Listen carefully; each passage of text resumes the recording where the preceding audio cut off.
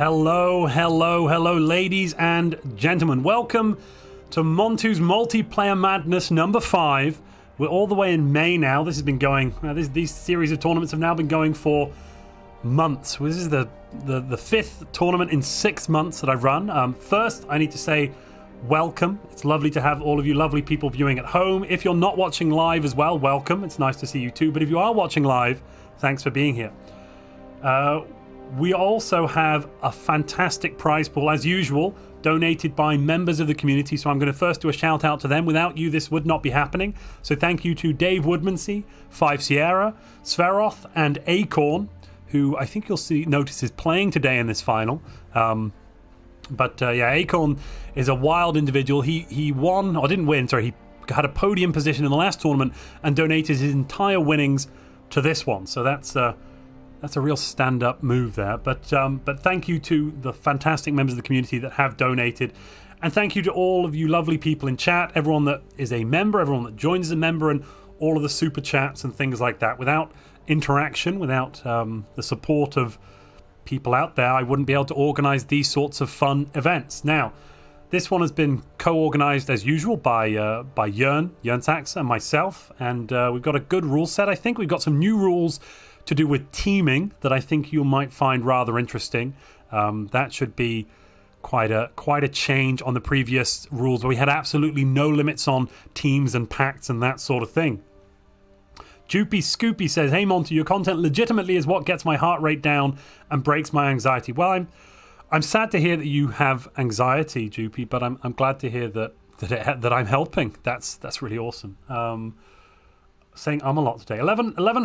$1,100, that's like enough for full Stellaris. No, yeah, the prize pool distribution is probably enough that the first, second, and third place could each buy Stellaris and all of the expansions. Definitely when they're on sale. There's one other thing I need to mention today, and that is we're going to have an audience participation prize. So for every member that joins today, $1 will go towards that prize.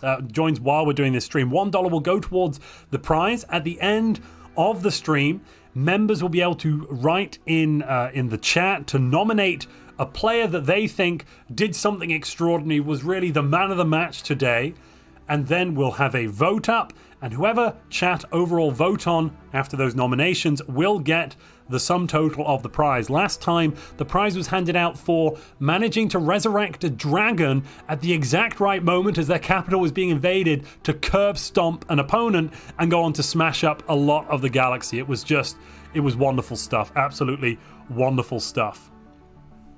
I'm hosting today. Now, I'm hosting the Multiplayer Madness. Now, someone needs to host these things, and as they're my tournaments, it's hard to really be able to join them, to be honest. Especially, it'd be hard with bias, etc. I'd have to join secretly, I suppose, and then no one would know who I am, and I wouldn't be able to use voice and that sort of thing. It will be very difficult. But no. Anyway, let's now bring in my co-host for today. You've met him before. You've heard him a lot. You've heard from him a lot. He's played in a lot of games. The wonderful Comrade Truck. Let's see if he is available to chittity chat with us before we start this session. Hello, Comrade. Can you hear me? Hello, Mr. Montu. Can you hear me? I can. I can hear you pretty well.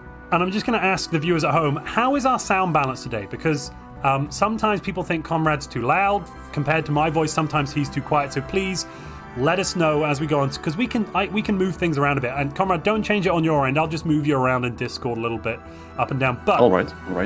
Today we've got a lot of strong players, and it looks like, given the rule set, given what we saw in the qualifiers, this is going to be the Hive Mind tournament. What are your thoughts on that? Oh yeah, I mean, it was expected, to be honest, but that's really nice, because as we already talked about it a little bit, there was a clone tournament, there was a machine tournament. Now it's the time for Hives to shine, and I have been the Hive fan for a really long time, since 3.3. I mean, it was once the Plantoids rolled out, Hive became playable. With budding and that sort of thing. Yeah, exactly. Yeah. Budding and phototropic. Oh, but Comrade, you've got the wrong name in stream. I apologize so much. 1 second. Oh, am I Epion or am I Jernsaxe? No, you're currently written as Jern. I don't know why that. I apologize profusely. No, that's Give me fine. a moment. Oh, well, you can change me to Jernsaxe. I think that will be quite funny. Why not, actually? Oh, wait, no, your name was there. It's just Jern was written over the top. I apologize. Yeah, That's all it was. Oh, by the way, hello, Chad. Thank you, Mr. Montu, for inviting. And how's the voice? I mean, how's the Everyone says sound it's of good it? now. It's we now sound about the same level, which is Oh, good. perfect. Excellent. So yeah, I have an insight. We are going to see some real special strategy from a group of players. Yeah, are they going to team up? Yes, but I don't know what's. I mean, I have only like average ideas or like really slight ideas what they're gonna do. This must be spicy, and as far as I know, they will not be using hives. That's the interesting part. Okay. So, are they going to be using we'll void dwellers by any chance, or maybe is it clones or is it just normal bios? As far as I know, not void dwellers as well, but there will be an interesting strategy. I'll be looking over them. I mean, I'll be checking that, and once I see something special, I'll make sure to let you know. All right. Well, we'll have to look for that. I mean, even though Hive are very dominant at the moment, they've got the economic benefits, or not just any Hive as well. We should mention it's progenitor Hive specifically because of those crazy leader levels they can roll up and how fast they're. It's not called a council for Hives. It's called the nodes, isn't it? The nodes. Those nodes are just wild. You can stack all sorts of modifiers in them very quickly. Not only that, I think that also the buffs that Gestalts gets, like in general, let's say that their agendas are stronger. And on top of that, their nodes, they do not even like eat leader space. Yes, so all of those counselors don't use any leader. They don't use unity. They don't use leader slots. Plus, as a Hive, you get 5 nodes right from the start of the game. Whereas which means that you get, because of the way agendas work, you're getting 50 points towards your agendas. Well, 55 actually, right from the start. Whereas regular bios are only getting 33 because you get 10 base per counselor plus 1 per level, which means Hives are able to put out 3 agendas in the first 30 years or so. Whereas bios, actually, they only really get to do 1 because the first agenda, unless you expand the council, which you kind of need to get those extra points, get someone on the council, get those bonuses. If you don't do that, you only get 2 in the same period. And if you expand the council, that's really only 1. So it's very much limitations there. I wonder what the team are going to do to try to balance that. Because it does need a balance pass, doesn't it? Oh yeah, but I also think that's Hives and like Gestalts in general. Previously, their access to really high discounts for ships, for fleets, was a prerogative of bi-empires, like ship-focused rulers, destroyer-focused rulers. It was a meme back then, right? But now everyone has an access to the discounts, and it means that bi-empires do not have that leverage as they used to have. They even have less leverage because their leaders, their nodes, their counselors are leveling up slower compared to the progenitor hive minds. And that's why we see the Gestalt domination lately. But at the same time, some of the builds were kind of buffed. Let's say that trade is stronger now, and clones with trades also feel strong. Yes, yes, it does. I mean, so there's some really interesting things you can do with trade at the moment, because if you take parliamentary system early, you can get your factions to spawn, and then if you take materialist, you can go for the academic privilege, which gives you massive political power to rulers and specialists.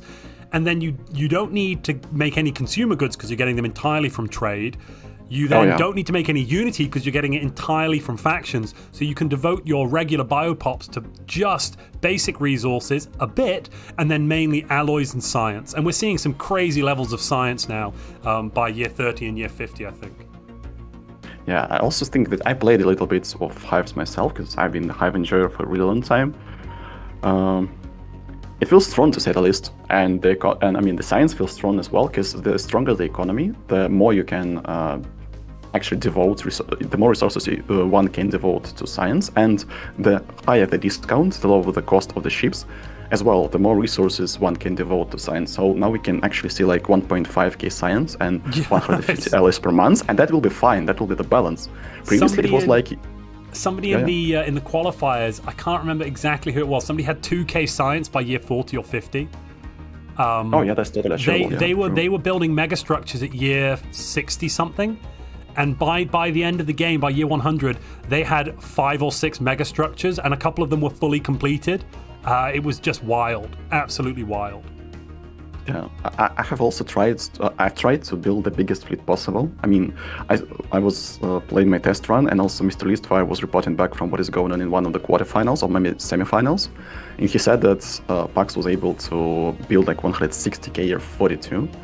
Yeah. I mean, just I would say that previously no, 260. in Not 100. 260,000 around year 45, roughly, was what he was rolling out with. I mean, yeah, but every year since year 40 really brings a lot of fleet power to the. I mean, let's say year 40 fleet power and year 46 year power, two different fleet powers. But my idea was that usually previously in the like pre-patch before all the shenanigans, that was the fleet power of the entire galaxy on 200 stars at that point of time. Yes, it was. That is the scariest part. It's one empire and it has the same fleet power as the whole galaxy previously. That's just crazy. Someone in chat's asking if we think Hive will get the lead, then fall off by the end. No way. Hive are going to be a contender. Well, most players I think are going to play Hive first off, which also makes Hive stronger because every Hive you eat as a Hive increases your power. But then Hives are probably, except for Rogue Servitors, they're the best at scaling. They can scale economically so well. It's terrifying, isn't it, Comrade? Yeah, and not only that, it feels like, I mean, the Hives, actually, the Hive is the best empire to play, let's say, wide. I mean, when there are a lot of planets, because they suffer from the empire size less compared to, let's say, Gestalts. And yeah, the more Hive minds, I mean, usually it's not only about the balance of how strong the build is, but also how many players are playing it. If the lobby is full of robots, we'll have a mega robot by the end of the game. And in this case, I think that we are gonna have the mega Hive, or maybe we'll have a few. We'll have a few mega Hives. Yeah, we'll have a few. Yeah. Maybe we'll have a giga Hive. Yeah. The next level of Hive is now. I've just posted as well in the chat, ladies and gentlemen. If you want to check out Conrad on Twitch, he streams a lot of Stellaris, does a lot of good stuff over there. Follow that link in the chat right now. He's streaming right now. You can see his point of view as well while we're watching. And if you do that, you'll also see my point of view too, kind of, because I'll be talking there as well. So people can hear me on your stream, right, Conrad? Oh, yes. Oh, yeah, cool. I have also adjusted, so everything is right. Excellent. Thank you. Thank you for being so kind, and I already see people following. That feels good. Thank you. Awesome. All right, let's jump in now, and I'm going to do a rules read. So let's jump down to the lobby with all the players, and I'm going to go through the rules with everybody. Hello. Hello. So, are we all ready to hear the rules? Is everybody? I think we're missing. Are we missing a couple of people who are in game but not in voice? Jern. How many do we have in the chat here? Do we not have a maximum number on? So otherwise we can't see if we don't. I'll count. 1, 2, 3, 4, 5, 6, 7, 8, 9, 10, 11, 12, 13, 14, 15, 16, 17, 20, 21, 22, 23. No, we've got all 23. I take it back. Everyone's here. Right. Let's do a rules read, ladies and gentlemen. So, I'm not going to go through how the scoring mod works. You players probably already know, but briefly for the audience at home, the way it works is every 20 years we're going to get people will be ranked based on a number of categories, from military power to research power to economic power, and then the top players will get some points. Additionally, every time you do something special like completing a milestone or some other objective, you'll also get some points. That can be things like creating your first Gaia world or a Cumenopolis or anything else like that. Winning a war, building a megastructure. Exactly. We've got somebody hot micing. Could you just go to push to talk, please? Sorry. And then let's go to the war rules. So, year 0 to 10, only pre-contact wars are allowed. Pre-contact invasion and pre-contact bombardment of populated planets is, of course, banned all game. You want to kill someone, make contact. Year 10 to 35, animosity wars and claim wars for systems without populated planets or habitats is allowed. No system with a player-controlled populated planet or habitat can be claimed before year 50. From year 35 onwards, subjugation, ideology, containment, pirate raid, and despoilation wars are allowed. From year 50, all wars are allowed. This does mean total war empires can't declare war with their special war goal before year 50, but they can be attacked at year 35. Expropriation wars against criminal syndicates can be fought all game. Nihilistic bombardment, barbaric despoilers, and kidnapper cannot be used, and that kidnapper is a general trait, cannot be used until year 50. So you cannot use the raid bombardment stance, and you cannot have a general with kidnapper in an offensive ground invasion. They're just currently too broken too early, but we are going to allow them later on. Subjugation rules for players. So diplomatic subjugation between players is banned. Subjugation terms cannot be changed except moving from vassal to tribute or vice versa. Again, the basic terms must be used. If both the overlord and the subject agree, a contract can be changed to a specialist vassal, but basic terms must still be used. Megacorporations cannot use the hostile takeover policy. The integration of subject empires cannot be started before year 50. Now we'll go into some of the other rules. Genocidal empires cannot be a member of a federation, guarantee other empires, be guaranteed, or have defensive pacts. Additionally, they cannot have or be a subject. AI spawning origins are also banned. There's a list of them, no one's playing them, but don't do it. Becoming the Crisis will give you a 100% score penalty, but for each level of the Ethrophasic engine you have, you reduce this penalty by 20% points. For example, when you first build your engine at level 5, you'll go down from minus 100% to minus 80% points. You cannot take Crisis after year 60 either, and you cannot be in a federation as the Crisis, guarantee other empires, or have defensive pacts. Crisis also cannot use their Total War gold before year 50. Players can only subjugate the AI through war or by releasing a sector. Again, demanding or accepting subjugation through diplomacy is banned. No AI abuse as well, people. That means unfair trade deals or accepting free resources.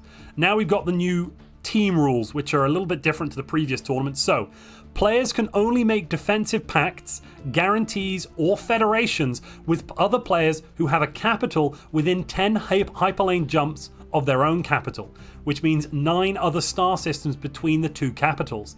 Shortcuts through wormholes, gateways, L-gates, and the shroud tunnels count if both sides of the shortcut are controlled by the team and both have the technology and ability to pass through them.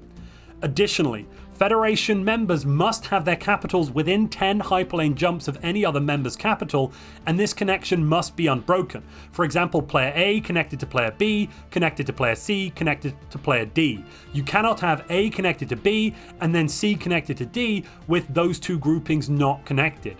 If a Federation member leaves or moves their capital or is killed, and you are no longer within 10 hyperlane jumps of another member's capital, you must also leave the Federation at the first available opportunity. Of course, if you're in a war, you can't leave immediately, but as soon as that war ends, you will have to leave. Federations that have members in breach of the above rule cannot declare any wars. Also, due to a bug, all building of defensive platforms is banned throughout the game. If you take over an AI empire that has some platforms, you'll have to disband those platforms.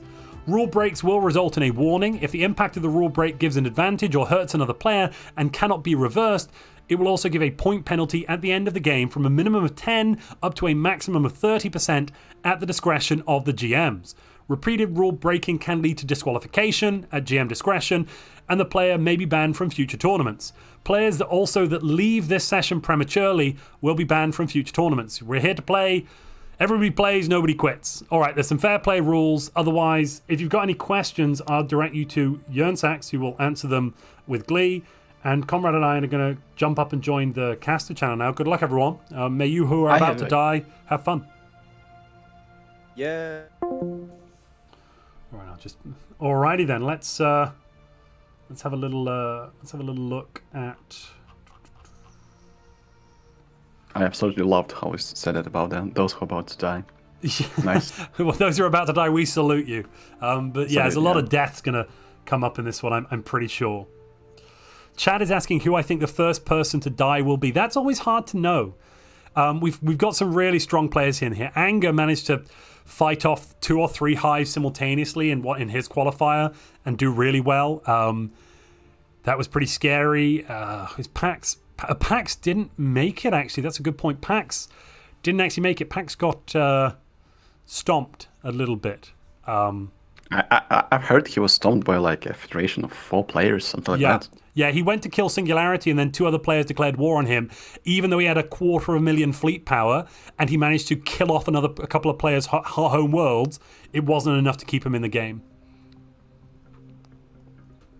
But what about Jojo? I heard that Jojo also was kind of grouped on like 4 players against 1. So Jojo lost a tribute war 1-on-1 at year 35. He had 25k fleet power and he lost against 65k. Jesus Christ, here's Yeah. 35? Yeah, Okay, yeah, I see. yeah. It was next Oh, level wait, stuff.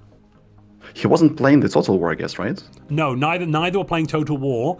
So Yeah, yeah. became a vassal, and then he was doing quite well economically, but he just couldn't get back in.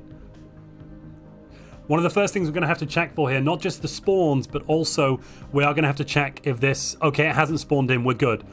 The alternate L cluster isn't here, because that messes with our scoring mod, so we can't allow it at the moment.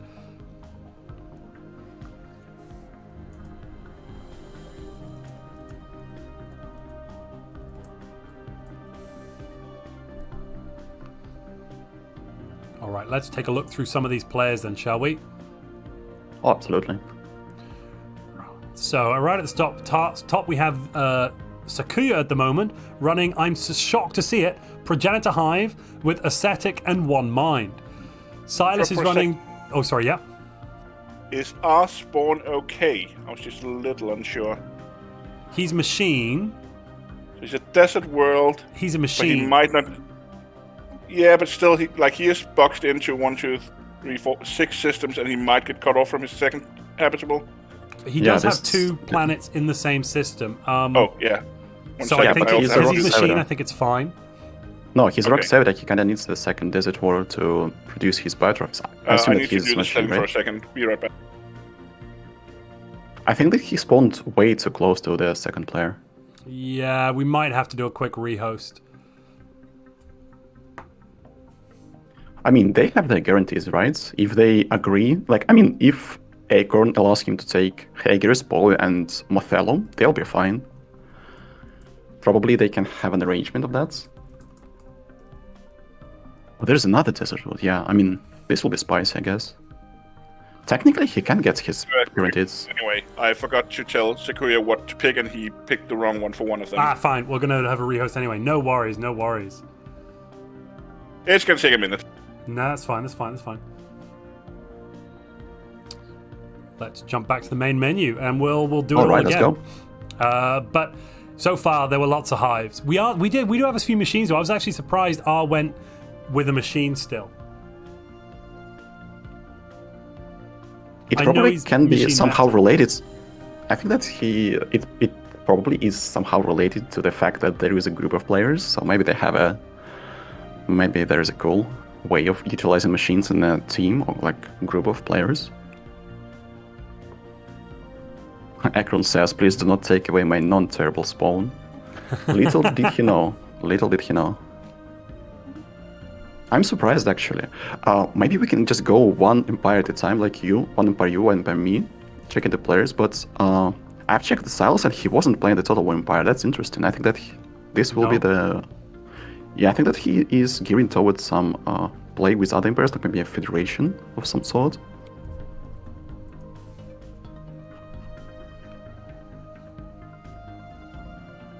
And Acorn says Acorn's put a sad face in the chat. Yeah. Yeah, I think he was very happy with his start.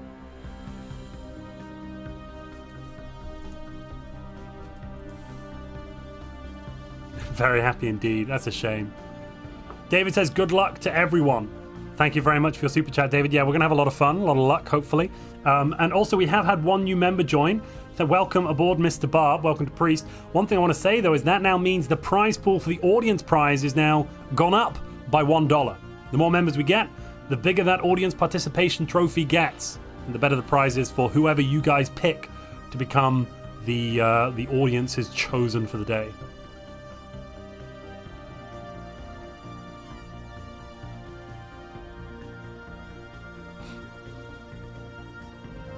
Looking through, I think I can see.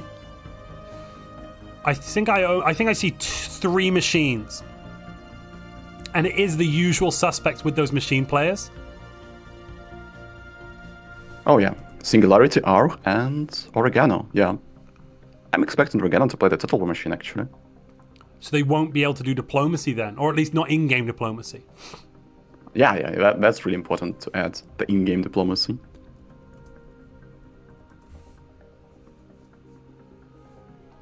Wait, I thought there was a message from Singularity who said there are 2 machines, so probably probably Organa changed his mind and decided to go for the machine.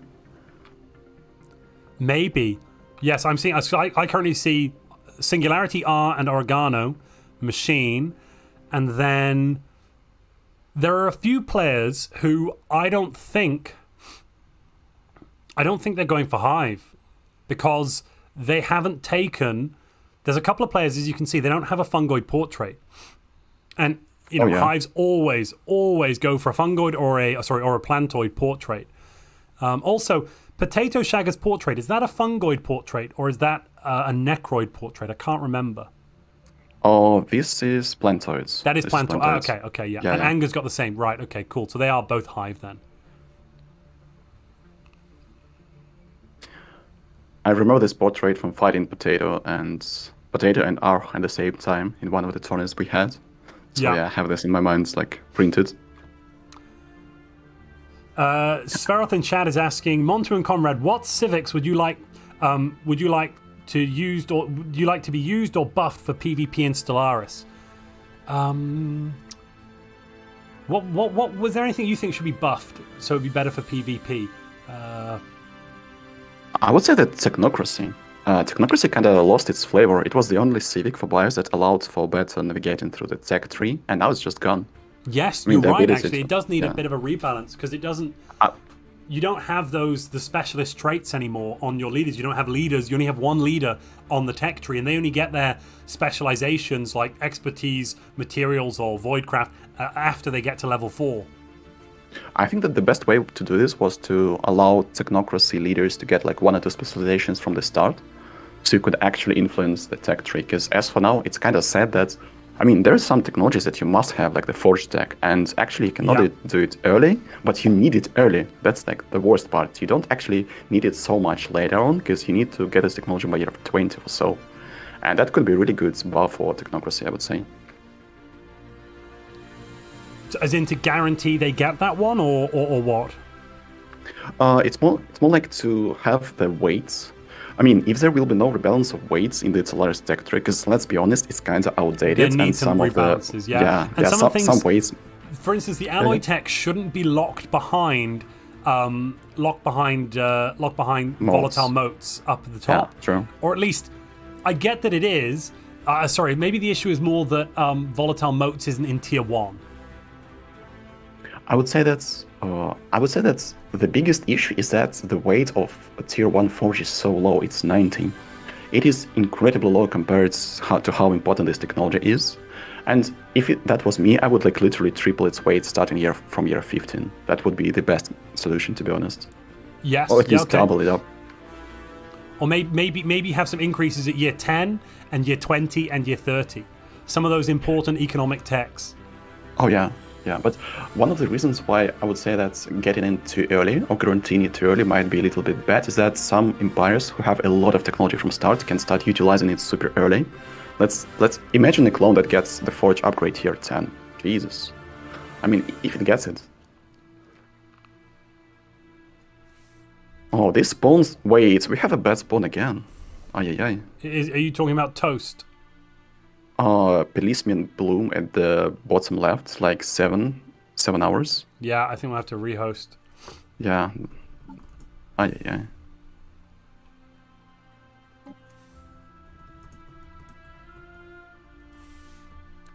Meanwhile, there is like, look at the top right corner. There are like 2 players in the quarter of the galaxy, and then there is another quarter of the galaxy, and there's like 8.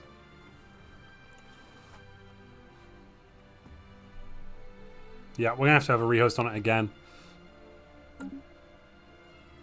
I mean, it is what it is, but I think that Galaxy Generation and the way the game puts players on the map is something to look into if Paradox desires Galaxy to make Generation is something better. of an arcane art, as far as I know from talking to members of the Stellaris team.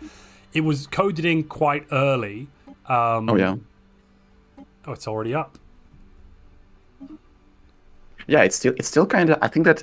I mean, the way it puts guaranteed is. I mean, I can understand that, but I know there are mods that are actually improving the quality of the map generation, making it sure that players are distributed over the whole map. And also, I think that we are kind of overpopulating maps because, let's say, for 200 stars, I think that's the the way the map generation works is like it has to put like 6 or 7 empires, then it works fine. If you put more, then there are some issues. I think that given that multiplayer allows you to add these extra players in on those sizes, maybe they should put either some limits on. So, like, let's say on a small galaxy, only 24 players can join the lobby maximum. Or at least let us know where the limits are. So, you know, over a certain number, it's just not going to work. Oh, yeah, true. We can choose to do it, but it just won't work.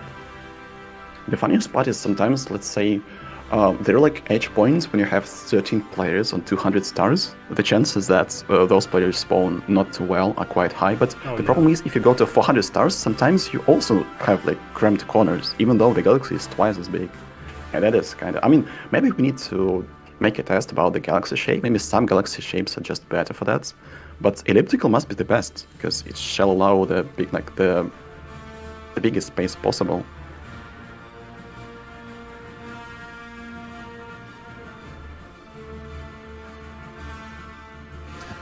David, welcome to Researcher. I mean, you're already a custodian, but welcome to that tier as well. You couldn't gift yourself a membership. You lost the power. Oh, I'm sorry. I'm sorry to hear that.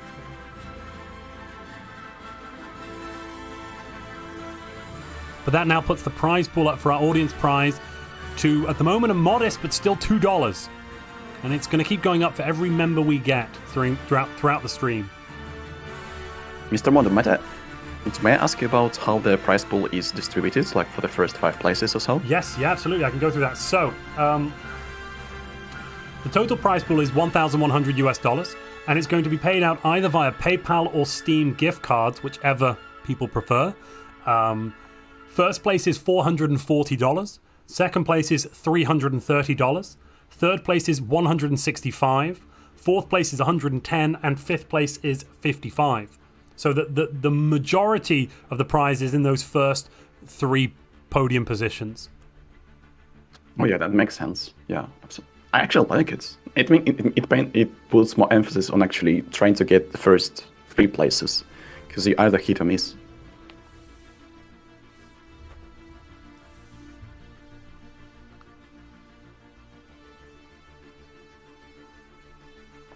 Oh, we have an L cluster again? Yeah. Okay. We got it again. We have to do it again. Everybody back.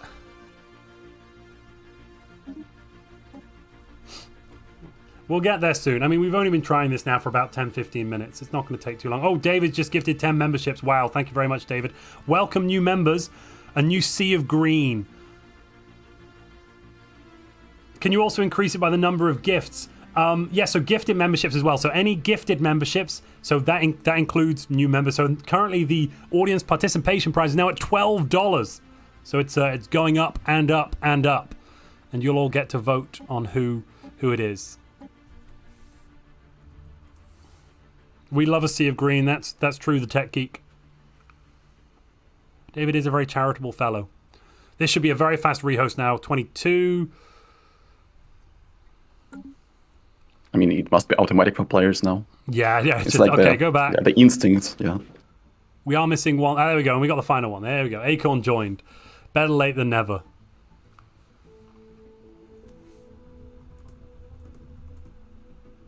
Ladies and gentlemen, please pray as well. Pray this time we don't have bad spawns or chosen. Just let's have a little pray.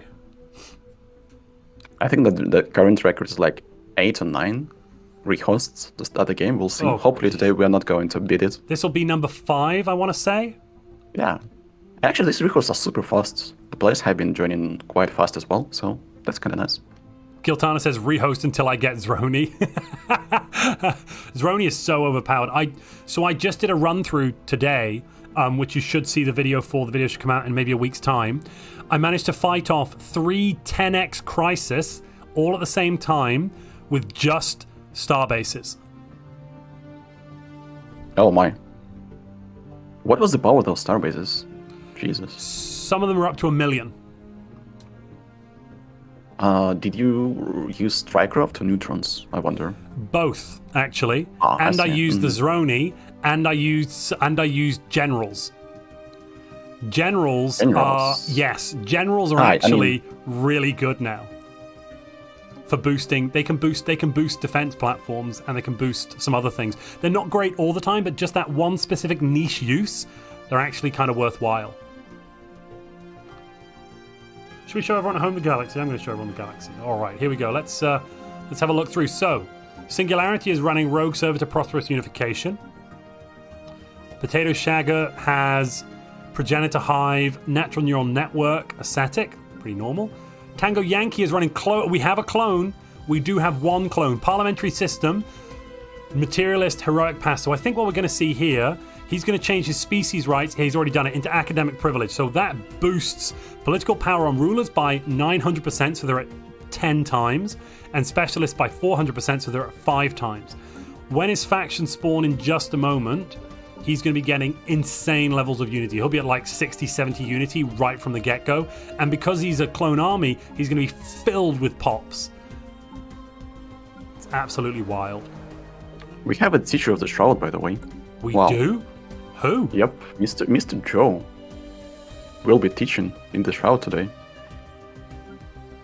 Joe? That's quite interesting, I would say. Imperial, Distinguished Admiralty, Philosopher King, teaches to get the Psychic trait. That probably also... Does he have Psychic on any of his other leaders? No, okay. But his Admirals have come in very high level. Crikey, so he's currently getting an extra 7% faction approval. He doesn't have factions, though. That's a shame. Oh, Giltanos is playing Clone Army. I love this. Giltanos is my favorite Clone Army player. So we do have more than one clone army. Beautiful. Again, Parliamentary System, Heroic Past here. Materialist, looking at those factions, he's making 50 unity right out of the gate, and that's only going to keep going up. We don't have only 2 clone armies, and all of these players are the, pardon me, they are the part of the Pig Squad, and I see the same build. Heroic Past Parliamentary System clones. That's Giltanos, that's Cyrax, Tango Yankee. We are seeing something really spicy today. Wow. Uh-oh, this is interesting. So we've got a sprinkle. It's clones versus Hive. That's the match we are facing today. We have 4 clones and 1 Rock Servitor in the group of players against everyone else. So this is the way. The clone against the Hive. Servitor, don't we? We have 1, 2, 3 Rogue Servitors, I think. Oh no, 2 Rogue Servitors, 1 Driven Assimilator. Oh yes, the total. It must be Oregano, right? Yes, Oregano's going for. He's gone for a machine world start, so his pops are his regular bio pops are a little worse. Oh, he's gone for lithoid, so they are at 100% habitability. That's smart. That is very smart. And the minus 25% growth reduction on lithoids, because you're already getting a flat 50%, or not a flat, a multiplicative 50%. That's actually only 12.5% pop growth reduction, so it's not that bad. On top of that, he gets cybernetic scientists, right? So those scientists produce quite a lot of science. 7.5 from start, plus 33% assisted search efficiency. But he's not recruited any of them. But that's really good, though. That is really good. I guess he will. The Ascension traits now, like Cyborg and Erudite, granting flat research income is really powerful. Oh wow, okay, there is a big fleet. Actually, I see that there is already a Cold War going. For Mr. Ricciardi, his Corvette is being chased. Yeah, that's at like 8 o'clock. His Corvette was... Wait, that's Silas. Who, sorry? Silas is chasing. Yeah. That's funny. I think it's the fastest... they met each other and they're having a little chase. I love it. Who's he met? Sorry, Silas has over here. Oh, he's met Oregano. So Silas is playing... Silas, you said Silas was playing... No, Spy Silas. That's Hive. Yeah, Progenitor Hive. Yeah. And looking at his government... He's using neural walls instead of...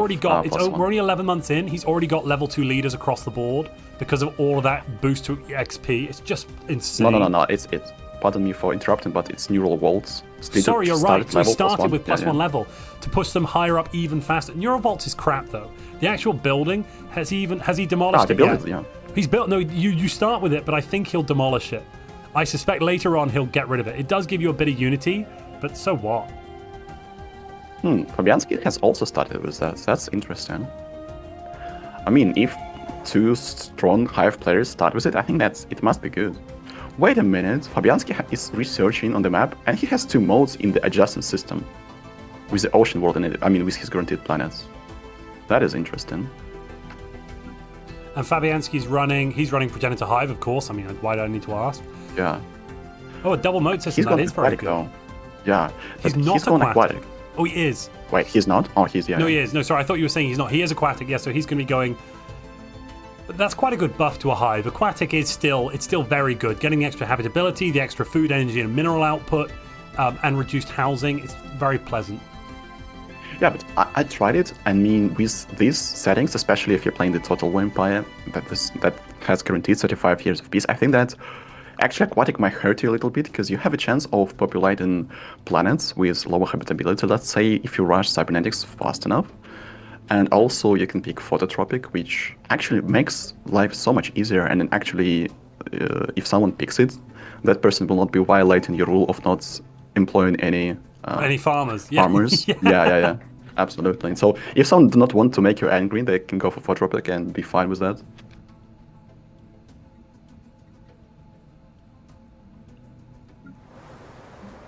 I wonder if you have something like spicy. Wait, we have a Progenitor Hive with Memorialists. That's interesting. Where? I thought Who's running that? Yeah. That's Elrod. I thought that it's not that great actually. Wait, what is No, this actually, for a spawn? hive, maybe it is quite good because everybody builds. So hive minds do generally tend to build. I can't see the building right now, but they do generally tend to build.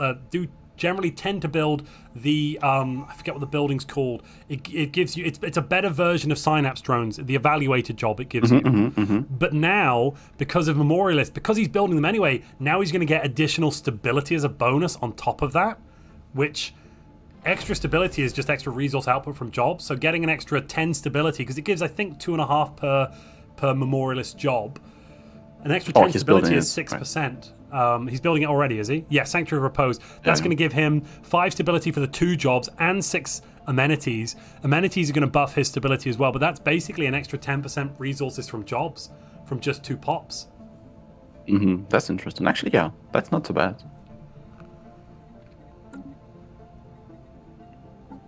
I have also noticed that some players are running amplified sub-processes that gives additional edict funds and lower edict upkeep, and some of them went for the fleet upkeep, ship upkeep. I've seen that the big squad is R, Giltanas, Tango Yankee, Stromblorg, and they've got Cyrax. double logistic understanding just to start the game with. One All of of those them is are the running leader. So Giltanas' leader, obviously he chose logistic understanding, but then they've just been quite lucky to get it on the scientist.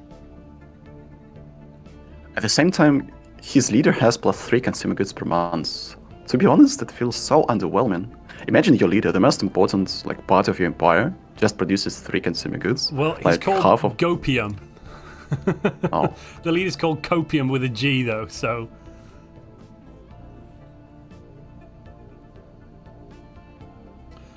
Thank you. Welcome, Solosky76. We've just increased the prize pool for the player prize pool for the audience participation prize has gone up to $13. I'm stumbling over my words today. Jern in chat is saying we should check Mad Hatter's build. So we're at year 2 right now. Where's Mad Hatter? Apparently, Mad Hatter has gone vaults and strength of legions. Oh, that means all of his nodes are going to start on level 3. Yes, the war node. So he's already got level 4 leaders and level 4 nodes. Oh my goodness. He's got 2 of the logistic understanding. He already has Armada Logistician for minus 15% upkeep as well. That combined, what's he at? 10, 15. He's already at 30% reduced ship upkeep and already year 3. Crikey. I'm not sure though. I need to check his planets. How's it doing in terms of amenities? Amenities is on 13. He's fine. Knowledge. He's kept the Vault of Knowledge so far, but I assume he'll get rid of it eventually, maybe? Yeah. Maybe he just and wants he's building it for an industrial district. Wow, that's interesting. Maybe he's going for... He's met somebody. I think it's because he's met somebody. Makes sense, yeah. He's got a first contact mate. He's actually kind of far away from anyone, though. He doesn't realize it, but he's quite a few jumps away from anybody. He must have met just like an AI or something, but he probably is afraid that somebody's going to come and try and fight him. Because from year 10, you can start fighting people for uncolonized systems. Oh god, what a spawn he has. That's just insane. He has he has 2 ocean worlds and 2 continental worlds, and he's playing aquatic. And then there's a tropical Wow. world in Scod, which he might not get because Singularity might get that first, but it's quite close. I mean, that's quite... I mean, 4 planets for Hive Minds, that's just broken. And Oh he my also goodness. has Crystal. Next to Singularity, there's a primitive system with the 2 Tomb World primitives on, so that's 16 pops there.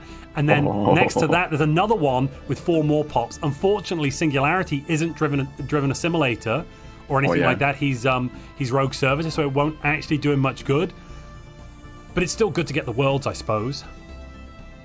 I wonder what is going on between Silas. I mean, imagine if Organa was there. That would be like a jackpot for him. Jern is mentioning that Acorn only has 1 potential ally within 10 jumps, and that's Singularity. Oh yeah, his capital is 1, 2, 3, 4, 5, 6, 7, 8, 9, 10. No, that's not even close to there. Wait, what? How? 1, 2, 3, 4, 5, 6, 7, 8, 9, 10, 11 away from Kofefe, and he's even further away from other people.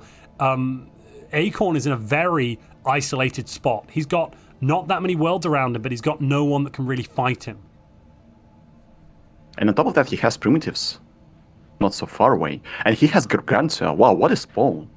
Oh, He has quite a spawn, actually. Where does that wormhole go to? That wormhole goes all the way up north to Elrad's space. Okay. Oh, that's nice.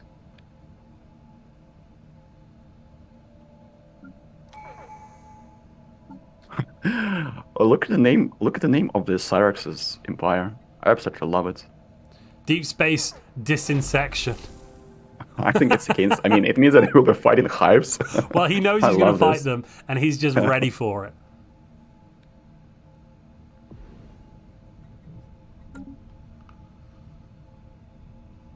Oh, apparently our Cyrax and Tango have all spawned within 10.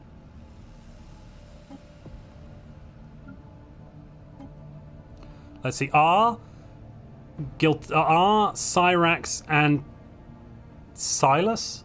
Who was the third one? Sorry. R, Cyrax, R, and Tango Yankee are all with... Oh my goodness, they are. Cyrax, R, and Tango Yankee, who are all probably going to be friendly, are within 10 jumps, which is enough to make a federation. So I could see a federation between them. There is Listfire, who might be the primary target for them, because he's known for his federation endeavors. Yeah, he is. And he is playing clone. He's called them the Clone Armada, but he's playing Devouring Swarm Progenitor Hive. So he is going to be their target because he's Progenitor Hive. Yeah, he can't not. That's tricky. That's tricky, actually. Them. I wasn't expecting him to start playing the. I mean, he has been playing the clones almost religiously for the past, like, I don't know, like a year maybe. And also, no one's going to expect him not to play clones. So because he's called himself Clones, people will think he's clones. They might not even recognize the hive mind if they don't do any espionage on him. Because at the start, you don't. Oh, you will get to see it. No, I take it back. You'll get to see it pretty much straight away. You could ignore it and not notice, though, I suppose. People want to see what Anger is running. Yes, we can look at Anger's build. The classic hive minds. Ascetic and natural neural network. That's like the base hive minds. I wonder what his leaders are. He has level 2 across the board so far. He's only got 3 leaders. He's only got 2 leaders, or 3 leaders even. Just a governor and a scientist. I mean, he already has 2 logistic understand and 3 logistic understand, and that's really good. That's 15. Actually, that's 20% less. Well, it's 30% in total when he levels up as well, because it's currently 20, and the 2 of them are only at level 1, so they'll go up. Wow. Gamer Guy asks, what do we think the most meta build is? It's probably Progenitor Hive, to be honest. Though the clones are going to do well if they can form a federation and fight together.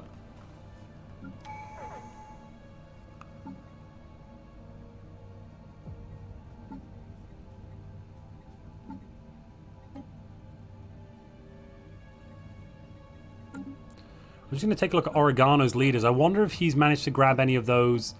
He's not actually bothered getting the scientists which have the special cybernetic trait, interestingly, which I'm a little surprised at, because they do give a nice bonus to research as they level up.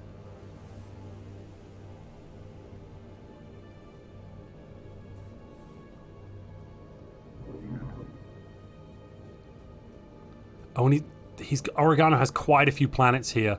A size 24 arid, a size 12 continental, a size 17 tropical. And there's beyond that, there's another... You probably won't get that tundra, though.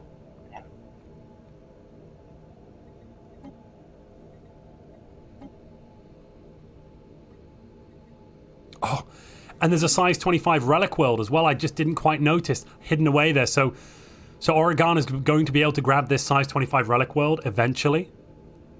And that one that has the archaeology side, I think it comes... I can't remember if Ruined World gives us the relic or if it gives us the oracle. I can't recall. Chat, do you remember which one Ruined World gives in the end?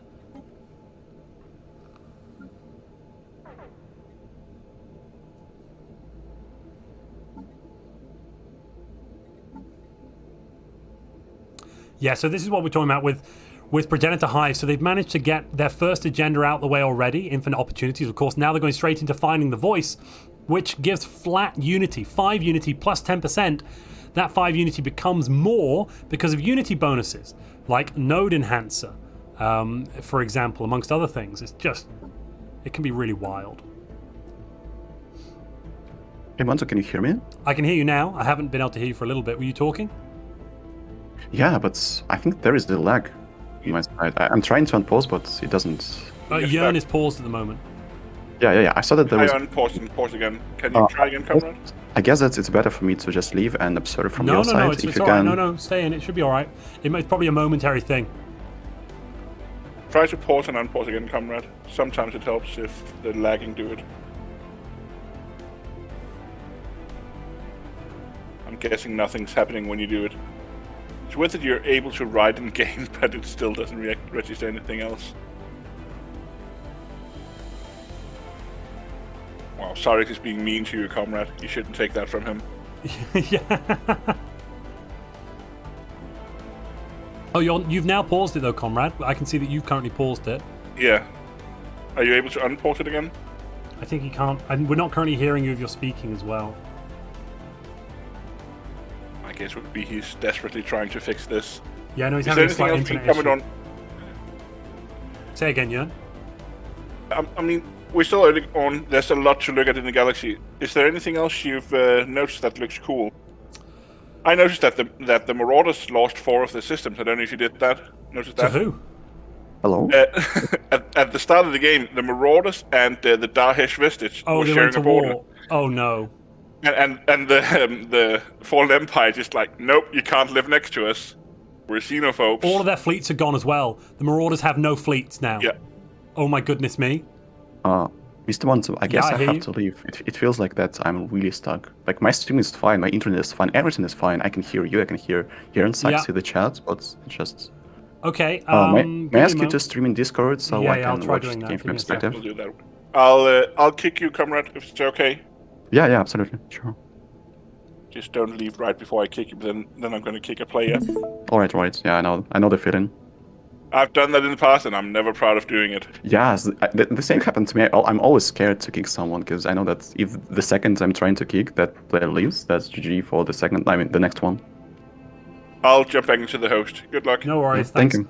you. Something we missed is that the Fallen Empire and the Marauders spawned next to each other. And the Fallen Empire and Marauders were sharing a border. So the Fallen Empire went to war with the Marauders, and they've destroyed every single Marauder fleet. The Marauders now have no fleets, nothing. They've just got 3 empty star bases. The funniest part is also the xenophobe Fallen Empire, so they were super angry. Yeah, they were like, angry, die. They haven't killed Chor's Compass yet, though, because Chor's Compass has spawned next to them as well.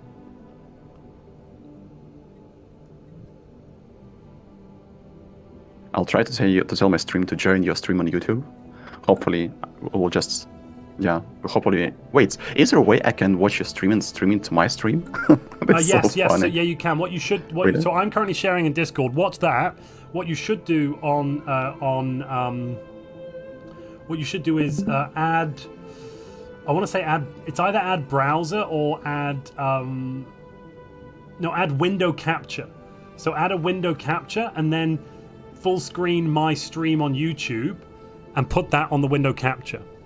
That way you can still watch what's happening live with me, and you can stream. Oh, make sure to mute YouTube as well, otherwise you'll get the audio in. Oh yeah. That way you can still stream my game.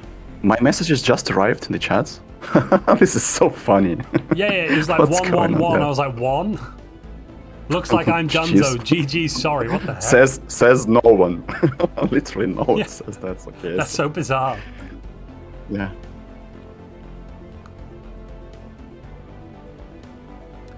So Sakuya has managed to grab both the border systems on the border with Cyrax and managed to grab Uproth, which is a triple planet world, where I think we'll see some fleet upkeep, some ship build cost reductions there.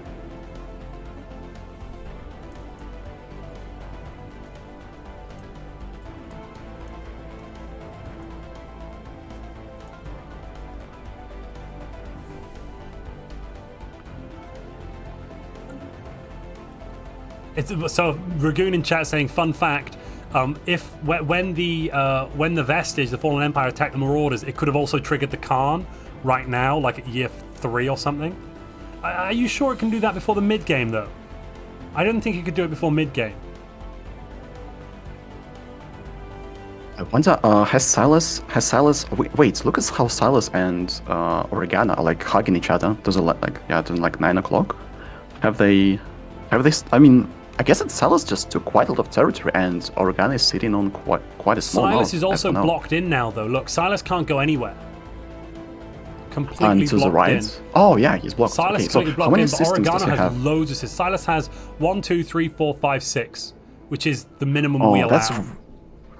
That is really small amount of systems. Yeah, for the high mind, I have started playing with like exceeding master basic capacity to like 10, and it feels quite good actually.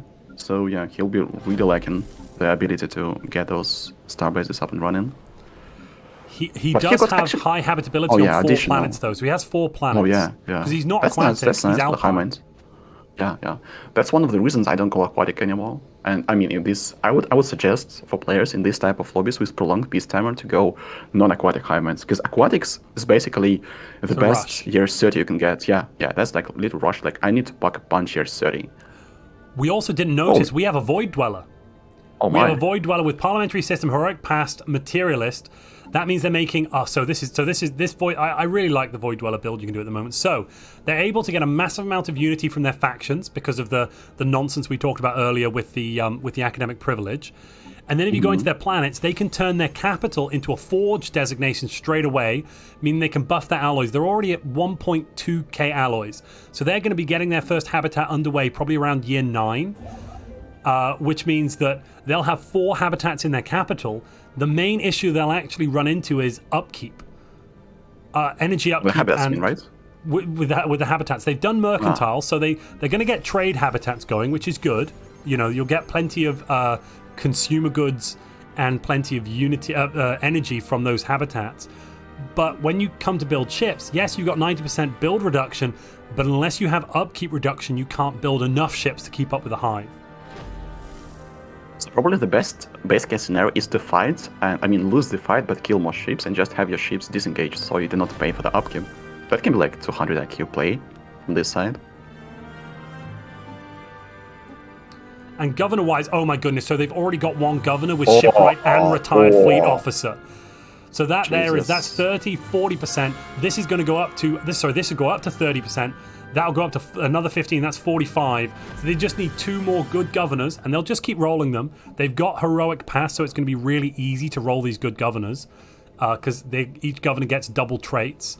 I'm guessing they're going to take aptitude. They're going to take the Empire needs you for +1 leader pool size. So every 5 years they'll get 8 chances to roll one of those 2 traits that they need. So they're guaranteed to get the 90% reduction by year 20, basically. Guaranteed. Mm-hmm. I wonder what is the plan. I mean, I have seen a lot of heroic busts. It feels like heroic bust is the meta for bioempires now, and it will get even better in the next patch, I suppose. Yeah, so getting those extra leader traits basically doubles your chance of getting the trait you want, because you get 2 leader traits. And in the next patch as well, you're right. Well, I actually think it might become a bit worse because at the moment it gets 2 traits and you get to see what they are. Now you'll only get 1 trait and you'll get to select your second trait, which makes it worse if you're trying to roll specific traits. Because having 2 preset Makes traits sense. means you know what you're buying. Whereas otherwise you have to buy one, see what the bonus is, oh it's not what I want, buy another one, see what the extra trait is, oh it's not what I want, etc.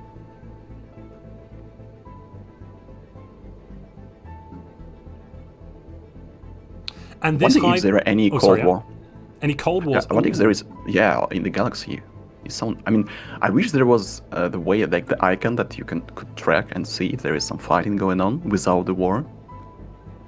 Maybe Silas and is it Stardust below Silas? Stardust is below Silas. Yeah, I don't think they're doing Cold War though, because I think have they met? They must have met each other. I mean, they have seen each other. They haven't, but they Stardust is trying very quickly to do the first contact. Silas, I don't think is bothering though. Let's check Silas's POV. Silas has left it on the vivisection.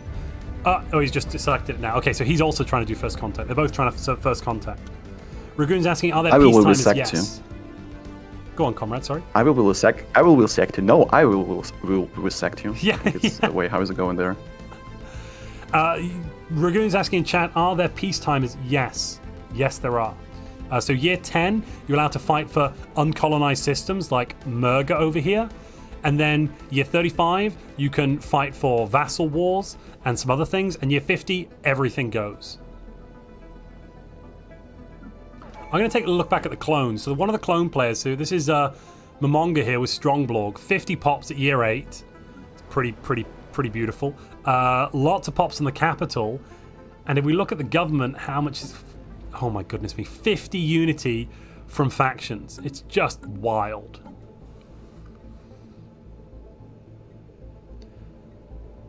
And the rest of the consumer goods focus on the capital, making all those consumer goods. Plenty of energy, plenty of research. Well, actually, no, research at 136 is kind of low.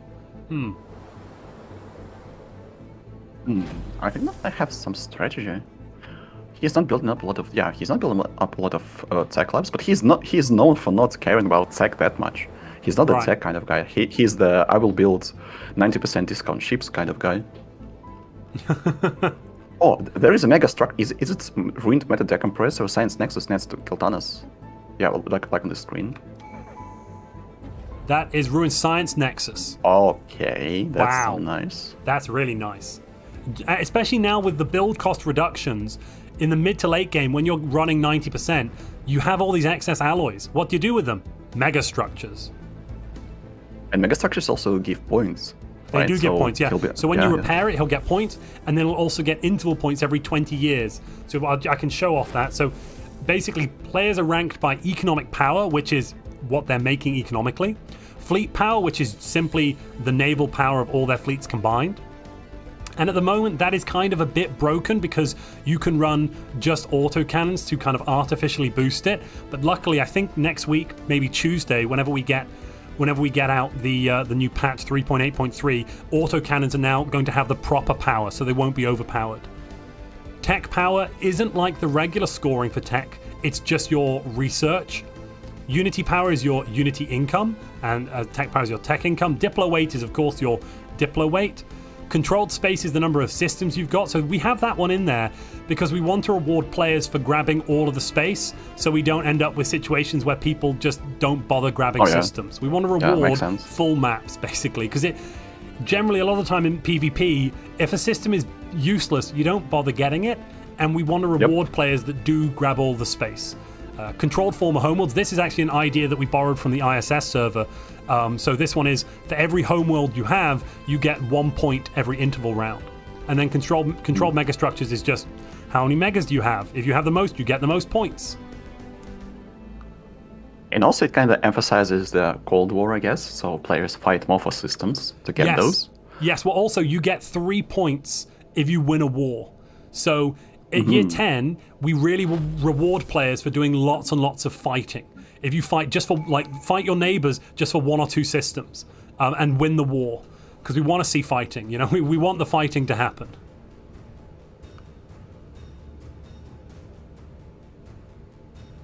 Sorry, Jern says we buffed yeah, homeworld yeah. to 2 points. So you get 2 points per controlled homeworld every interval round. How is the Teacher of the Shroud doing? Unity is kind of crap. Research is good, or all right. Otherwise, economically, they're kind of suffering. I mean, you expect this, though. You expect this from teachers. They're not a massive... May I ask you to check the homeworld? Were some minerals eaten by the Shroud? I mean, the system, homeworld system. Oh, wait, that will like you.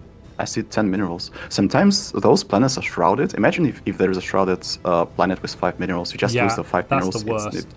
I think they lost 1 mineral deposit because they should be on around like 13 to 15 minerals. Yeah.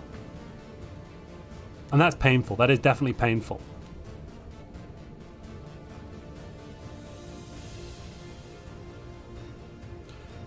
Daggeroths are saying 2 energy systems are more cost than benefit, giving a net of 1 energy increasing your sprawl. Yes, exactly. That's why we want to reward players for getting them. Naib, you're entirely correct. Let them fight. Sorry, Comrade, go on. I think that the worst systems are to physics or to society type of systems. Oh, yeah. Those are like... This one here, Churgmore is 2 energy. So, actually, no, it's 0. Because you have to pay an energy upkeep for this outpost, and then 1 energy upkeep. Oh, no, sorry. No, it's net 1, isn't it? Because you don't pay... Oh, 2 minerals. The worst system is no energy, just 2 minerals. Because then you're paying 2 energy to get 2 minerals. Oh, yeah. I mean, in the net... Yeah, I think that's right. It also pays for itself for a super long time. You have to put like 100 minerals and just freeze those resources. Plus 100 alloys and a bunch of influence as well. Yeah. Well, I mean, technically for hives, it's quite... Oh, yeah, pardon me, yes. No, please go. I think that for hives, it's a little bit easier because hives build a lot of star bases and they get a lot of... I mean, Gestalts in general, it's easier for Gestalts. But especially for hive minds, because you need a lot of food to upkeep your pops. That's why sometimes I just grab systems with no value in them just to build a starbase there and build hydroponics farm and 2 energy buildings. Are you seeing this? Level 5. Are you seeing this? Level We're at year 6, 11, level 5 and 6 across the board. Come on. Holy moly. Plus 1 code breaking, more logistics understanding, modular ships. So that's -5, -15% governor, and another 5. Oh no, you don't get anything from the veteran class here. That's actually something I think is sucky for hives. They don't get any bonuses from the veteran class strategist. It's kind of unfair. I think that's the unfair part is that even though those how are those traits called, like not legendary traits, I guess. So these ones are veteran traits. So these are basic ones. The blue are basic. If they've got like the white border, they're veteran traits. So these are veteran traits as well. And then we can't see any yet, but there are also destiny traits, and they have like they have a special color and they're shiny. They're like shinies from Yu-Gi-Oh or Magic the Gathering or something. Frankly speaking, they're so bad. Like literally. Some of them are really good. Most of them are crap, I agree, but some of them are really amazing. For example, one of the general legendary traits gives you +2 naval capacity for every soldier job in the entire empire. And +2 defense armies per soldier job. If you're running on yielding, that's 1 unity and 2 naval cap per soldier on top of what you're already getting. And that's enough that it means soldiers are more cost effective than star bases for generating naval cap. Yeah, that is super strong. Jesus, yeah, that's really good. And what about other some like? There's really also strong? There's another one which is really strong. It's really good if you get the leader for it. So there's an authoritarian leader which gives you 50% resources from workers. And a year, if you can get that year 15 or something, or year 20, that's equivalent to running all 3 edicts on a single planet. Wow. Which you do get -10% happiness, but you can generally ignore that these days because you're able to buff your happiness with factions so much that you can go happiness -10. Mr. Montu, may I ask you to interrupt you? There is the Giga Piga on the map. The Pig Squad has evolved into the Federation. Oh, we predicted this. We said our Tango and Cyrax are going to do it. Giga Piga. So we've got Small Blorg, who, let's see who's in this. So we've got a Clone Army, Relentless Industrialist, Letters of Marque, Corporate. Okay, and I think they reformed. Yes. Yeah, they reformed. Yeah, they reformed. How did they reform at year 12? I think they changed from... I think they changed from democracy to oligarchy. But I thought you couldn't reform in yeah. the first 20 years. I thought there was a I limit. think that you can. I think also, but I think that does not apply to democracy. Oh. Probably. Yeah. Really? Let's see if we can find another democracy. Strong Blog, where's Giltanus? No, they're... Oh, they reformed. Look, they have merchant reformed. Yeah, guilds. they They reformed did at year 10. into oligarchy. They started With as merchant democracy guilds. and reformed. All of them. This is so well prepared. I mean, this was like the brainstorm for them. They're not running any. They're not running any policies. They don't need to. But yeah, plenty of unity from factions, plenty of consumer goods. 200 unity. That's some 142 emotional from damage trade. for machine players. That's literally Emotional damage. Yeah. Like Jesus. Oh my god. How much Meanwhile, unity do you machine- need? Yes. Okay, now they've just changed their policies though. So they must have been on the... They were on the marketplace of ideas. Now they're going to consumer benefits. Maybe they'll swap back again. Or maybe they want to get a federation going. I'm not sure. I know that they told me, I mean, I asked them what the strategy will be. They didn't tell me. They told me, like, watch us. This will be interesting. But I know that it's really hard to pull off. There is, like, a lot to it that must go right, and they must do it right. So we'll see that. I have already seen that they're changing politics. They're swapping out of their civics, this kind of stuff. And I'm expecting them to make I'm expecting them to make a federation of all 5 players. They're kind of missing someone. 190 from one branch office. Because there's 300 trade. 140 wow. unity. 350 in research. 270 energy. They could buy anything they want, basically. Wow. Jernsaxe says that the big squad practiced this build for over 12 hours. Hours. Crikey. This is some dedication. Well, Yeah. you know, if they win, they win, and it's fair and square. I feel sorry think for that we'll Leasefire have- now. I feel very sorry for yeah. Leasefire. Yeah, Leasefire's up yeah. there making only 50 unity. 150 energy, but only 50 unity. You know, it's like playing some game online where it's like a team game, and your enemy teammates are like all Master 2 players. So they like have 500 APM. Wait a minute. And Wait a minute. He had a Shattered Ring primitive? wait, what? Are you kidding me? Leasefire that's had a Iron Shattered Ring primitive. Eh? No, he killed them and took the Shattered Ring. Jesus. Okay. That's We missed broken. that. Holy Yeah, we moly. definitely. Well, now if pigs kill him, they get even more bouncy, right? Yeah. Yeah. And they'll probably he go just became a- cybernetic. He became just a bigger target, I guess. Yeah. One may like think that you cannot be a bigger target for pigs now, but yeah. And he can't even build armies up to like block them coming through because they'll just depopulate his planets. Jernsaxe says that Arch, as a robot, gets 80 energy from the trade fed. This is how good it is. What? Oh, have they changed it so that you get the trade policy now, don't you, or something? 1 second. You get like percent of the trade value of the whole federation for each of the members, something like that.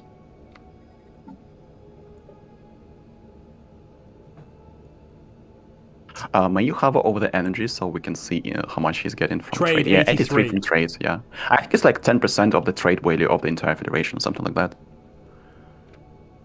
Maybe not, maybe like 5%, More. something I like think that. it's more. No, 80 is probably more. I mean, there is a lot of trade on their planets, and like... So Cyrax has a total of 227, and Tango Yankee has a total of 431. Yeah, So that's a what, So basically 700? So yeah, it's about 10%, slightly more. yeah, 10%. Timon says it's 10%, and basically you do not get anything from him, but he benefits from the trades. Yeah. That's like, I mean, 80 energy. That's the. Nice. I mean, yeah, That's all his pops. Nice, to say That's the all least. his pops paid for. No worries. I wonder what they're gonna go with the Federation and how they're gonna execute the Federation. They must be using it to some extent. Maybe Federation. Wait, what if they do the Federation fleets and like super low upkeep fleets as well? Well, I think trade don't get... Oh, no, they can... Sorry, trade federations get it at level 2. Yes, okay. And they are actually trying to buff it now. They're pushing cohesion up with all of their envoys. Or at least small blog is. What I wonder is how they are gonna get Giltanas and Stromblork in their federation. Oh, wait, did you remember that right? That Giltanas and Stromblork are next to each other, like to the left? They are. Yeah, they're over here. Oh, so they can make their own fed. How do pigs always spawn next to each other? This is some kind of, this plot armor for them. Like, and they're within 8 jumps. Yeah, armor. That's very much plot armor. Dread Knight's pushing up now. I think he's got his has he built his habitat? Oh, he's building 2 habitats. Oh, he's going very greedy. Next to Stromblork. Okay. This habitat on the border is not going to help, though. He's building a habitat here. I assume it's for the research, but maybe he thinks he can put some soldiers on it and defend a bit, but it won't help today. These days, it doesn't help. Yeah, unfortunately. The planetary devastation will just depopulate the habitat and, alas, that's it. Yeah, c'est la vie.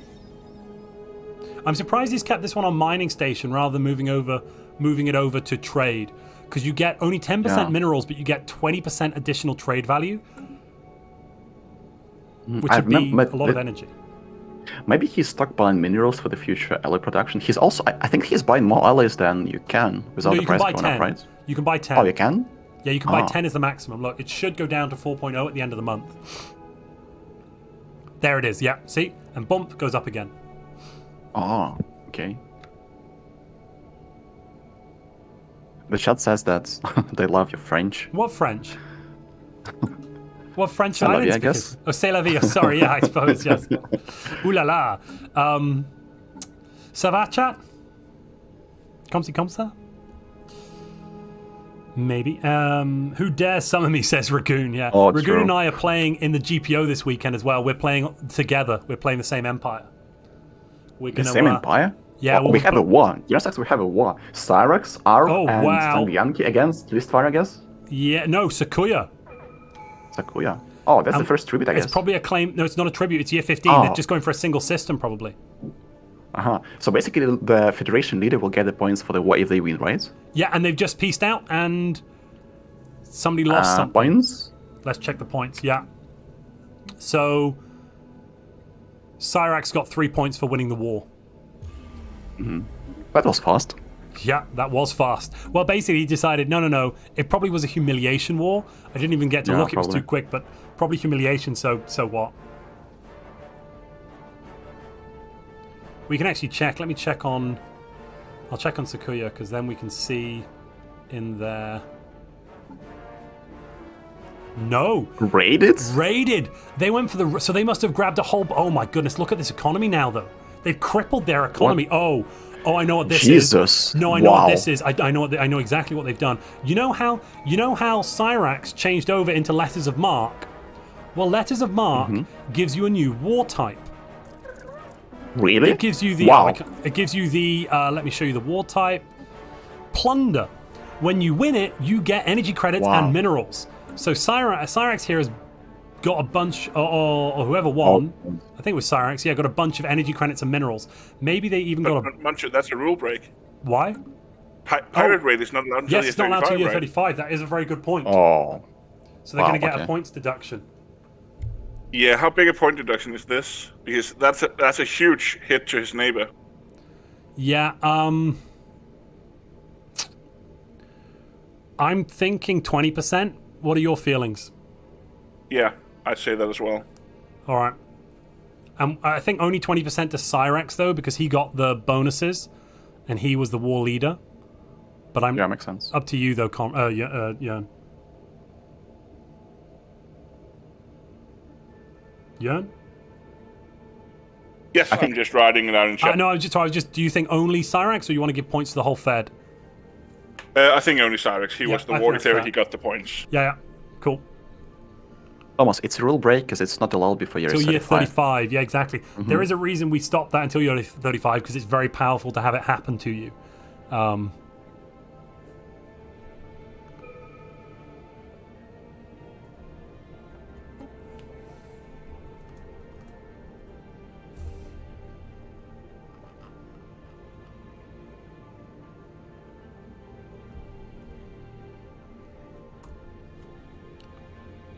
I'll go into the channel with them and talk about it.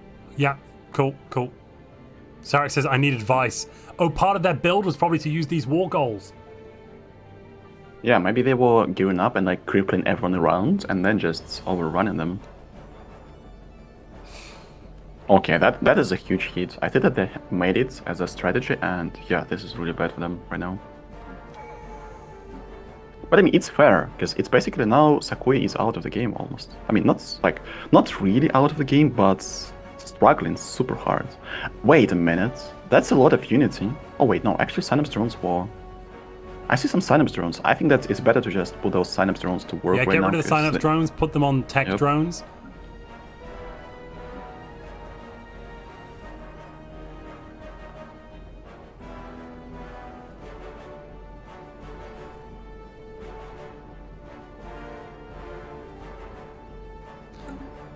Oh, no, it's specified. It is specified on the dock. Raid isn't the same.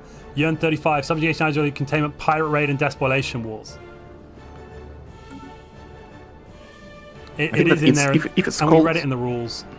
Yeah, I mean, if it's called... I mean, if it works the same way as, let's say, despolitation or whatever, and it's just called another way... We actually have it in the rules, though. We have it in the rules. In the rules it says, Year 35, subjugation, ideology, containment, pirate raid, and despoilation. So... It is banned what was 35. What was the... How is it called? The war goal they used? They used pirate raid, which is... They used the pirate raid war goal, which is the one that's banned until 35. Wait. It was called a different way. May I ask you to click on the Xerxes Empire and try to like start the war against someone to see how it's called? Yeah. Plunder. Yeah, it's called Plunder, but the war goal's called Plunder, but the war itself is a pirate raid, see? Yeah. Pirate raid in brackets right there. Mm-hmm. Yep. And that's like, these rules are super fine. I like those. Actually, there are some players who love to bend the rules by saying like it's a different name, even though the war type is absolutely the same. No, so we've specified. We don't specify the war. The war goal is raid, or the war goal is plunder. The war type is pirate raid, and we have banned pirate raid wars, not the pirate raid war goal. So we've linguistically the words we've used are right. There's no, you couldn't argue your way around this one. I don't think. Yeah, absolutely. Your rules are like, how is it called? Like concrete. As hard as concrete, you cannot break through them. May I ask you to check Fabianski? I see that he has 6 planets or something like that.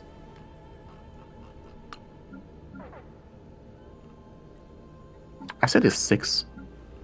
Yes, and he's got favored to fight. Oh my goodness, plus 20%. 9 output per complex drone, like at year 16. It's just 700 research.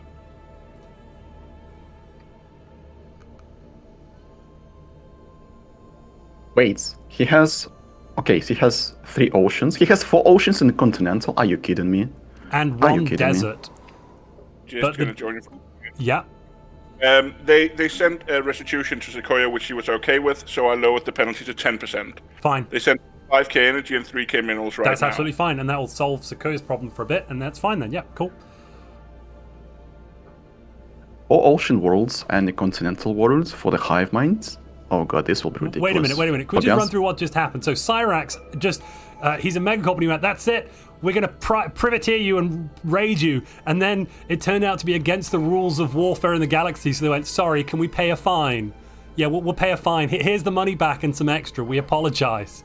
I think that's quite funny.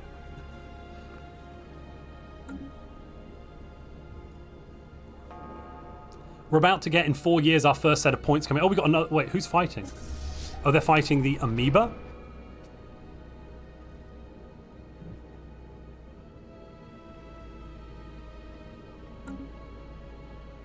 Oh, we got another rules question.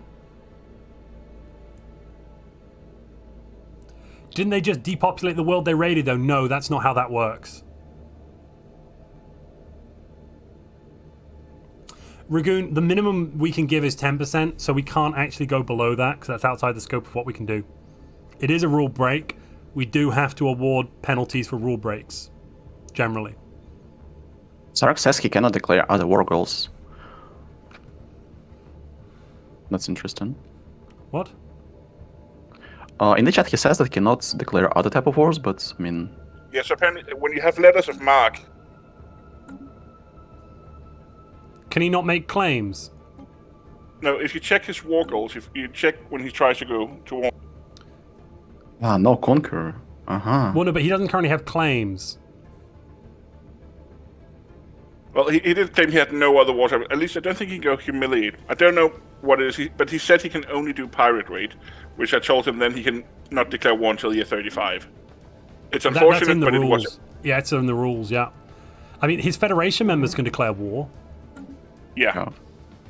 But then he won't get the points. No. But that was a bit of action, yeah. So Sikuya got the choice between getting some resources per month or getting a lump sum now, and he preferred the lump sum. I can It might imagine be he would. interesting to watch out if he's using it to like boost his economy right now. He's building on every planet. He's actually just going for more industrial and research. He's gone, no, I'll ignore my economy, I'll let it burn, and I'll take more income. I have seen. Wait, was it Cyrix with 500 energy income?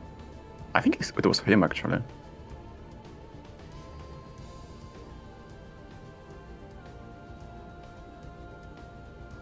Say again.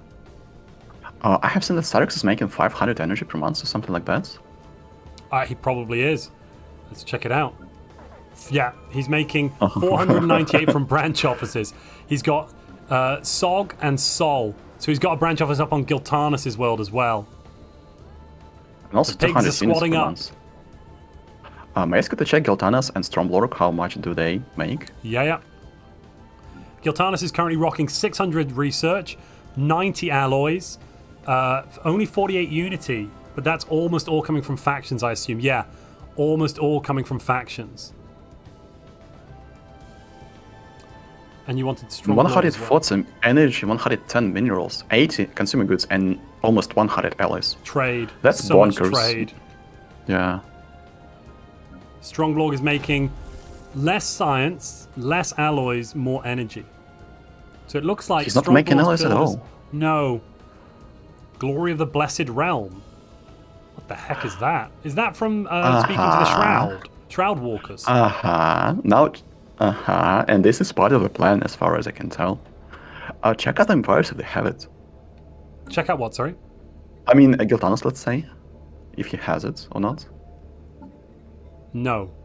No, okay, I see. I wonder if they all have found Shrouders at this point. Well, we do have one Shrouder in there, don't we? Joe over I mean, here. the Shrouder Enclave. The Shrouder Enclave somewhere in the map. There must be at least one or two. It's, is it here? No, that's not it. Ah, it's up there. Uh-huh. So basically, there are some changes that Paradox do, but they do not announce it. Like it what happened with academic privilege and Unity. They never announced that it was gonna change with materialism, all this stuff. Yeah. I think that's actually nowadays anyone can. I mean, I was told the first person who started using it was Least Fire. Then the Pig Squad told me about it, so it wasn't me who actually learned it. Sorry, we're talking about the academic privilege living standard here.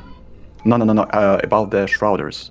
Actually, nowadays, anyone can buy the Shroud Beacon. Not only the Shrouders themselves. I can't interact with them, unfortunately. But yes. Arch is in control of that system. Okay, that's bonkers. I think we might see a connected network of peaks. The Giga network that will be connected through the Shrouders Enclave. They're going to need to move their capitals. If oh, yes, they're going to use Shroud to connect up. Oh, there's a Shroud tunnel here. Yes, okay. This is so well orchestrated. Imagine if they just... I mean, that was a little hiccup with the first war, but still. 1, 2, 3, 4, 5, 6, 7, 8, 9. And another Shroud tunnel there. 8, 9. So R is now close enough to bring Stronglord and Giltanus into this federation. I can't believe Oregano managed to get this planet up here. Wild. Maybe he had an agreement. Is there? I mean, have he noticed? Oh, I mean, have he contacted the player? Oh, wait, there is no. Wait, how did that happen? There's no. It's here. That's it's next to interesting. Stronglord. Stronglord just didn't take the system. Let's see. Strongboard has made contact. Okay, but didn't bother probably. expanding. He just didn't look. Probably they had an agreement. Maybe Organ said that he's next to the hive mind, and hive minds must burn, I think. That was the motto of this Giga Fed. Thing is, though, if anyone takes this system, the Giga Fed can't do it anymore. He's no more. Or at least the western side is lost.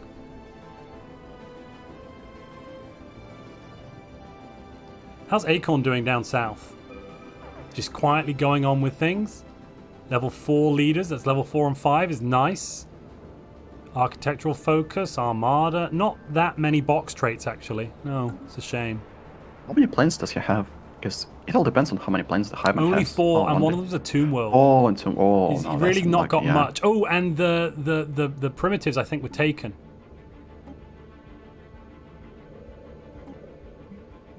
Yeah, the primitives here were taken.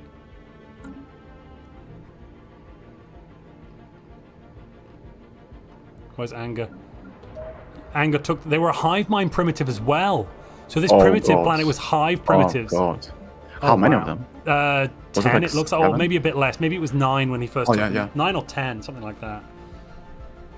Now it's 11.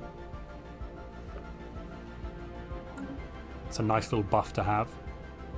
Oh, we'll have the scoring. Jernsaxe says we're going to have the scoring quite soon. In 6 like months, 5 we'll have a months. look. I think Anger is going to go and kill Acorn. Like, they've only found each other and basically no one else except Singularity, who's a machine. They don't really care about machines. This is going to be a fight here. They're sharing the... Wait, you see? Wait, no mind. I think that Singularity and Anger are sharing. I have seen the sharing of comms with someone. Yeah. No, monthly energy credits for Never mind. food. Yeah. So Singularity is giving food, and the Hive is giving energy. Does Singularity have a lot of food to give away? Yeah, I guess. I mean, to be honest, this is something that... And it's better to give the food to another player for minerals or energy or something than it is to just sell the food. Yeah, because there is a cap of the food as well. I mean, I would love Paradox to, increase the cap that you can buy. I mean, bio is okay, but selling is definitely an issue. Like, you can sell like 64 right now, and that's it. I think that's reasonable, though. I think the point is they're trying to force you to make the galactic market. Because in the galactic market, the limits are just kind of almost gone. Kind of, but at the same time, I think that in the galactic markets, almost everyone will be selling foods at some point and buying minerals. My approach is that it's really hard for bioempires to manage the economy. And since that tick selling is gone, and you cannot reliably sell a lot of... Let's say you conquer someone who's running the catalytic, and you have a lot of food, and you don't have minerals, so you have to sell food, and you just cannot. The price will just drop immediately. Yeah. No, Jörn is saying it's a result of fixing tick selling. Yep, That's why they went down, kind of, yeah. Maybe they could change the maths a little bit, but it kind of it is where it is right now. I'm just looking at the score. Sarax well in first place here with not 23 points, actually 20.7 points, because minus 10%, don't forget. But still comfortably in the lead. Let's try and figure out who's in second place. Oh, we just had Galcom. Galcom just formed. Oh, no, it didn't. Wait, no, it didn't. They just met somebody. Sorry, they just met somebody. I thought that was Galcom firing. Oh, they're about to... They're making the Fed bigger. Here comes Giltanus, and they're about to invite... The Giga gets bigger. Yeah, Giga Pigger. Alrighty, so let's see. Maybe it's Spicy who's in second place? No. Not Fabianski. Go away. Who's in second? Anger, maybe? It's Anger. It is Trends. Anger. Yeah, Anger. Yeah, but not very far ahead. Only 10 points. Yeah, 10 points. Yeah. A lot of tech power. And their xenosurgery degree unconventionally. So they killed a scientist in first contact by abducting them and then harvesting the organs. If we just go to espionage, yes, they've got the internal organs. That's the point.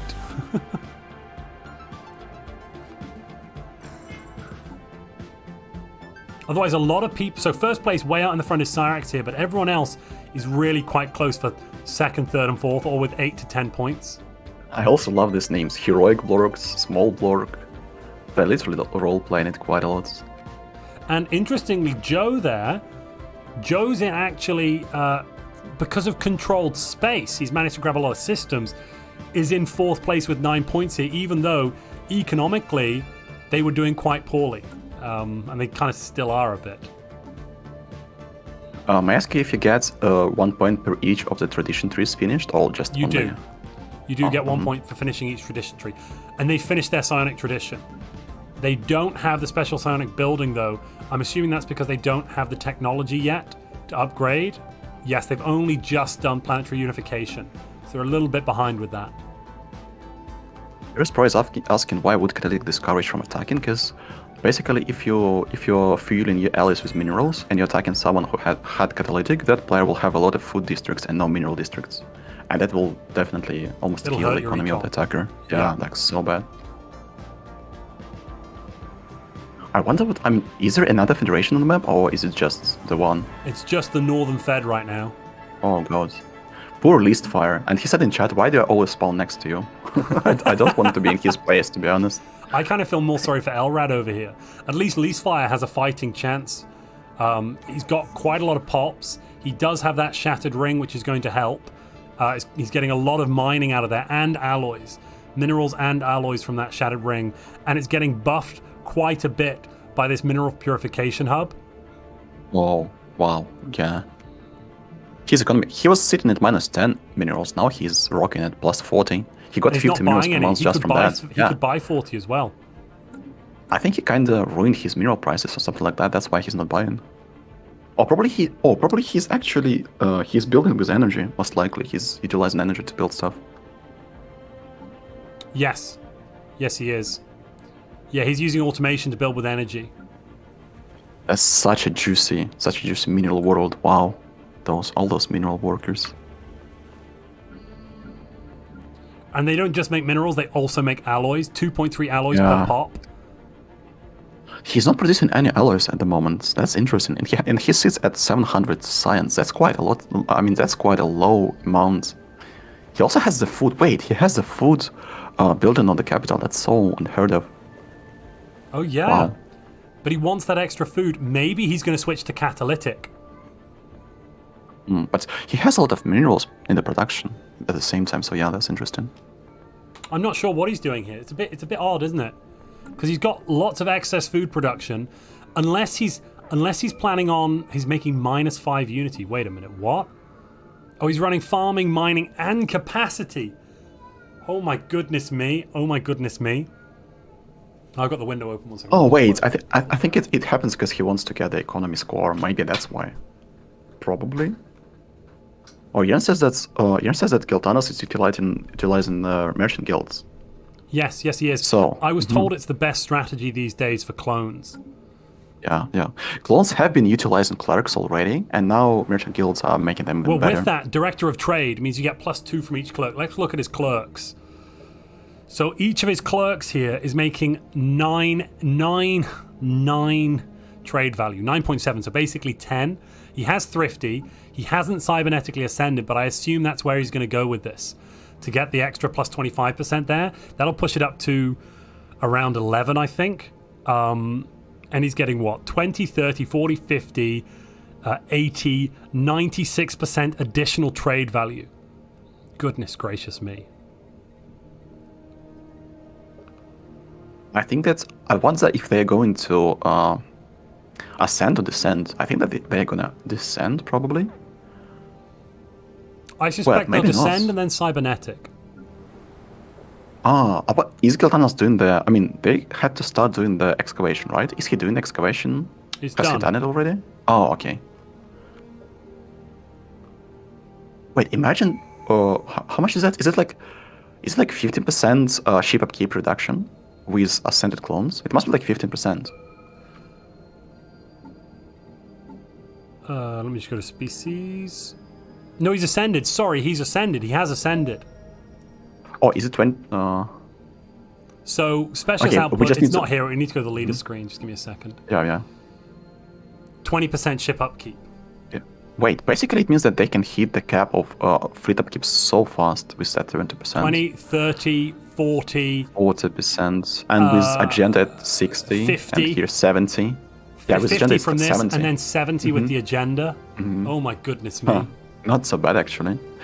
And if you also put them on the starbase with the crew gestalt or whatever it's called, that's like an additional discount. They must kill Fabianski. They must do it. If they don't do it early, oh wow, they'll have a lot of problems with him. Why? What's Fabianski doing? Oh, he's over here. Sorry, yeah, Fabianski's here. Yeah, he has a million planets. Yeah, he has a million planets, like 4 ocean worlds plus continental. That's a mega hive in the making. That's super scary. And he's next to another hive, I'm pretty sure. The Night Empire, I'm pretty sure that was a hive empire. Let me check. No, that's the Void Dwellers. Sorry, that's the Void Dwellers. Let's see how they're rocking with their leaders. So they have double, 1, 2. So they've got 3 reduction traits. They haven't rolled another one yet, though, unfortunately. Well, actually 4 reduction traits, right?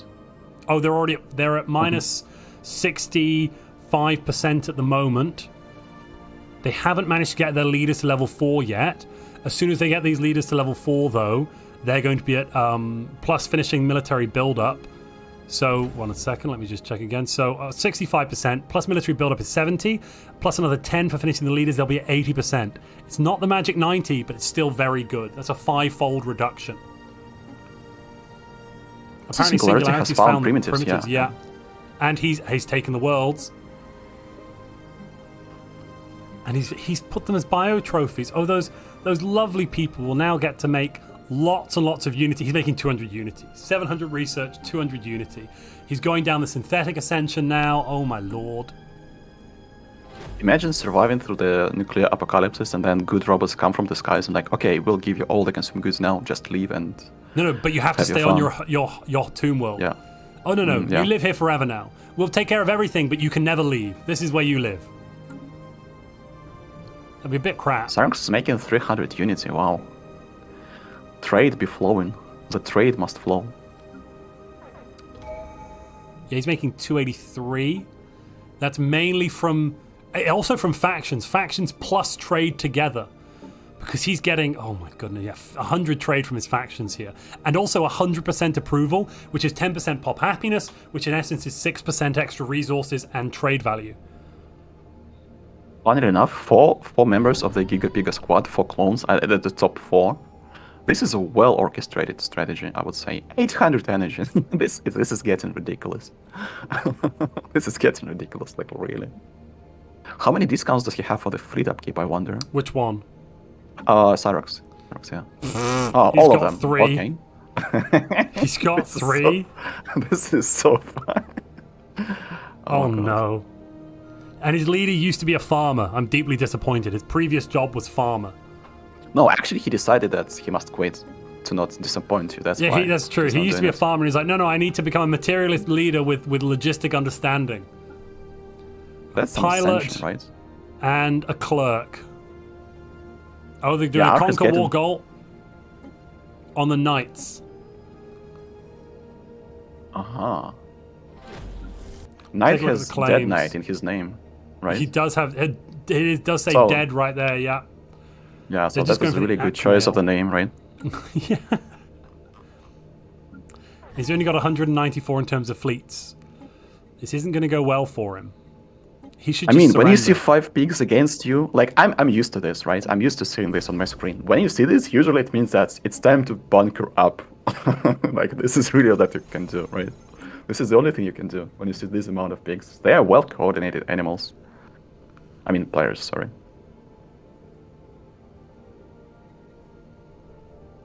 Yeah, there we are. There's the surrender, just like I thought. And that will give 3 points to whoever. I assume it was Strongblog that declared the war. Yeah, that's giving. Oh no, sorry, it was Giltanus. Yeah. Oh no, Giltanus must have done a different war. Who did Giltanus fight? We must have missed that. Oh, maybe he fought Fabianski for one system. Fabianski, yeah, that's right. Yeah, I was wondering where did it come from. Yeah, true. Antoine Rocker says, have fun. Thank you very much for your super chat. It's very much appreciated. And just to remind everyone who's watching at home, we're currently doing an audience participation trophy or audience decided prize at the end. So every person that joins as a member or gets gifted a membership today, $1 will go towards that prize. The current prize stands at $13. So if you want to boost that prize for the players, jump on in, become a member today. Oh. And at the end of the game... Oh, yeah, go on. Oh, pardon me, pardon me for interrupting you, but I just remembered that Mr. Astax from my stream, he wanted to participate in the prize funds. He wanted to also add something to the prize fund. He just wanted to know your email. Join in with the prize fund. My email is montuplays@gmail.com. No spaces, all lowercase. All right. And just send me an email there, and I can basically.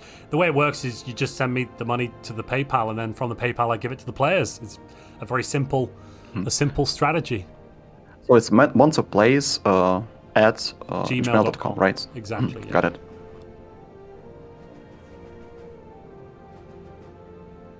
Ragoons, you do need to start participating, absolutely. The audience prize is great. So far, I'm thinking Joe over here with his crazy teacher's empire might end up wowing us. I don't know what he plans to pull out, but I hope it's something interesting. And that's 5 more memberships gifted from David. Thank you very much. That means the prize pool is now standing at $18 dues.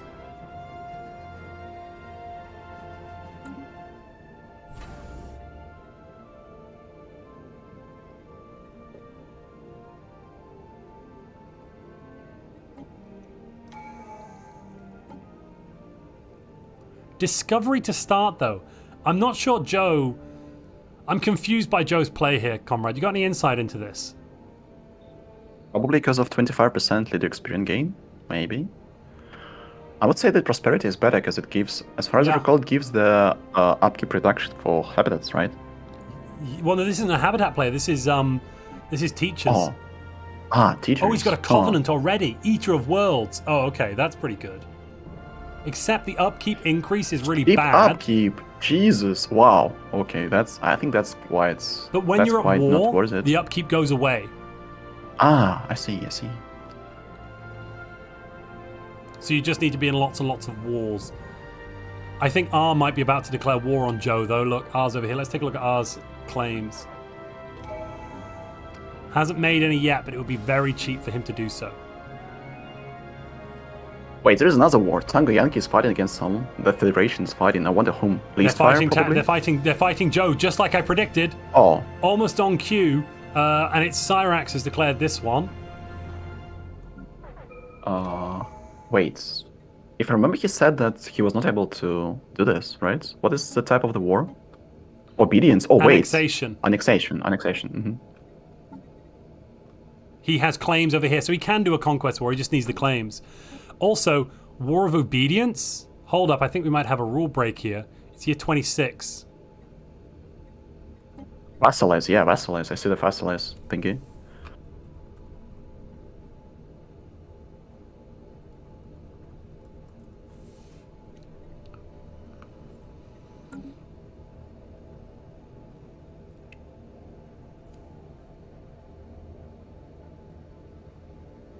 And David makes a very good point. If you've just become a member, don't forget to join the Discord. You get access to all the benefits like your role and the bits and pieces on the Discord. So that's where everything's done. True Fire Messiah says, I'm not used to seeing federations in tournaments. Usually the goal is to kill everyone, not hugging alliance. Lol. Yeah, I mean, in this case, the pigs want to bunker up together so they can kill everyone else.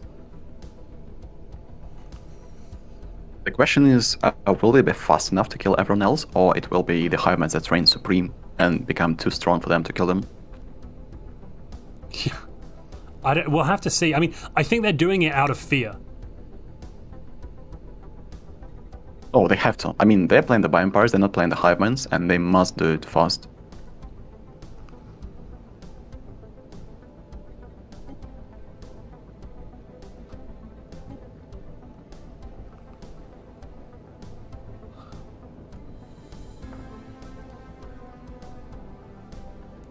That is basically yeah, this is basically the...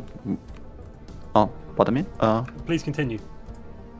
I have seen that someone is saying that it's the war dodge in the chat. But it wouldn't really help, because, I mean, it might be a bit of a war dodge, but he can still get vassalized in 10 years. I think this player, Elrad, just got the timing wrong. I think that was possibly an honest mistake because it's year 26, not 36. And so the peace will only last 10 years, and then in year 36, he can be vassalized or whatever.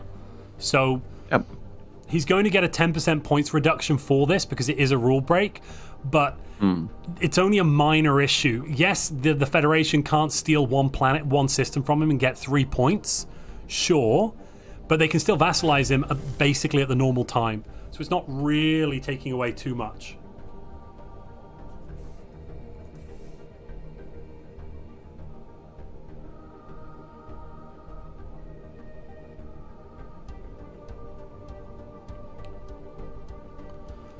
Yes, you can go. You can link your Discord and YouTube accounts in order to get it, and then it should automatically update.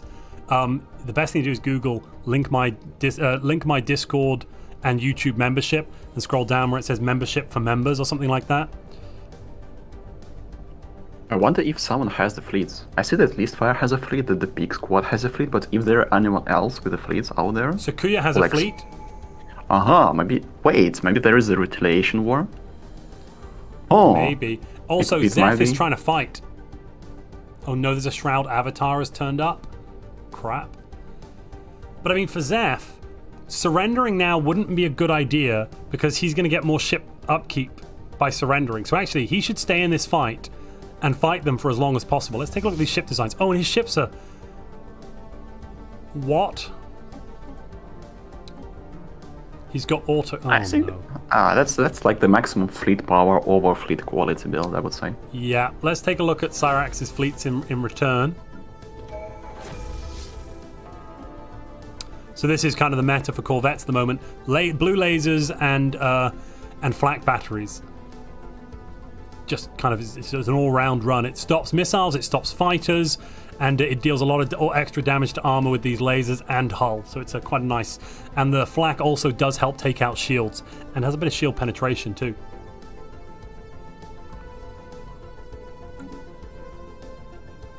And also triple armor. Yeah, those autocannons are just going to die if they try and face this fleet.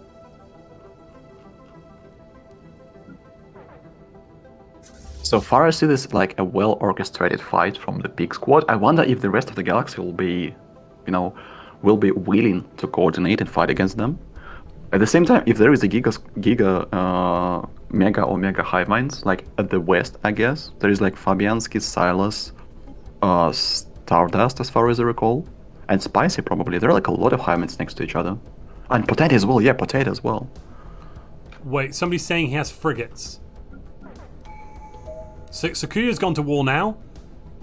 Sakuya has 5.6k, going to stab them in the back. And jumping in already. What is the design, I wonder?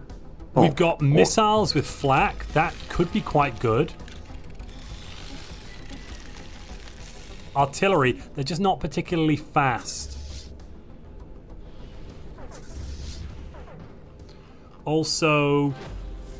just a couple of corvettes with the same build as mentioned previously. Ragoon, who has frigates though? You said somebody has frigates. Is it the Zeph that has frigates? Sure, I think he referred to Oh, yes. No, Zeph has 20 frigates. They're not going to do very well against corvettes though. Oh, and they've got autocannons as well. Why? Oh, wait, yes. They are losing star bases. If they lose the capital star base, the trade will just plummet. Oh, no. Oh, God. Yeah, this is... Wow, this is a really hard blow. They'll have to surrender. Oh, check the trade. Check the trade of Cyrax. I think it's Cyrax still has the capital. Cyrax still... Oh, no, sorry, they're losing it, aren't they? Sorry. They haven't lost it yet, though.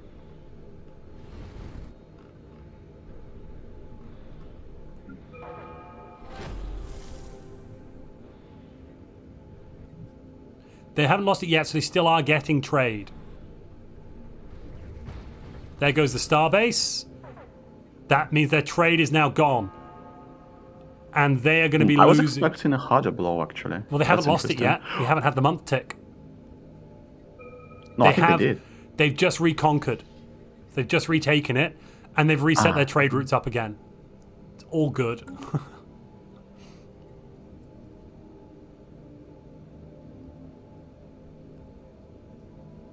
What is the Ragoon logic is saying on that going was a pure strong... auto? Sorry, go on, comrade. There was a question, what is the logic on going pure autocannons? Autocannons are weighted at like double or triple the fleet power compared to the actual weighting, so it's just to boost your fleet power. Yeah, and then if we look at the stats for them, minus 75% armor damage. Armor gives you so many more points now than shields. Level 1 armor here is equivalent to level 2 shields, for example. I have something to add. Look at that. There is like 3 PD, and those deal a lot of damage to armor. Only 25%. Look at that, and that's tier 2. Plus 100 armor damage. Actually, sorry, yeah, 6.7 damage output per tick. That's quite a bit. Yeah, maybe actually, this is a fleet really isn't good that design. bad. Yeah, it's really good design, actually. I don't think... The thing is, though, I don't think Joe's going to surrender. Because in Joe's position, being at war is good. He doesn't pay his fleet upkeep. Yeah. And I think that if they unite their fleets, they can be like a trouble for the Federation. I think I know why he's going autocannons as well. He wants to kill this creature of the Shroud that spawned. And so autocannons would be very good against a creature of the Shroud. Because it's more... Shroud... Well, let's just look. Shroud. I would say that missiles are way better. Missiles would be even better, absolutely. They would be even better, agreed. Yeah, I don't know. Maybe he's got no missile tech. Let's check that. Level 2 missiles, which is okay.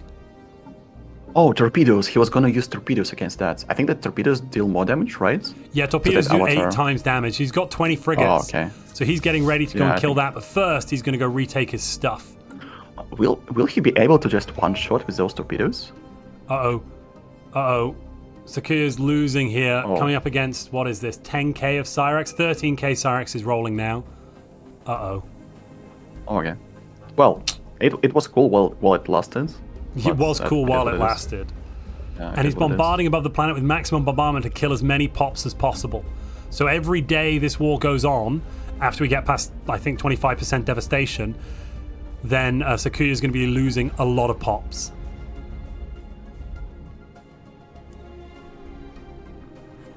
Cyrax is capped on alloys. Interesting. I wonder, may I ask you to check what is Singularity and Arc producing in terms of alloys right now? I mean, the 2 rock soldiers we have.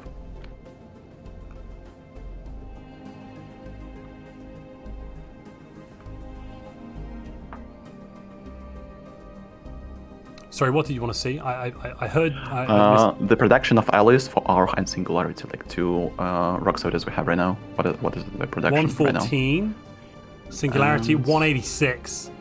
Singularity's got 11k in the bank, 186. The other hive mind, so Fabianski's making 162. Silas, 150 with 9k. Oregano, who is also machine, is making only 93. It's kind of low, actually. Anger is making 240. Okay, that's a lot. Wait, what? Anger is a very strong player, though, I must admit. He was dominating. He also got primitives. Sessions. Yes, he got those primitives. He's got 1, 2, 3, 4, 5, 6 worlds in total. I think that Fabianski... may I ask you to check the income of Fabianski in terms of science? I think he'll have like 1.5k. 1.5 roughly, yeah, roughly. Oh, yeah. 1.4. No, I've done my maths wrong. It's about 1.3 to 1.4. Mm-hmm. And he's ready to trigger military buildup, but he's not going to fire it until someone declares war on him. That's kind of the strategy at the moment. You hold on to it, and you just wait. Let's see what Mad Hat has... Mad Hat has got level 7 leaders. Oh, my lord. Mad Hatter down the south of the galaxy, only making 70 alloys, but has got massive ship upkeep reductions across the board.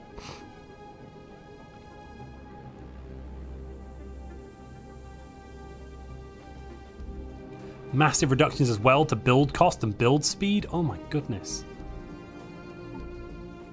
There is about to attack Cyrax, and Cyrax fleets are split. Jernsaxe says in chat, so maybe we need to check that. Yeah. Is Joe going in? It feels like. Joe's got 10k. Where are they? Oh, they're here. And Cyrax is... Oh no, R's turned up. R has turned up here. Oh no, but he's running away. R's just going, nope. R turned up and then went, no, that's not my fight. I'm going. Oh, and these ships are not good. These ships are not good Wait, at all. what is that, Admiral? May I ask you to scroll it up? It's like the skull. What is that? That is Material Liberator. Every time you destroy an enemy ship, you get 6 energy. There's a better version, though. There's one that gives you alloys every time you destroy a ship. And Wait, how did he get the clone army admiral being the rock servitor? Because it will be in his leader pool. Because he's in the Federation? External leader pool. Ah, damn it. This is so good. Huh? That's going away in the next patch, though. Literally, on next week, you can't if you're a hive, you can't get the other leaders and blah, blah. But having said that, if you're a regular bio-empire, you'll still be able to get clone ascendant admirals from clone ascendants if they're in your federation, or if you just have a migration treaty with them. So the external leader pool can be really, really good. Yeah, I would say it's kind of broken for if you're playing in the Federation with the Ascended clone. Those admirals, that was like half of their strengths. So one of the players has gone clone descendant, the rest of them clone ascendant, so they can migrate the clones around. Yeah. Small block here is clone descendant, but if we check the leaders out, yeah, here we go, look. Grab the leader from Cyrax. 35% fire rate, Material Liberator. Material Liberator is what you get for having the Privateer Civic. Alright, here we go. We might be about to see a big fight here. Give the plant back.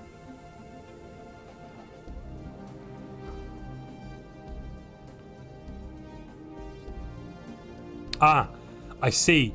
They status quo'd and they claimed a planet, so they have to return it.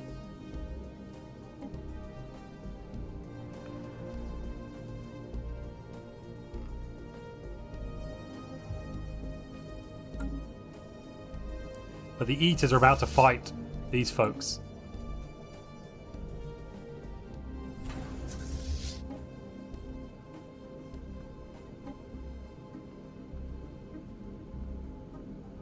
I actually think that since he has destroyers and he's opposing mainly corvettes, he might have a chance, especially with this PD tier 2. Guardian complexes tier 2, they're really strong. Like, those weapons are super good. Yeah, I'm not sure who's going to win this one. I thought it was going to be a cakewalk for Cyrax, but now, because they have autocannons, but now I'm kind of going, maybe not. I mean, Cyrax does have full armor, so those autocannons on armor will be useless. Against the hull points, they'll shred it, but against the armor, it's crap. I think the problem is that they do not have a lot of tracking. I might ask you to check the settings on the computers. If those are picket computers and destroyers, I think they will be really good against corvettes. But if those are not pickets... They are picket. Okay, pickets, okay. But on the 10 tracking, that's kind of underwhelming. As far as I recall, it's like 20 tracking on those Guardian complexes, tier 2 PD. Something 20% like that. Tracking, yes. Yeah, 20. So it's 30 tracking against 65 by equal 65. Yeah, that means they'll get minus 30% from the evasion on the corvettes, which isn't that bad. Does the Pigs know going through the Shroud portal with their clone leaders can make them even more OP? Is there a chance that they get the trade? Mr. Organist says in your chat.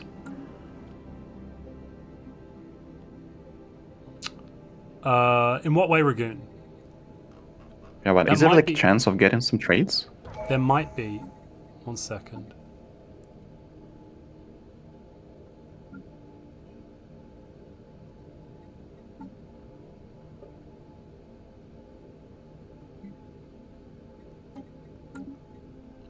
Oh, that's pretty good.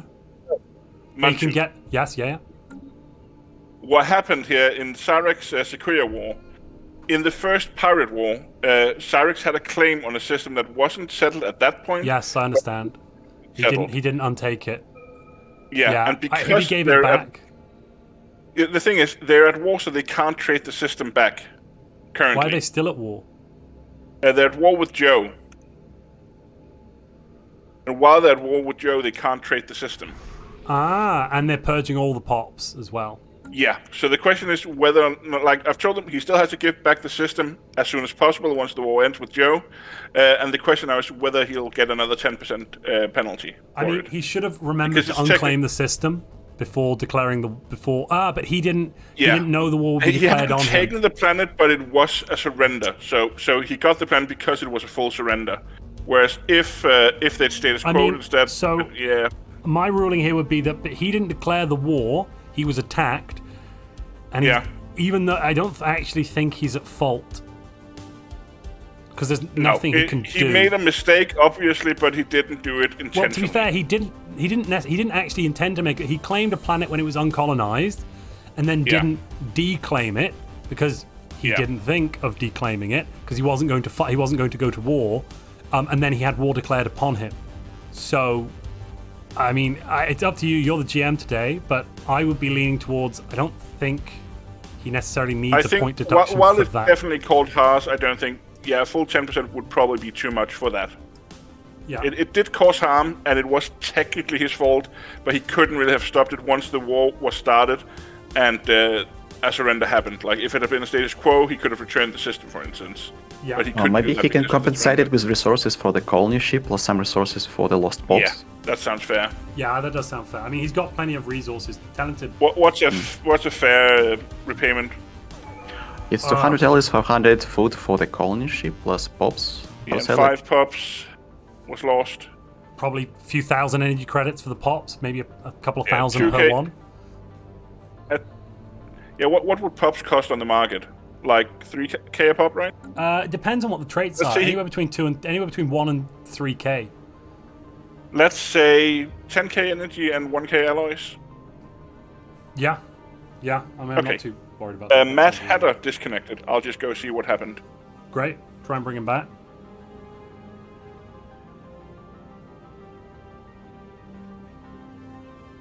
Somebody in chat saying maybe it was all his cunning plan all along.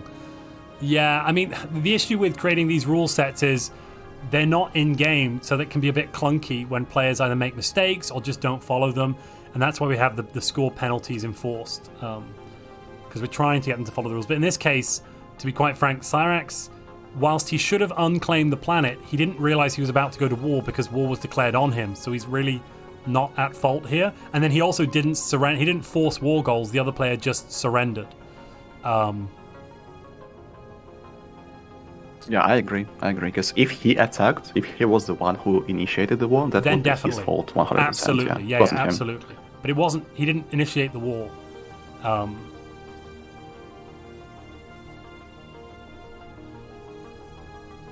I really enjoy the fact that Gildanos has 20k, Cyrax 20k, R 14k. I think that it feels like some of them, like Tango Yankee and Stormblork, are playing as a.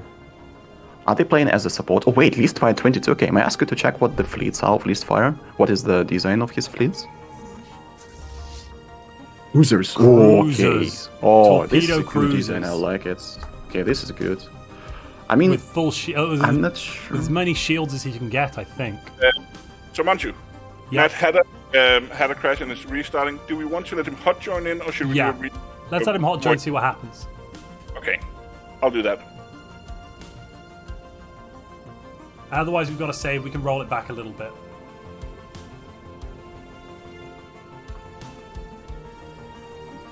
I agree with Singularity. It's better to do hot join. Yeah, That's the plan. That's the plan. All right, yeah, I need to, Conrad, I need to go AFK for just 2 minutes. I just need to run to the little lizards room. You have the chat, all right. and you can see some stuff in the galaxy. I'll leave the galaxy view on. There you go. All right. And I'll be right basically, back. So basically, right now it's only the big squads that's on the offensive, and in total, how much do they have? They have 1435. They have 55k. The issue is that those 55k are spread all over the galaxy, and there is Leastfire who wants to fight them, continue fighting them, and there is Matt Hatter who is fighting them as well, right? Hey, Mr. Gaming Guy, what's your favorite pizza type? Any. I love pizza, like, in general, so that's totally fine. Assume the fact that I'm fighting against big squad a lot, so I think that's pizza with bacon. That feels good. That feels really good after killing someone from the big squad as well. He only opened that big beer 5 minutes ago. Why not in Twitch combos? Unfortunately, year 5, something happened to my connection. My stream was fine, my connection was fine. I heard Montu, I saw what was going in the chat, but it felt like something happened to my connection, to the lobby. So I had to just quit from the game, and now I'm watching the game from Montu's perspective. He is streaming that in Discord right now. I just had to do it.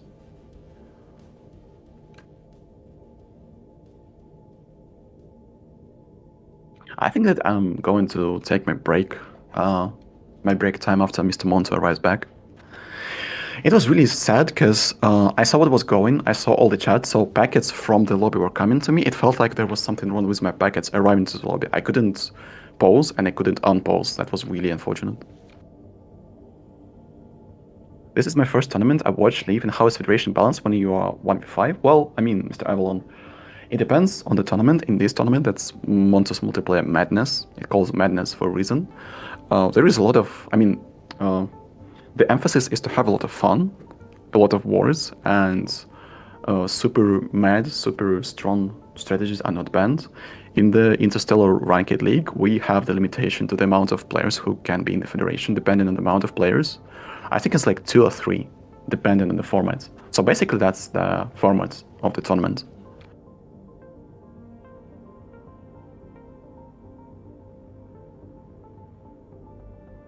Yeah, Mr. Greenes is totally right. This format is as light as possible in terms of rules, and even though it's quite light in terms of rules, you see those rules are quite complicated. Making an extensive rule set that will cover everything is so hard. There are so many ways you can bend the rules or just go around the rules. It's super hard to make it work right from the bat, so this is one of the wisest approaches. So you just allow a lot of stuff, so you can battle overpowered with overpowered. You can fight 5-man federation with 10-man federation if you wish. And at least I'm happy that that federation is not a federation of 5 hivemans. That would be just absolutely crazy. We'll do a rehost. Yeah. From, I think, half a year ago. Comrade, you should try and rejoin. I mean, just make your own 5-man federation 5-head. The issue is that if there is someone who is already pre-made, they have the strategy in their head, it's way easier for them to execute than for random players who have to unite. But the thing is that it's possible to just, this lobby, the level of players is really high in this lobby. There are a lot of strong players here. This lobby is super packed. So, Comrade, you should rejoin the game. Oh wait, I can. Yeah, true. Yeah, let's go. The game. So you can stream again.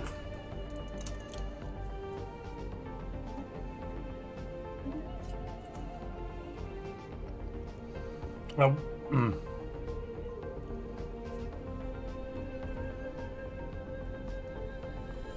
Mr. Montu, I'd like to take my break also. Yeah, it's fine. To be able to. Are you going to try and join the game? Do you want to take the break after you rehost? Yeah, absolutely. Cool. So we'll join in and then we'll. It's the same password, right? Same password. Cool. Which you of course won't say on the stream. Yes, I won't say the password. It's chocolate orange. I'll try and get everyone in at the same time, but I'll go back into the main lobby. Cool.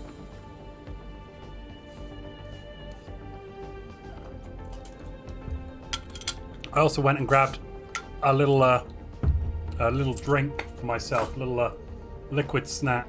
So I'm very hungry. Cyrus just contacted me. He asked me how does it look like. I said that it looks cool, and I cannot say it on stream, but he said that they're going to win over everyone. But he said that in different words, if you know what I mean. We're gonna beat everybody. They'll all die. Yeah. So the big squad is super motivated and hyped up. We'll see how it goes. Well, motivation's always good. It's good to be motivated. That's entirely right, Dalek Productions. I might do have a brewski. Yeah, True Fish Messiah. That might have been a True Fire Messiah. That might have been a bottle opener. Do you currently see requesting hot join waiting for hosting player to accept, Comrade?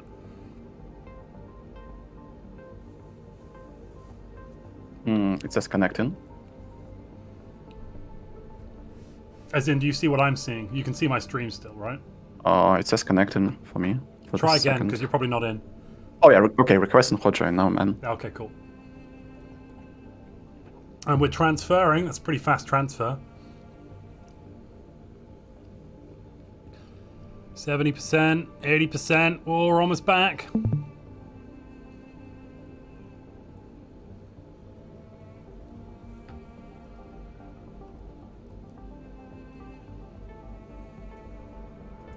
All right, yeah, if you want to take your break now then, man. I'll hold the fort for a little bit.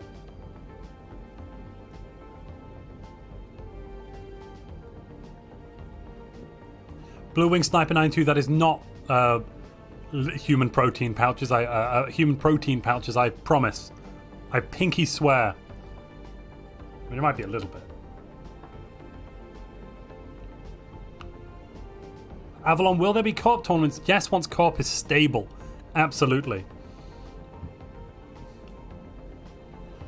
True Fire Messiah says, I was extremely concerned about the liquid snack after saying he was visiting the little lizard room. Well, you know, no, the human protein packet's the only ones I'd go for. The chocolate flavor is just the best.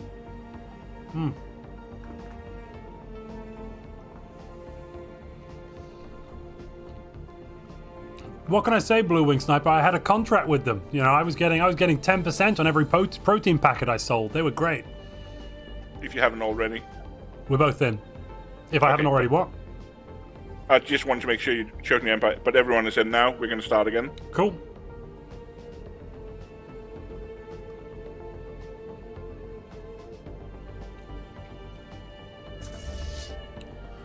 Away we go.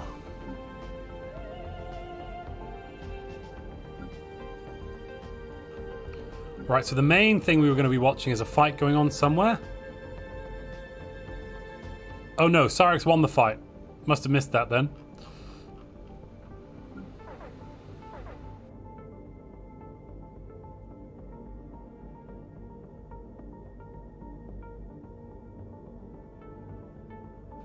That is a shame that we missed it. Never mind. Have they retreated back home though, or are they just? Oh, they're just in FTL. Oh no, and they're going to be there for a while.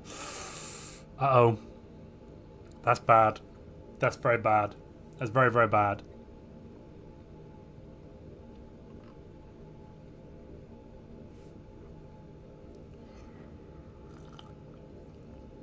Comrade's back in, so he'll probably be streaming again soon. Probably. Actually, given that's the case, I can stop streaming my screen in Discord. Because there's no need for that.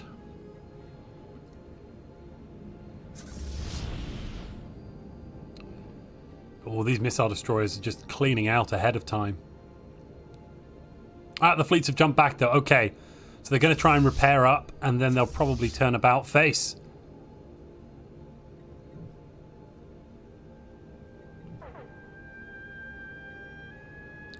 But Joe's really got some economic problems at the moment. His consumer good income is just crashing. Okay, he's changed his capital world back over to a mixture, which is where he was before. Okay.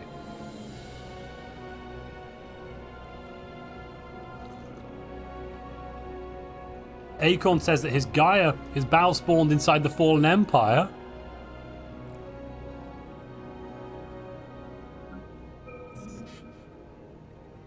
Oh no. He has to kill now, I guess. Fallen Empire, you. Well, no, he doesn't have. No, they're not actually in the Fallen Empire. They're next to the Fallen Empire. Oh well, I mean, which is kind of worse. Yeah.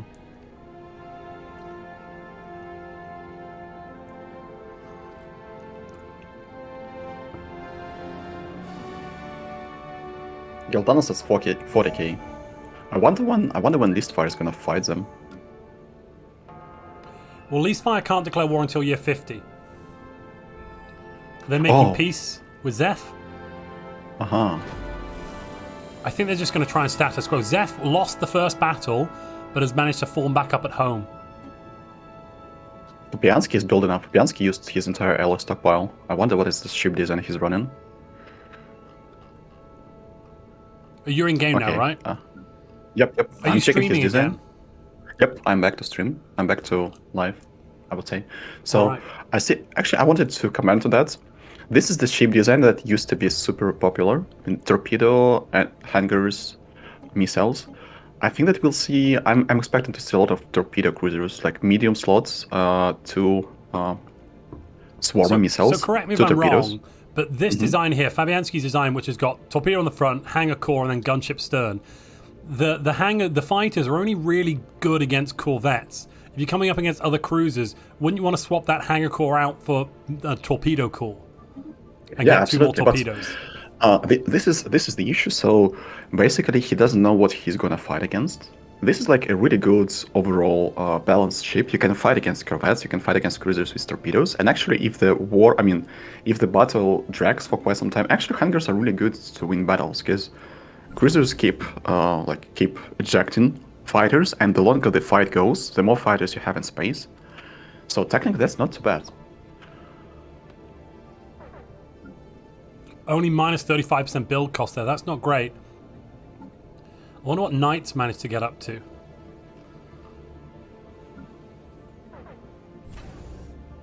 Knights at minus 105%. Holy moly. So he's at the full. Fabianski is so unlucky with his leaders, actually. But he's only just upgrading his star hold now, so Dead Knight... I don't know, I can't see Dead Knight surviving. Wait a minute. They have a peace. Oh, he has a truce. He has a truce until only year 35. Uh-oh. So he might be about to die. I just watched these prices. Corvette costing 5 alloys, colony ship costing 20 food, 20, consuming us 20 alloys. Yeah. This is just... He's building cruisers for 60 alloys a pop. Oh, okay, look at these these cruisers. Are These are trash. Yeah, okay. Let's not look at those cruisers. This is the type of cruisers you want to put far away from you, you know? Yeah. Maybe he's just got no technology? He's making 800 research, but he's got cruiser technology, but he's not got any actual weapons to put on the darn things. And now he's going for more research station output? I'm very confused what's happening here. Yes, Gildanos, okay, this is, if you check the Gildanos ships, this is what I think is the best design right now. Overall best design you can run with. This is the so design I want broadside to bow use. with double swarmers. Oh, they're going to end threat against lease fire. Yeah, and they're going to fly in with everything they've got. Oh, can they? Oh god, that's a lot And of lease fire's got only 30k there though. I think lease fire's running away. Fabianski. But I'm even interrupting, but I think that Fabianski is going to attack them. He has the fleets, a lot of fleets. He has like 50k on his. He built it on his capital. May I ask if they're allowed? Oh wait, they can actually take all his planets, right? Yeah. They can kill him right now. Yeah. He's gone. He's gone. That is it. The question is Fabianski going to attack them? Because if Fabianski attacks Gildanos right now, that's a lot of fleets.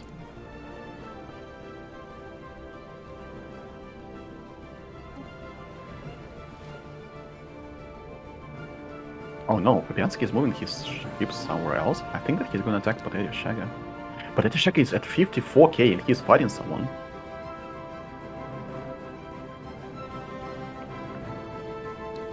Lease fire's just going to die. I don't know what lease fire can do. I mean, he has to make a stand, but... May I ask you if Total Wars were allowed to have diplomacy, like defense packs and such? No, they're not. But somehow Silas and Rugano are in the defensive pact. I don't know why. Sorry, not Total Wars, genocidal. So driven assimilators can have. They're not a genocidal, so they're fine. Mm-hmm. So basically, Potato Shaga is attacking Oregano and Silas. What are these fleets? Silas has 47k, Potato Shaga has 54. Small rules, by the way, about the Total War thing. Yeah. Oregano is not genocidal, he's driven assimilator. No, exactly, yeah. Yeah, okay, sorry. I didn't know if you'd said that. I had to. No, I said it about 20 seconds later, just in between you seeing it on stream and jumping in, I think. Super. I'll jump out again. Everyone's at war right now. Potato Shagger's gone to war with... Oh, the South is exploding. So Stardust and Potato Shagger are going for Oregano and Silas. It looks like Silas is going to win this, though. Oh, a storming victory. That's just annihilation. Those fleets are not cool. And Silas is the defender here as well, so, you know, they're the good guys, right? I think that a lot will depend on the move from Fabianski. A lot will depend on the move from Fabianski. If Fabianski attacks Potato Shaga, that's it. That's GG.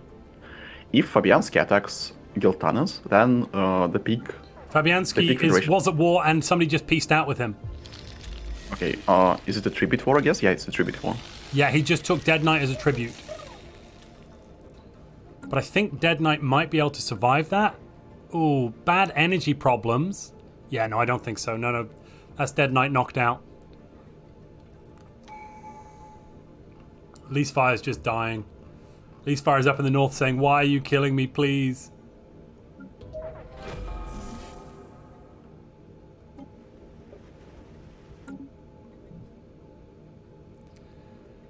Yeah, it's a full annex straight away. I'm getting this weird graphical bug. Something's stuck on the... There we go, it's gone now.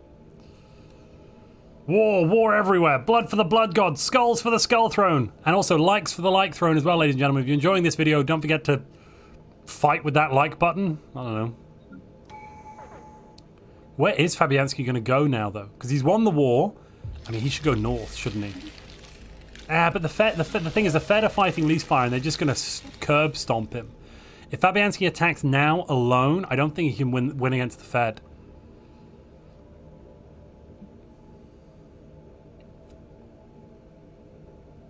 What do you think, Conrad? I think that's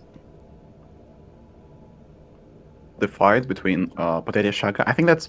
It feels like Stardust was not ready for this fight, because the fleet was quite small, and there are no defenses on the planet, as far as I can tell, but Potato Shaka is really strong in his fleet, right? He has 76k, he has a top fleet, and he has taken the capital. Yeah, he cannot leave, though. I think I'm having an in-game lag issue. 1 second.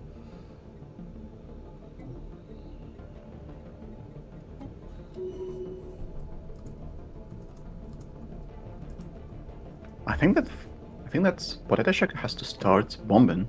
He must start bombing and try to help the ally. I see that Salas is now pumping out armies, but so Wait a must... minute, Oregano's lost his capital. Wait, Oregano? Oh, not the planet, but Oregano's lost the system. Yeah. Potato Shagger's in there, and Potato Shagger's having fun. Does Oregano have any ships left? No, Oregano's fleets are gone. I don't think that he built those in the first place. Probably he sent his allies to Silas. Well, he's still got them, actually. He's got 8k in the bank. He's just not built anything. Oh, interesting. This isn't a total war, is it? No, it's just a regular war. Maybe? I'm not sure.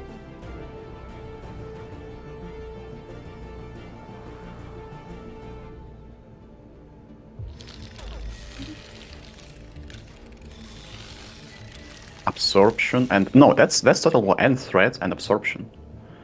Yeah. He's taking systems.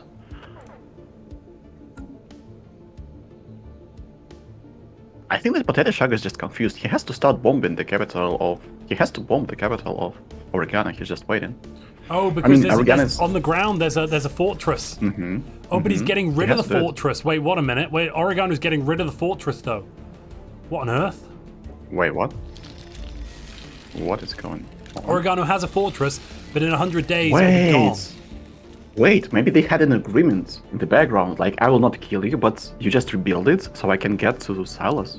Oh god, this is so... Wait a minute, is it the backstab from Oregano towards Silas? I think we might be seeing a backstab from Oregano into Silas. Nothing wrong with that. It's legal, ladies and gentlemen. It's legal.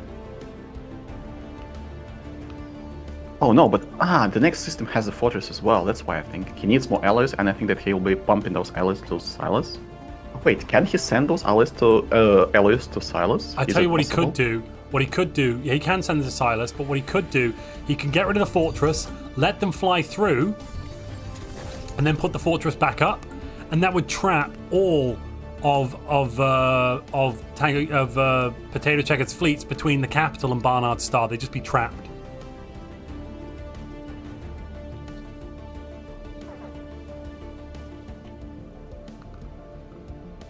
Leasefire is getting really, really annoyed in the chat. Yeah, he's lost his capital, and they're just purging his pops. They're just straight up purging them. I wonder what Fabianski is gonna do. This is really... Is he moving somewhere? I guess that Fabianski is gonna attack. He's gonna bounce. He's going to bounce on someone. The big issue he has is that he does not have, like, good discounts, unfortunately. He's got minus 40% ship build. He doesn't have good discounts for anything else, though, does he? Mr. Montu, just check the planets of Fabianski, and that's like classic Fabianski for you.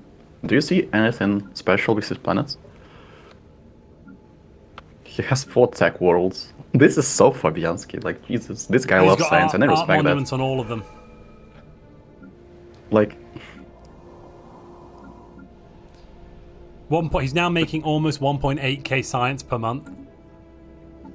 yeah, that's Fabianski. That's why I really enjoy this guy. Silas by being defensive back to his Organi is now in total war against Stardust, yeah, and he has taken the planets. I wonder if Stardust is preparing on the ground, because if Silas... Wait. Stardust is attacking back, trying to, I guess? Yeah, I don't know what's going on here. Oh, there's a fight, and it will get just annihilated. Yeah, I'll just get annihilated. I mean... Silas sent 1 fleet back just to slap him down, slap her down, slap Stardust down, and then be like, get off, leave, and then he'll go back home. Wait, is it like Stardust? Wait, okay, the ships of Silas have bugged out? Don't tell me that one cruiser will just win against this fleet. It's possible that one... This is... No, it ran away. It just disappeared. These bugs, they're so annoying. God. I don't think that was a bug, it was just at range. It wasn't the instant... Or maybe it was.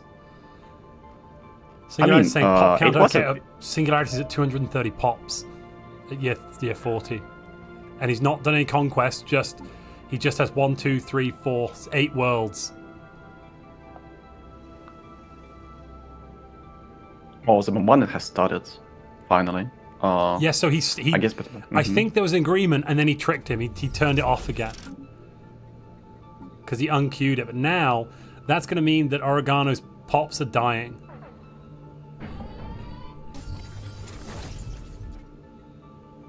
Yeah, 39 pops. He's lost pops here for sure. Yeah, he's lost a few calculators and a few fabricators and a bunch of his... He's lost more than that, actually. I think he's lost like 10 pops. I wonder why is Stardust not building... Stardust is doing nothing right now. Basically, Stardust is not building fortresses or anything. I don't know... Oh, wait a minute. I think Oregano's building ships. Yes. Oh. Oregano's building cruisers now. And these cruisers are the ones you'd like, actually. Almost full armor except 1 shield, double torpedo, the rest quantum missiles. But he's given them artillery combat computer? What the heck? I don't know what is this stuff with artillery computers. So I've seen this a lot. I don't understand that, to be honest. The first round, I think there's a bit of a bug. And the torpedoes will fire in the very first round of combat, and then they won't fire anymore because they'll be out of range. But in the initial round, they'll fire beyond their range. They'll fire at the same range as the missiles. But it's... after that, they just kind of get a bit sucky. All right, we're going to see a big fight. Oh, big fight here, I think. Oh, it's already going on. Silas is winning. Silas is winning. Yep, that's a victory to Silas. I think he lost more ships. Lost more ships. Yeah, he lost more, I guess. No. Potato Shagger lost more. Potato Shagger lost 32 ships. Oh no, maybe not. That could have been that could have been Stardust's. I think that there is an issue that these battle reports, they're not. Yeah, they're not correct. They're not correct. So usually I just prefer to check the war Silas exhaustion. has 65k and Potato Shagger has 61k. So maybe it's okay. Let's check the discounts they have.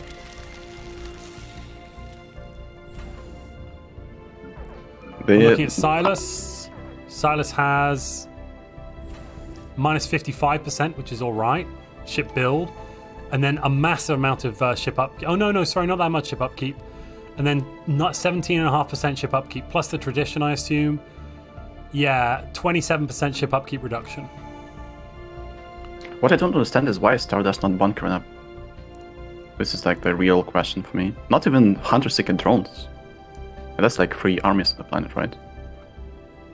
Yes. In this case, if you are producing alloys and you need minerals, just turn off the metallurgist drones, and that's it.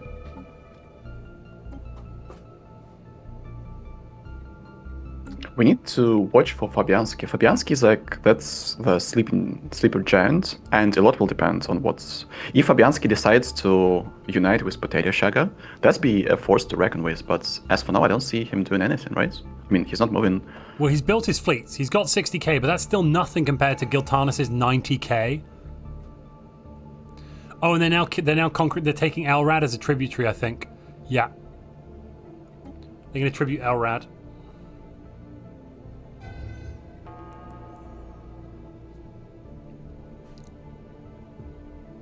Stardust really has to do something with planets and like bunker up, because just giving up the planets like Stardust is saying, looks like Potato Shagger dragged me into a war neither of us could win. Not meant to trash talk, just describing the situation. Yeah, I it looks disagree, like, actually. I don't know, well, I mean, look at Stardust's economy. Negative across the board, food shortages and energy shortages, and now about to lose the capital. I do not want to be mean, and please do not perceive it as being mean, but to be honest, in this war, Stardust was the one who underperformed for sure. 25k from Hiveman tier 40 is not something to... Then Stardust shouldn't have joined the war.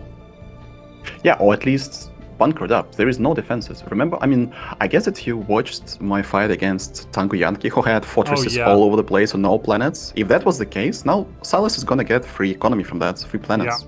Because there is no defenses, and that's a problem. Also, Acorn is now a tributary under Singularity. Oh my. Singularity is gonna be big with that, with all the pops he has. But Shaka has 84k. That's a lot. Look, look at Singularity's like basic resource income. Getting 300 energy, 300 minerals, and already making 200 alloys and 1.2k science. If Singularity Econ's up now with his 8 planets, he's going to be really powerful. Singularity's like, 60 food for sale. Who wants 60 food? How many planets? Anger has 8 planets. Oh, he's just colonizing everything. Oh, wait, he has a relic world. Only it's 30 in size, though, but that's fine, I guess. Well, you know who else has a relic world? Oregano. Oh, my. In the Wayu system.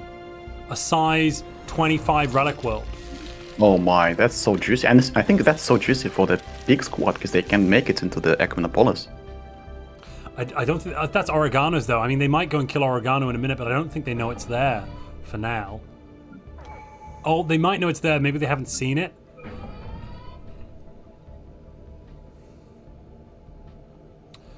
Okay, Oregano's now about to be on the defensive, though, because it looks like Silas is coming back in. Who's this? Spicy. Spicy is about to get involved in the war, I think. Spicy's bringing up 54k, and I think Spicy's about to go and fight Silas. Oh, but if Silas takes one more planet, Stardust is out. So I think Spicy's going to wait for Silas to take that last planet and then go and fight Silas. I suspect. Jernsaxe just told me to check the queue of Anger, and Anger has 64 cruisers built that are about to pop out. That's not so bad. 240 naval capacity. What is his design? Let's check that. And his ship upkeep reduction. 50, yes, he went full 30, okay. 40, 45, 55, 65. He's got at least 65% ship upkeep reduction. No, I missed a bit as well. Sorry, 70. 75% ship upkeep reduction. Crikey. This will be absolute mad. 400 allies per month. I wonder what he's gonna do now. I think that he's gonna kill Acorn. That's the...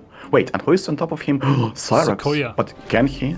He could go and attack Cyrax, or he might go for Sequoia or Acorn. I mean, those are the only options. I think that he has to go through Cyrax to attack Sequoia, so I think he goes for Acorn. I would not dare to attack the big squad. However, with this Empire strength that he has right now, Jesus. Fabianski has 100k. What he's gonna do? Is he claiming? Wait, no, he has only one claim on Don Tower. That's interesting. Fabianski is making 360 allies as well. What is his ship queue, I wonder? Not as extensive. He doesn't have the discount, right? Yeah. Yeah, he has only one. He does have 5 alloy in the bank. He's making enough, so it doesn't matter if he doesn't have that much ship upkeep or ship build cost reduction. Acorn's got plus 20% energy as well. Anger's got, sorry, not Acorn, Anger. 1 minute. Oh, wait a minute. Wait, how's he got plus 20% energy as well?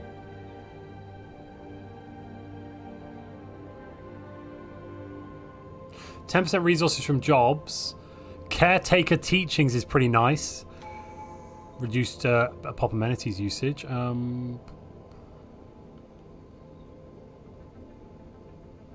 Potato Sugar at 105k. Fabianski 105k. Okay. I think these fleet powers are lower than we had in the previous game, but these are not fleet powers from the Total War Empires. That's from regular Highmans, right? Not Total War. Yeah.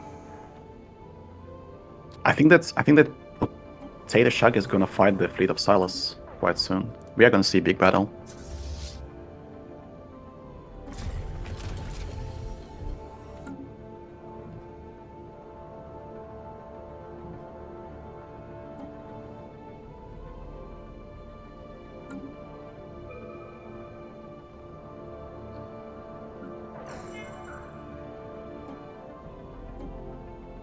Oh, Stardust started building fortresses. Oh, there goes Lee's Fire. Yeah. First player to die at year 42F to pay respects for Lee's Fire. Well, that was expected, to be honest. Spawning next to the big squad, that's really tough.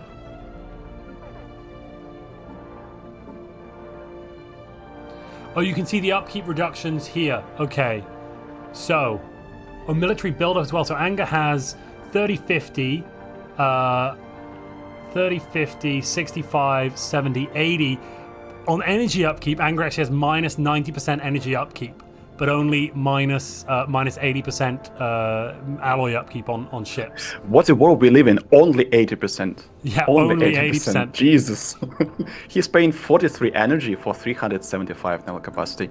He's paying 1 energy per 10 naval capacity right now. That's and 20 alloys for 375. All right. Okay. Yeah, that's GG, fine. folks. You know, that's fine. Yeah, that's fine. That's okay. That's okay. The best yeah, way don't to worry balance about it. I mean, the best way to balance it is just to cap it at like 40%. That's the maximum. That would be fine, I guess. But making it go up then that's just wow. Oh, there is a wormhole. Wait, there is a wormhole? Wait a minute. There is a wormhole from Anger to Fabianski. Jesus, this can be explosive. Oh, there is. So they could create a Fed, or be in a defensive pact, or something. Or merge Giga Hive. Or kill each other. That is another option, I suppose. I didn't think of the we could kill each other option. I went for the diplomacy first, and you went for the fight. I get it, I see. Yeah. Well, that's also sort of diplomacy. Like, instead of making a federation, we can merge. Did you say, did you say it's sort of diplomacy? Killing another player is sort of diplomacy. Oh my lord. It's not killing, it's just merging, you know? It's just merging. Different. With federation, you always have combined effort, and this is like the best combined effort you can have. It's one empire, right? It's the ultimate form of the federating diplomacy. I think there is nothing that can be more diplomatic than merging into one big federation. I mean, empire. Oh my lord. Yes. Oh wow. Fabianski has tier 3 torpedoes. That's very powerful. I would say that it's better to just swap for torpedoes right now. Anger core to the torpedo core, and also red computers as well as Anger. I mean, seeing red computers, tier 3 torpedoes. Year 45. What a game we're playing. I mean, what a game we're playing. What a status this game is at. I remember this was like technology of year 70 back in the day. Yep. Let's see, Mad Hatter. Mad Hatter's now a tributary under Spicy. They've got all the bonuses, but they just can't really use them.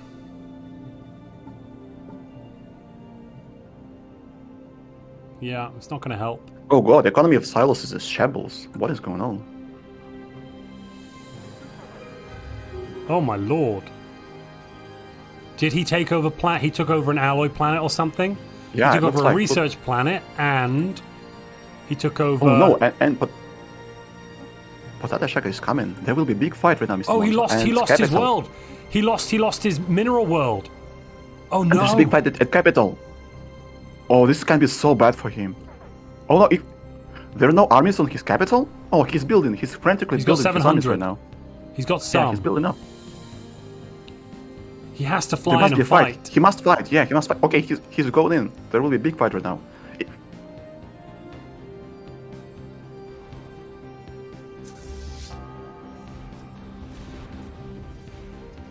Potato, I think that Potato might lose this fight, but he's gonna win in terms of war exhaustion. Yeah, and also that the mineral loss for Silas. I think Silas has lost the fight. Yeah, now the starbase is joining in. Oh wait, what? So close, so What? close. Oh, one set of ships ran away.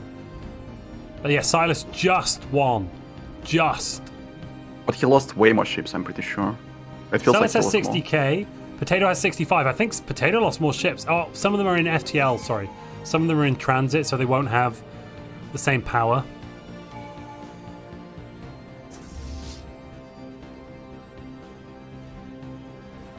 Oh no, they just returned to the next. One of the fleets got caught. Oh, no! But wait. Oh, they just got the caught. bug. Disengage. This is the bug. The disengage bug. Oh, Look, no. they're all getting cold. They're all oh god, dying. this is so bad. Oh, he just managed to get them out of there and lost an admiral. Oh god. Okay, that was really bad. Please, Paradox. Yeah, Don't fix tell me the this is another bug. disengage. Okay, no. Yeah, please fix the disengage. It's so heartbreaking to see this happening. Because Potato was gonna win this. Now there is a chance he loses this because of the bug. This is heartbreaking. Silas has managed to balance his economy now by getting back that planet. Oh, he hasn't got the planet back Oh, yet. he hasn't. No, he But he still balanced the gotten- economy by changing the jobs over. Oh, I'm looking at Potato Oregano. Shagger's point of view. Sorry. Oh yeah, Silas is having an issue, but we'll fix it in a moment. Oregon is attacking into the inner territories of Potato Shagger, and Potato Shagger is going to repel that attack, but he will not be able to attack that common attack from Silas. That was so unlucky for him. And this is why it's so important to put your home star bases, because his ships Yeah. just disengaged the series. Yeah. And look at this Someone in now. the chat is asking what the bug is. So the bug is basically sometimes your fleets will retreat and they will retreat back to the exact spot they were in, meaning they then jump straight back into the fight, massively damaged, and they'll just die almost immediately. If I may elaborate on that, actually it happens when the last ship of the fleet, if it gets killed, all the disengaged ships just reemerge in the battlefield. If the last ship gets disengaged, Oh, so that's then what happens. it's all If ever fine. the last ship Yes, gets yes, killed, yes. Mhm. they re-emerge. Oh, that's weird. And we have reported this quite some time ago to Paradox, and I think it's really hard to break this bug, to break its bones. Oh, there is a fight, but Potato actually is No. push it back. Oregano ran away straight away. Look at the war exhaustion. Potato was at 71% before that bug. Now he's at 100%. There is no chance he wins now. And it will give time to Silas to rebuild, balance his economy, and win in the next war. This is how game breaking the bug can be. It's not about losing ships. He has a lot of early production. It's about the war exhaustion right now. Oregano's main Ministry of Education, his main research planet, has been completely depopulated though. Look. There's two armies just in orbit because they fought until all the pops died. In Barnard Star, next to Oregano's capital.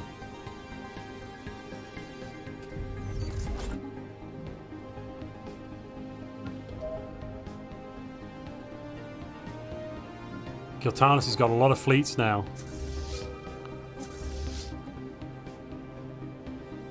A lot of fleets. Funnily enough, Sarks has even more, 136k. I wonder what the ship designs will be for them. He's managed to get the trait. Oh, yeah. Shroud Touched. He has the Shroud Yeah. Touch trait on a bunch of people. Shroud Touch Admirals and Shroud Touch Architects. The Admiral, though, is better. Plus 20% evasion and plus 20% tracking. Oh, wow. I mean, frankly speaking, ship upkeep plus 20%, I would not like it, to be honest. Also, Shroud If Touch that was Architect, weapon- minus 15% ship build and district cost, fine. But you get plus 10% empire size? That's crap. I think this is not good, actually. That's if that was terrible, like the... Yeah, that's not good at all. You basically do not want to increase the upkeep of your ships.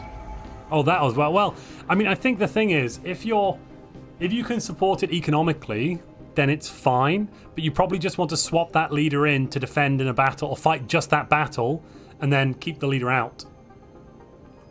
So you'd put it in just for the battle, then take the leader away. even after losing the fleet, Potato Shaka is ahead in terms of fleet power. Also, we haven't Silas. checked the score. I've just realized somebody in chat's pointing out. Oh, right, yes, so true. Cyrax is in first place with 38. Actually, no, he's in first place with 34. Because he gets the minus 10%. Giltanis is in second place with 33. Fabianski's in third with 31. Anger's in fourth with 23. Singularity's in fifth with 22. So even though they're in a massive federation together, only Giltanis and Cyrax are really reaping the benefits from it. Strongblorg is down there all the way in eighth with only 16 points. And most of his points are from Unity Power, becoming cybernetic, passing resolutions. They must kill other hives in order to achieve victory, I think. To That's win. the only plausible way. Funnily enough, Potato Shaka has 243 pops and Cyrax has 260, even though Silas got planets. Oh no, Silas is still missing a planet. The one that was conquered. Damn, this is such a big planet, such a big mineral planet. That's why Silas was at the deficit of minerals. Now he's doing fine. But he had to... Why hasn't he retaken had to, it? Why hasn't he retaken it yet, though? I thought he went to grab it. Did he fail? Oh, he tries to grab the last planet, 2 planets of Stardust, I guess. Wait. Oh, no, Stardust is gone. That's it. I think that, yes, his army is coming back. Yeah, he's taking this planet quite soon. If only Stardust barricaded. That's the lesson for all those watching. Build if armies you are losing, and fortresses. Stardust had plenty of time, like 2 to 3 years at least. And with Progenitor, it's so easy to spam those armies and so hard to get rid of them if you're an attacker. Wait a minute. How did Spicy get that system? Pardon me? Spicy has a system between Oregano and Silas. How did that happen?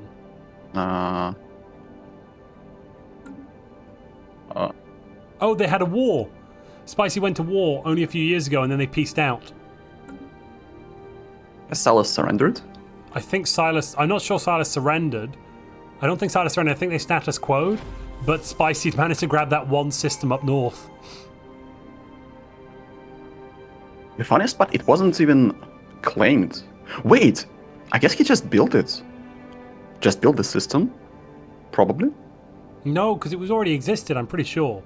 It used to belong to Silas. Or maybe it didn't. No, maybe he did just build the system. Maybe you're right. Because there is no claim from Spicy's side, as I can tell. No.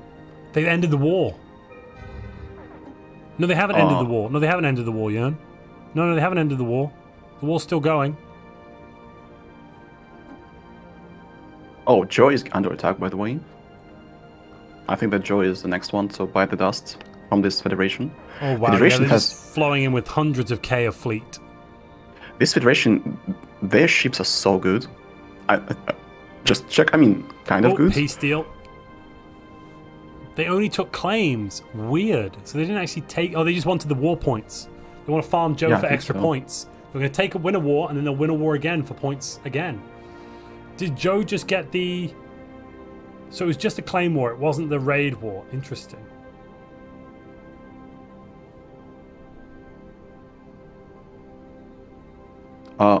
If there was a chance for you to change weapons, let's say protons or tachyon lances or anything, what would you change in those weapons? I think what the main change I would make actually is that I would make armor and shields. I don't know. At the moment I think that armor is very unbalanced. It doesn't cost any energy. It has almost double the hit points of shields. And that means it's in a very weird spot. So like minus 70% against armor is much worse than minus 70% against shields because most ships have twice the armor as they do shields. So and also with all these crazy discounts, it's so easy to build full armor ships because they cost nothing. Yeah. So I think I don't know exactly how I change it, but I might actually. Or maybe there's some weapons that you miss. Because I miss protons and neutrons. I miss those. Well, protons and neutrons still work. They're not as good because they're G slot, and they're not as good a G slot as just regular torpedoes most of the time because they're so bad against shields and stuff, and they have a minimum fire range. I would say that the worst part of them is that they have the firing arc. If there was no firing arc, they were super good, especially in kiting compositions. And actually, they're kind of busted in terms of there are like 3 proton launches and neutron launches per ships now. Oh wait, Jernsaxe has that Osalos fleets are split up and about to engage. Wait, where is it going? We need to check that. By the way, thank Mr. Jernsaxe for helping us. Oh, here. Oh wait. Oh yeah, he's running away, but the thing is that he can always just peace out because it's 100%. Yeah, there is auto. He can just drag this war forever. Oh, Potato running away. Silas can That's fight as interesting. long as Silas wants. And the worst bit is, Potato declared the war, but Potato now has a bigger fleet. Like, Potato's got 90k now. I don't know why he's running away. Maybe he wants to rebuild his ships into something. There is a chance.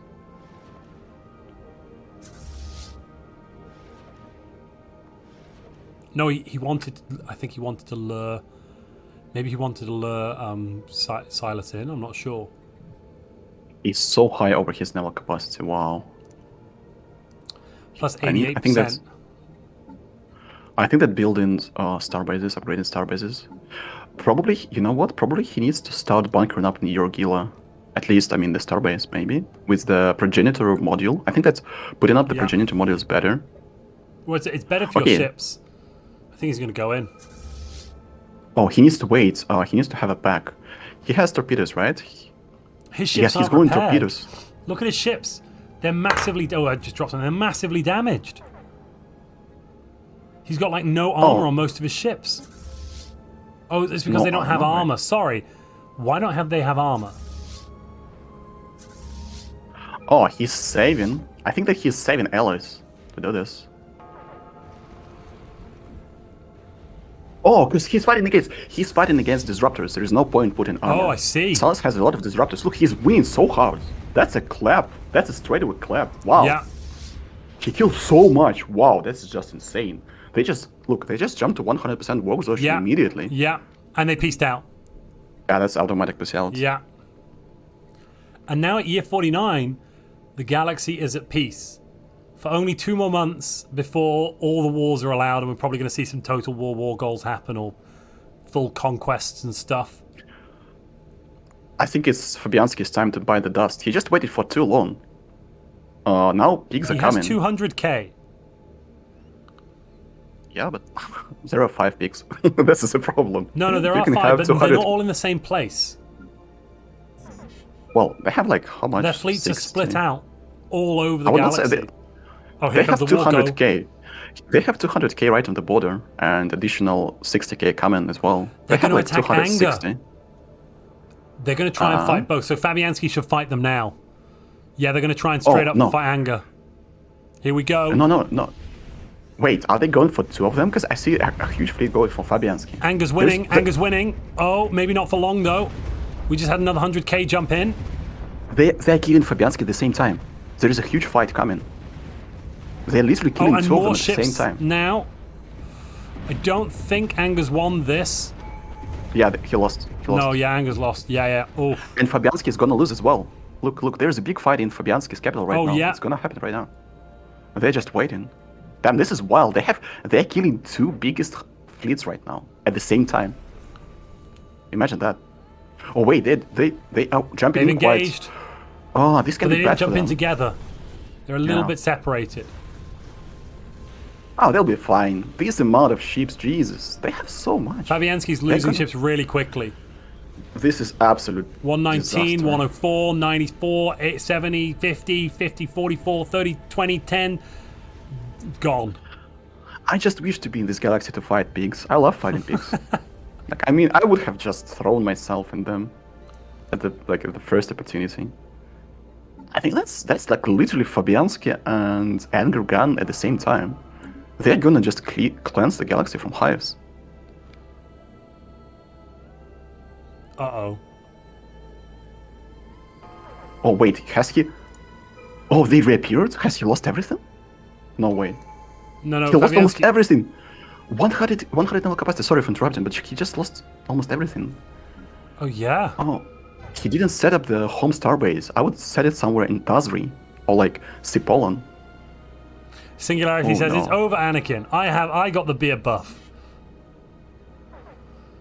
I think Singularity might really... Fabianski just lost 170k of fleets in a very fast engagement. Yeah, Fabianski had to attack while he had an opportunity. Now they're just gonna... I mean, these players, all of 5 players are really strong, and they are really well coordinated. Yeah. There is almost nothing in this galaxy that can stand against that, unless the whole galaxy says, okay, that's We over. thought it was going to be the Hive game, and it turns into a clone game all over again. How does it happen? I would say it's like the pig that got cloned game. Yeah, we have a lot of Giga members. Cloned. Yeah. The thing is, though, the south part of the galaxy, Silas, Singularity, and Spicy could form a federation together. 1, 2, 3, 4, 5, 6, 7, 8, 9, 10. 1, 2, 3, 4, 5, 6, 7, 8, 9. Oh no. Well, actually, no. If Toast joined the Federation, if Mad Hatter joined, 1 second. 1, 2, 3, 4, 5, 6, 7, 8, 9, 10. No. Spicy would need to move his capital. If Spicy moves his capital to Oxmon, 1, 2, 3, 4, 5, 6, 7, 8, 9, 10. Oh, Toast would have to move his capital as well. So basically, the South could form a big federation or like a series of defensive pacts. If Silas, Spicy, and Singularity together formed up, they could probably handle the North. Or at least better than is currently happening. Fabianski is dying with the, he is stocked with alloys, 15k alloys, he has no shipyards. And at the same time, Angeru had 10 construction ships. He was gonna build 1 million of habitats, but he did not succeed with that. I guess he's just gonna get overrun. Yeah. What? Anger... He has no allies at all. Yeah, he was just swarmed. That's a swarm of pigs coming his way. I think it's the worst. I mean, in competitive Stellaris, it's the worst that can happen, because pigs, they're well coordinated. They're all in voice together. They're all having a good chat, and they're very, very tactical. And they all of them are strong. I mean, I would not say that I have an edge. Let's say I was over Gildanos 1v1. So, or let's say Stromblorg. Imagine 5 of these players together, coordinating everything. That's really scary.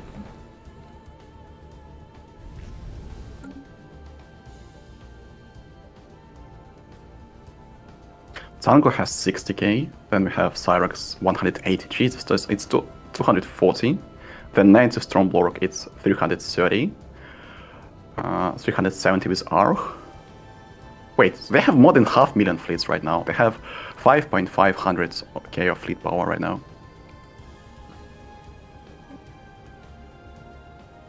Goodness me. Funnily enough, I was told that there will be... I mean, there were 2 teams in the previous quarterfinals and finals, right? There was the team of Leastfire, and there was a team of... Yeah. So, I mean, Leastfire got annihilated quite fast, right? So I think that his team did not work out. I can't remember exactly, but that sounds about right, yeah. No. I think he's the target because people know that he's good at making federations and coordinating people, so basically he had the target on his back. I wonder who took the planets. Oh, I guess it was Arch. Maybe Arch will be just the person who is stockpiling resources and producing all the resources. Because he does not have a lot of fleets, and his fleets are not well advanced compared to the Gildanos, let's say. I mean, Gildanos also does not have super strong weapons right now. Arch hasn't actually got that much in the way of resources. Yeah, that's interesting. Cyrax has the resources.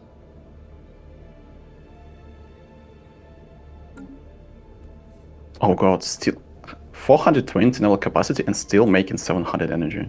How much from trade? Branch office is 1.3k. Okay, that's fine, I guess. He's paying in 200 energy for his ships. That's also quite scary. I'm surprised that Tango Yankee is actually playing the clone instead of the... He's known for playing Hive Minds.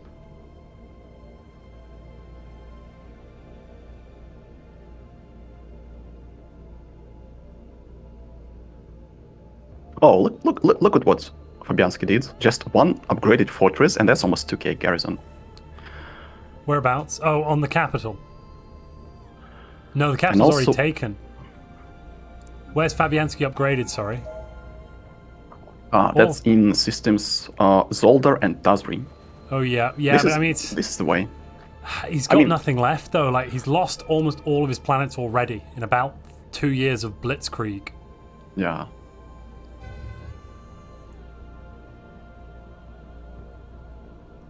Mr. Barb in chat is asking, who's the bigger crisis between the hives and the pig fed? I think the pig fed now. This is the pig fed dominating the galaxy by smashing the biggest players out as it currently stood. This is the problem. When someone is coordinated before the game, basically, if, let's say, if Potato Shago and Salas were not fighting each other, just coordinated with Fabianski, I think they stood a really good chance against this federation. But they were just fighting each other, making each other weaker, and now they stood no chance. The enigmatic cash has landed, has gone to Singularity's capital. You got a big hit in me. Yeah, he's getting like 13 research per pop, and he's got 32 researchers there. He's now making 2.2k research per month. Mr. Montu, may I ask you to check the Dacia system where it spawned? It spawned in Fabianski space. And pigs are gonna make a nominal of it quite soon. Oh yeah, it's just I see it's plot armor. It's literally plot armor. What is going on? Like today is the I see that. Helito was in Fabianski's space, but he didn't manage to do anything with it. Yeah, Fabianski basically has 2k armies on all his planets. I mean, standard planets. All the planets he has left. Yeah. Fabianski currently only has 2 planets left. Oh wait, no. One of them's being invaded right now. He has 3 planets. One being invaded, one with no armies, and one with 2k. Oh wow, that invasion was just repelled. Oh, this kinda... Okay, this will be bad. All the defense armies will just... Oh wait, no, they will not, because they are bombing it. That's fine. Wait, is it just... It's just pigs killing 2 big highmans, and the galaxy is doing nothing about it. They're just watching. The galaxy's just watching, going, oh, I'm glad it's not me. Guys, I have bad news for you. Yeah. In 10 years, they're coming for you, so you better just start doing it. Reminds me of that speech by Picard in Star Trek Generation. Oh no, what's it? Star Trek First Contact? No, the one where he's like talking about the Borg, and he's like, they invade our space and we fall back. They consume entire worlds and we do nothing. The line must be drawn here, this far, no further. And if this galaxy is just not drawing lines, they're going, oh no, don't worry about that. That's the North problem. We're all having fun down south. The problem is that soon the North will be everywhere. There will be no South left. There will be no South left. Thing is, though, then they're going to need to start fighting each other. Oh yeah, they have to do something. They cannot be just they need to merge. If they kill everybody, then they need to. Then it's like, well, who gets the podium spots? What they'll probably do is what I would recommend they do is they kick whoever has the highest score from the Federation and kill them.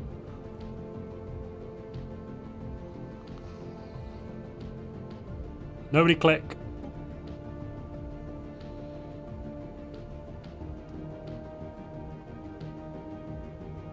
Fabianski was from Acorn.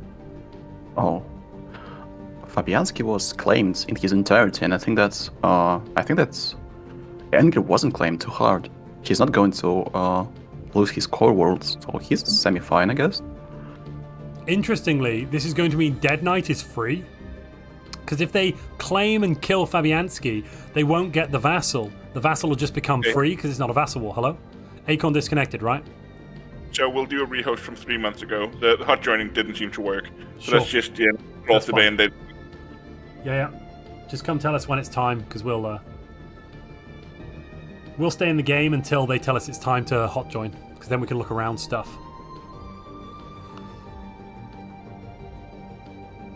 So Dead Knight will be free, but I don't think his freedom will last very long because he doesn't have any sort of truce or anything like that with the pigs. So he'll just die. I wonder who has the biggest pop amount right now. I think it's Singularity and Arch, but I guess that Arch has some of the... Silas has 307, so that's 70 behind. No, it's Silas. It's Singularity R and then Silas. I mean, Silas conquered another hive-mind, so I was expecting more pops, to be honest. But he didn't have a lot of planets from start, and actually Potato Shaggy is being able to almost keep up with pops because he had more planets. I guess he had 1 ocean and 1 continental from start. Yeah. That's why he's so strong. Well, he's not kept up that much. He's at 248, which is a good 100 pops behind Singularity. Yeah, I mean, Singularity had a lot of planets and also the primitives, which helped a lot. The question is, I mean, Singularity is super strong, but if there is like 5 pigs on his tail, you have to be like 3 times strong as he is right now. But he enjoys building stuff. He enjoys just building his planets, empire. Yeah, SimCity. And then, like, I finished farming at the end of the game, like year 90, when he has 25 million planets, habitats, and all this kind of stuff. He kind of reminds me of Artonix, another machine player whom I haven't seen like in 2 years, and I miss him. That madman used to build like 40 habitats in addition to his 20 planets, and just build it 24/7. And at the end of the game, he had like, I think, like a third of the pops of the galaxy. I think it's time for us to hot join. So I'm just going to jump back to the main menu, and we'll go back to Lobby Simulator 3000. The lobby's up. The same password. Please Yeah. try. It's called Acon Rehost. I think we're only waiting for you. Yes, no, I thought so. We were waiting in the game until you told us it was time. Perfect. Alright, I'm in. This was so fast. Wow. I think that Jernsaxe has some incredible connection. Jern's also very good at organizing people. So we've really got it down to an art of, we bring everyone into the lobby, we make sure they're all in voice, we tell them all to join right now, and then we go. Oh wait, do you accept them all in one batch? Yes. Oh, it works now. Okay, fine. I remember how it used to crash lobbies. I mean, that's why we kind of limited like 7 to 8 players per one batch. No, it's better to do it in one go these days. It just works better. Much better. Yeah, good to know. I was really surprised that the lobby was up and all the players were in at this point. Makes sense.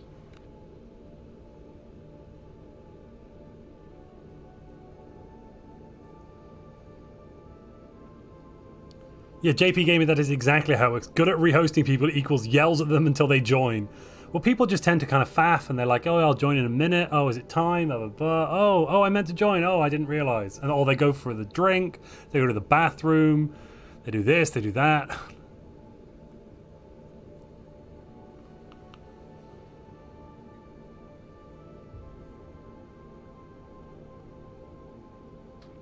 I think that a lot will be decided what Silas and Potato Shaga are gonna do. To be honest, if I were Potato Shaga, I would still keep attacking Silas. Yeah, but then you'd lose. Yeah, but then you just die. The big squad, the horde. Like, look, if you look just at the galaxy, like the top of the galaxy is the same color, and there are no other players there. And the rest of the galaxy that isn't the same color is slowly becoming the same color. Yeah, the same color. So I would say that it's time to unite, boys. Just leave aside all your fights you had if you want to survive, or you'll be just. Or they'll all just be pig food. Yeah, I remember that speech from Snatch, movie Snatch. Like pigs can eat like any amount of pounds of human flesh in some amount of time, right? This is like what happened in this galaxy. These pigs can eat one empire per 3 years. Jesus, that's actually horrifying. But I would love to fight them so much. As a group, they can do 2 empires in 3 years. Yeah, like I would love to fight them so much, because it's not about winning, it's about fighting and inflicting as much damage as you can with all the cheeky maneuvers you can do. Yeah, they're really good at. Mad Hatter has level 9 leaders now. Oh my god. Year 53, yeah, that's balanced actually. That's fine. This is just silly. He has the 5 endurance plus 25% lead experience gain, leadership conditioning agenda plus 10% lead experience gain. All this lead experience gains. Oh, yeah. He also started with aptitude. Yeah, it makes sense. Yeah. The funniest part is that he's not that well developed, right? No. Because his leaders are No, this is just the game's doing it for him. He's not really done anything to just, he's taken. He took Neurovolts, he took Strength of Legions, and he's just pushed his leaders a bit ahead. Oh no. Actually, Singularity does not have any discounts on his leaders. He's making 445 alloys, but compared to someone who has a lot of discounts, it's nothing. Yeah. Mr. Turret in my chat says, the galaxy stands on the brink of destruction. No one can escape it. You will unite or you will fall. Yeah, that's true. Alright, Gandalf. You will unite. You will unite or you will get yoinked, basically. I'm Or is it surprised there are no Elrond? other I can't remember who does federations. that speech. Sorry, no other. Yeah, there's no other federations. I'm surprised that that Singularity isn't trying to make a federation with Toast and Spicy, to be honest, or at least a defensive pact or something. If they moved their capitals a bit, they could do it. I think the Federation wants to kill the Fallen Empire and get access to their planets, probably. But I think it might be too late. Oh, lol. Singularity has cruisers called Comrade Truck class. Okay, thank you, Mr. Singularity. Oh, yeah, it does. Oh, and he's... Oh, God, look at these things. Whirlwind missiles and strike craft. Oh. I mean... that's not something to be the proud Fallen of. Empire just went and killed something. They went and killed a Leviathan. They killed a Leviathan. Oh. What? Why did they do that? Let's see where their ships are. Oh, that... What? I think they went and killed a single system of the... I'm very confused what they just did. They went and killed somebody for some reason. Huh. Oh no, if Potato Shaga has a chance to fight against Silas, he will absolutely destroy him. Look at his ships. That's shield hardiness against disruptors of Silas. Oh god, this will be nasty. This will be absolutely... Okay. If they fight though, they'll die in the end. Like they won't be able to survive. Like if the South don't unite now, they will die. And there's part of the point of the rule set is we want to encourage diplomatic play. We want to encourage people to form federations to do this kind of stuff. And we also want to encourage people to like form other diplomatic blocks to fight them. So like if you have 5 players killing you, you failed at diplomacy. Somewhat. That's the feeling. There is like 4 years till the next fight. Oh, Jernsaxe said that Ark mentioned during the rehost that he went for cross-personification rock servitors with lithoids biotrophies that they had crystals, so they actually searched for that. Yeah. And they searched for this shroud tunnel thingy, and they were actually lucky that it was so like they were close really to lucky in their space as well. Yeah, and the way they spawned on the top, like they all spawned in like 3-hour sector out of 12-hour sector. Yeah, I say maybe 4-hour sector. It couldn't have gone better for them, really. You know. Yeah, that was and the best plan. They had a really cool. Wait a minute. Tensa Swarm. Oh no, sorry. Yeah, yes. Go on. No, sorry, please. go on. I thought you were saying. I thought I saw that Fabianski wasn't at war, but he is. Please continue. I was wondering why Elrond has the same color of his borders. I think that he's paying tribute, right? Which player? Elrond. Elrond. Yeah, they they made him a tribute at like year 40. Oh, makes sense. Which means he has some points. Where is he? He's paying 270 energy and 120 minerals. That's not too much, actually. That's surprising. I think that they're not getting... I mean, the reason why they have not conquered them, I think there is no use of pops, right? But no, exactly, yeah. Also, they couldn't. It was year 40. So they wanted to do a war, and they could only do a vassal war. But that means that Elrad's still in with a chance of, like, doing something. He's only 10 points behind Strongblock. Wait, can they integrate them? Is it allowed by the rules to integrate players? After year 50, but... So there's a big but here. Elrond is a tribute. Oh, pretty sure, yeah. So they can only change the agreement, like from tribute to vassal, if Elrond agrees. And they can't change the deal, so they can't actually integrate him because they made him a tribute. The only way they can integrate him is by doing making him a vassal with the oppressive vassal policy in your policies, because that means that the deal will come with, if I just go to it for a second. So if you do vassal policy, oh, he hasn't got it because he's a vassal. Give me a second. Subjugation war terms. If I can't do hostile takeover, let me pick a different one. Okay, here we go. So, for example, Giltanis has his vassal policy at benevolent. If he sets it to oppressive, when he takes a vassal, the integration will be permitted, which is the only way you can integrate a vassal. So first you have to set to oppressive, then take them as a vassal, and then you can integrate them after year 50. But this means Elrad is safe, kind of. If he just focuses on his science and his unity, he can probably score some points. I mean, if he just focuses on unity, actually. Because you can get a lot of points from unity if you make a lot of it. He's making 300 now. He needs to get that number higher. But if he can do, he could get up to 5 points from unity. He could also get a few points from building possibly some mega structures. Looking at his alloy income, I think that's unlikely, and his science income, I think that's unlikely. So unity would be good for him. Maybe also system control. So if he just goes out and starts grabbing all of these empty systems that are just lying around, he can probably get some points from controlled space. And additionally, he can probably also get some points for completing his ascension path, which no, he's done that, hasn't he? Yeah, he's completed that. There's points there, yeah. So we can get some points for passing some galactic resolutions. He could also get some points for transforming a planet into a Gaia world or a Hive world, all of those kind of things.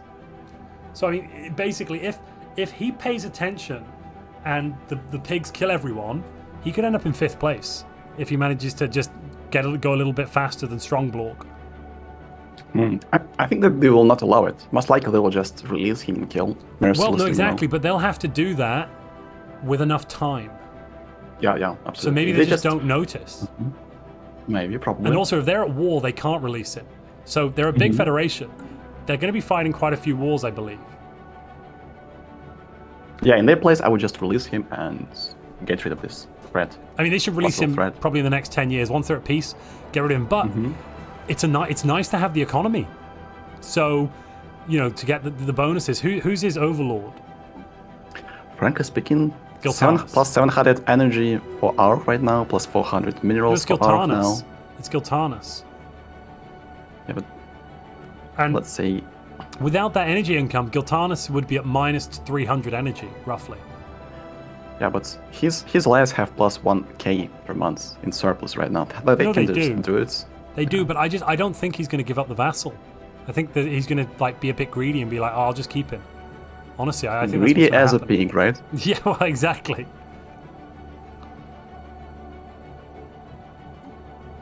I think they full occupied Fabianski now. Yeah. Fabianski is trying to. Oh, he's trying to come back. Yeah. He's trying to get some 9 cruisers. The last cruiser standing. That's the funniest part.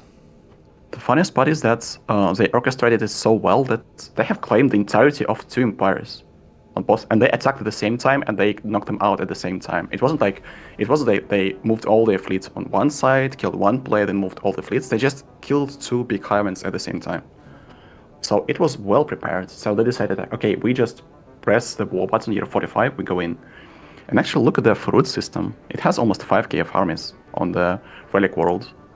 And this will... Sorry, which player? Which player has 5? Oh, is that that's Anger and... Oh, no, Anger. Anger, yeah.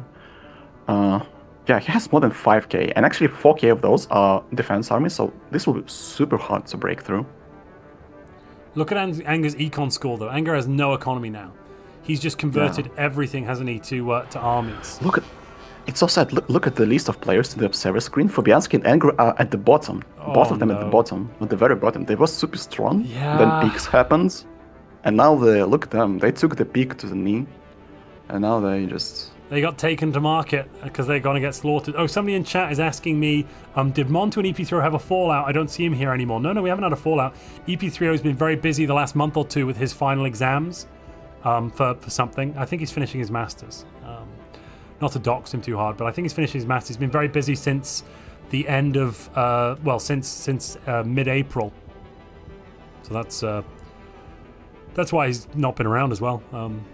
Because I have done some of these events with EP3O before, but that's all that is. I would not be expecting this to happen, but I think that the Peak Federation has double of the united fleet power of the whole galaxy that is left at the moment. So the pigs have 200, 330, 400, 600, 680. They're about 670 roughly. The rest of the galaxy has 110, 230, 330, Sakuya has 120 there, so 330, 450. Potato Shagger has 168. No, they got about equal. Plus Mad Hatter has 60. Yeah, I guess I underestimated. So, if the Galaxy united, they could fight them. But they have to unite today. The problem is Cyrax is sitting at 20k alloys. He has 20k of minerals. Everything is just overflowing. He has discounts as well, I guess. Yeah, he could support a bigger fleet. Cyrax could build an extra few hundred nav cap right now. He's got the energy and he's got the mineral income to go well over his fleet capacity. I wonder if they have prepared the ship discounts Starbase. Acorn is offering to trade energy credits for alloys. He's got 70k alloys and he's like, I'm happy to trade them. That's not the biggest on offensive. The Galaxy is just stagnant. Everyone's just watching. I guess everyone just got moral damage, emotional damage from what is happening. They're just watching. Everyone is just shocked, I guess. They have to unite right now. Otherwise, in 40 years, I think that half the Galaxy will be culled and destroyed.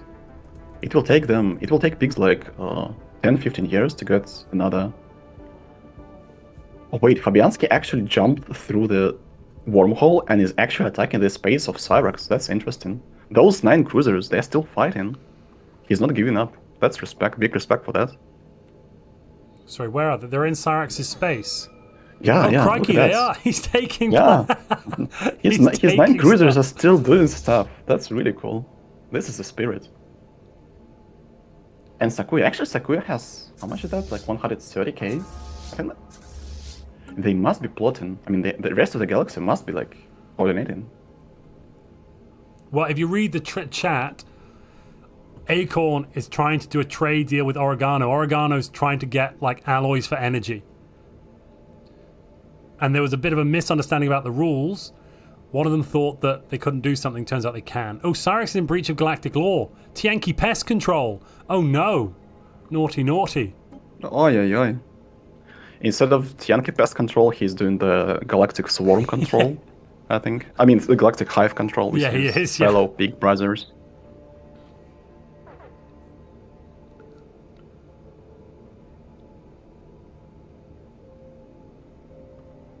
The cruisers are now running away. Deep space disinsection is going to go deal with those insects. But how fast are they? 235, and Fabianski's ships are 222. No, Fabianski's ships are too slow. Uh-oh. He can't get out of there in time. It'll take his hyperdrives too long to charge up. He's only at minus 25% hyperdrive time. The noble fleet of 9, they're gonna die. Oh no. Yeah, here they go. 8 gone. Well, they're not dead, but they're kind of out of there. Jernsaxe that actually said that Spicy and Singularity have a lot of alloy income. That's true. They have like 1.2k combined. And I've been just checking the like governments of the big squads. Just check Stromblorg, and he has 50 ship upkeep reduction from his leaders alone, being the Bio Empire. That is kind of scary. So technically that's even more. Wait, doesn't have any discounts. I don't get why he's not got any discounts. Maybe he just rolled badly. It's hard to know. Yeah, most likely. But he can, I mean, has he built any... One can just build some habitats and go for it. I mean, just build a couple of, or like 3 habitats in the system and just start pumping out those ships. Right, we've had the year 60 scores come in. Cyrax is in first. Giltanis is in second. Singularity's third. R is fourth. And Fabianski is currently in fifth. But not for much longer. Oh, I think we see a Fed. Yeah, we've had a Southern Fed. Let me just check the legality there. 1, 2, 3, 4, 5, 6, 7, 8, 9, 10. Yeah, yeah, and Potato as well. Yes, they're uniting. The South is uniting, ladies and gentlemen. We're in for a fight now. Let's see what Singularity does, though. He'll need to move his capital. If he moves his capital to Scod, he can join. Damn, this is so smart. I love this. Okay, these are really good players, right? They made the math. If two strongest hives If Singularity moves his capital to Scod, he can join the Federation as well, because Scod will be in range 1, 2, 3, 4, 5, 6. Actually, maybe his capital's already in range. 1, 2, 3, 4, 5, 6, 7, 8. Not, yeah. Singularity can join the Federation because his capital is in range of Toast. Wow, this will be just... I think that we are just gearing towards the galaxy, half of the galaxy against the bigger half of the galaxy, if I may say that. We're gonna see the pigs against the world, or the world against the pigs. Oh, wait a minute. Sorry, I take it back. Buttered with Toast isn't actually in the Federation, so Singularity can't join. Oh, true.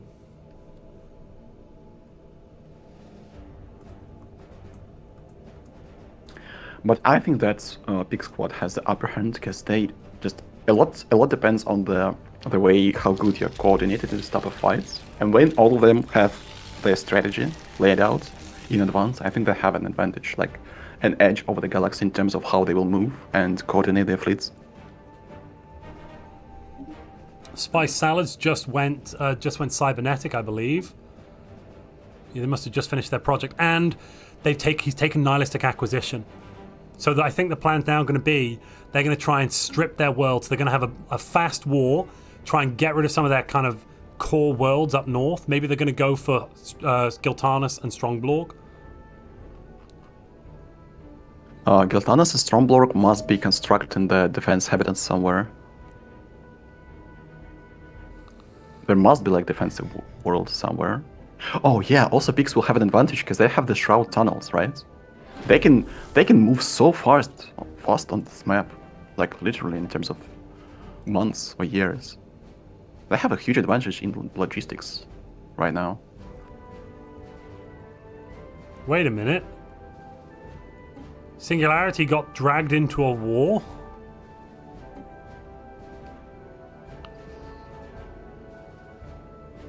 Oh, Sakoya invited him.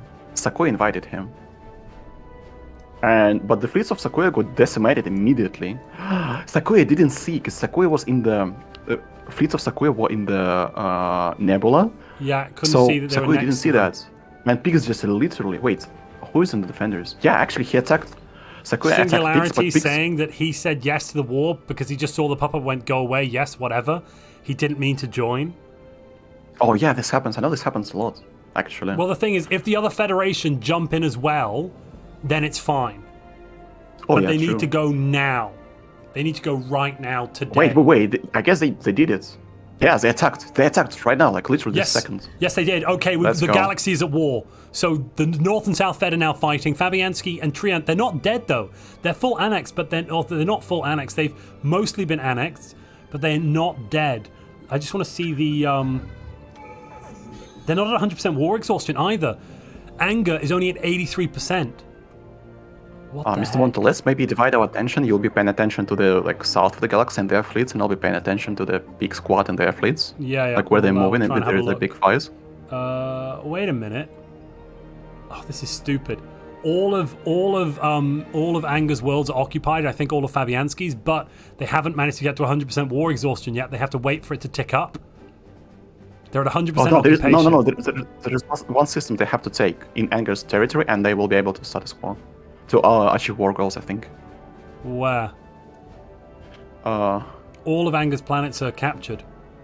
No. There's one, and there's actually those 7-8 cruisers. Fabianski's taking one system. They just need to kill these cruisers. Otherwise, these cruisers will just prevent them from making the status quo. Yeah. Wait, are these cruisers gonna lose to this? Oh no, mind. No, they're gonna win. They will not. Yeah.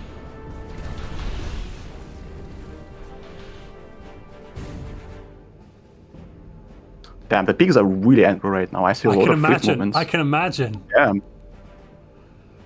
I see like loads of fleet movements. Jesus, this is horrifying. Oh wait, Elrod is actually fighting as well. Elrad's declared war on his captors. No, Elrad is in the war. It's the Zeth Heroic Blorg's war, and Tentaswarm's joined in, so he's fighting all of the rest of the Federation.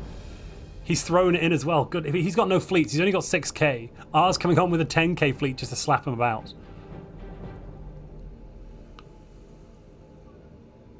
Wait, Ragoon says the Pricky T came in. Oh, the Pricky T are here. What? Really? Wait, The where Pricky are T they? have spawned. Take a look on the list.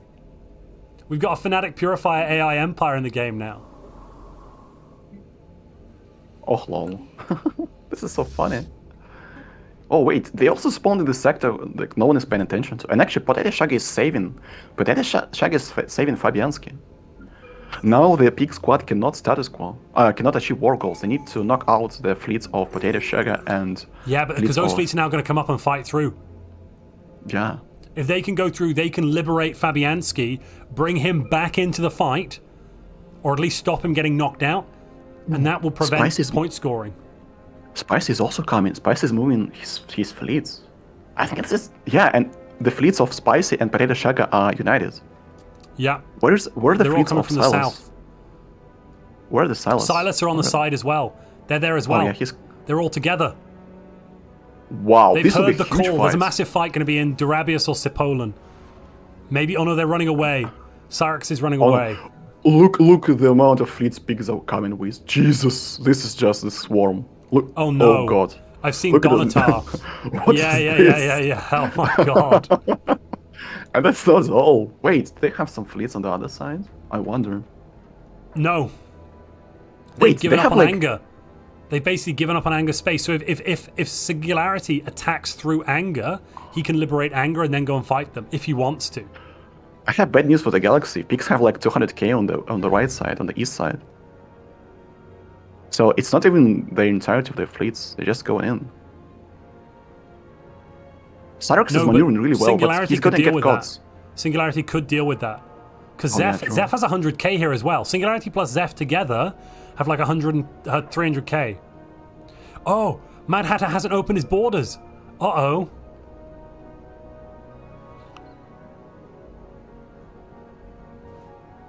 Alright, they're forming up in Durabius.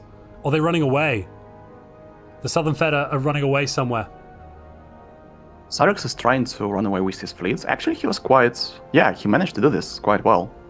There is no way he's gonna outrun them, right?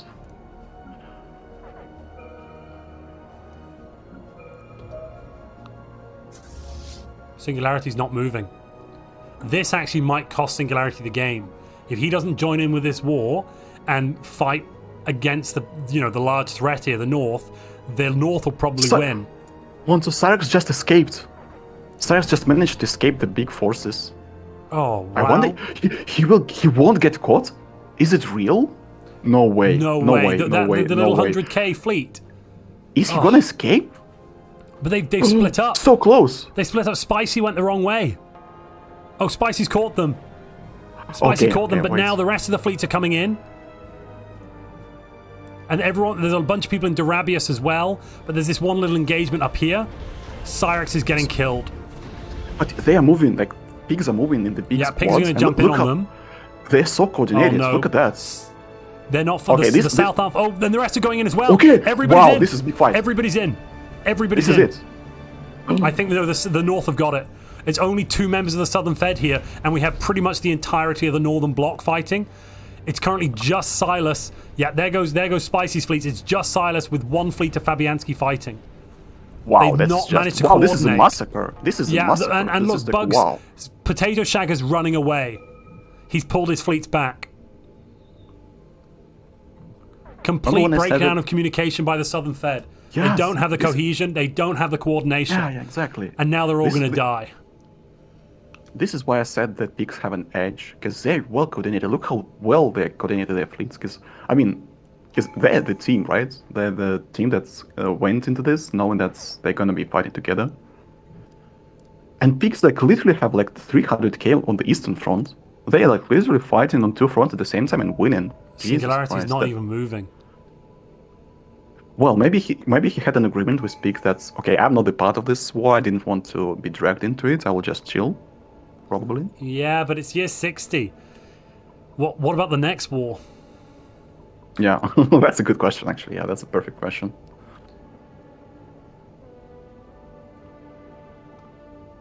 I'm looking at the fleet powers and god damn, Hiltana's almost 300k, Strombolg 220, Cyrex 250, Aroch 160. Oh, they've been caught in Regulus, I think. Oh no, that's something else. The question is who has been caught actually. No, it was just a tiny fleet of Fabianski's got. There's a couple of systems down there. They've not managed to grab. Interestingly, the border between Oregano and Strongblorg, nothing's happening there. Has Oregano even got any fleets? Oh, Singularity has moved. He moved through the wormhole. He's now to the left of Tango Yankee, in Armor Albeo. If you see that, like at 12 o'clock, right near the tower. I see that. Mm-hmm. He's come moving, up north. He's moving. Do you think he's going to go for Tango Yankee then? I think that the wisest choice here is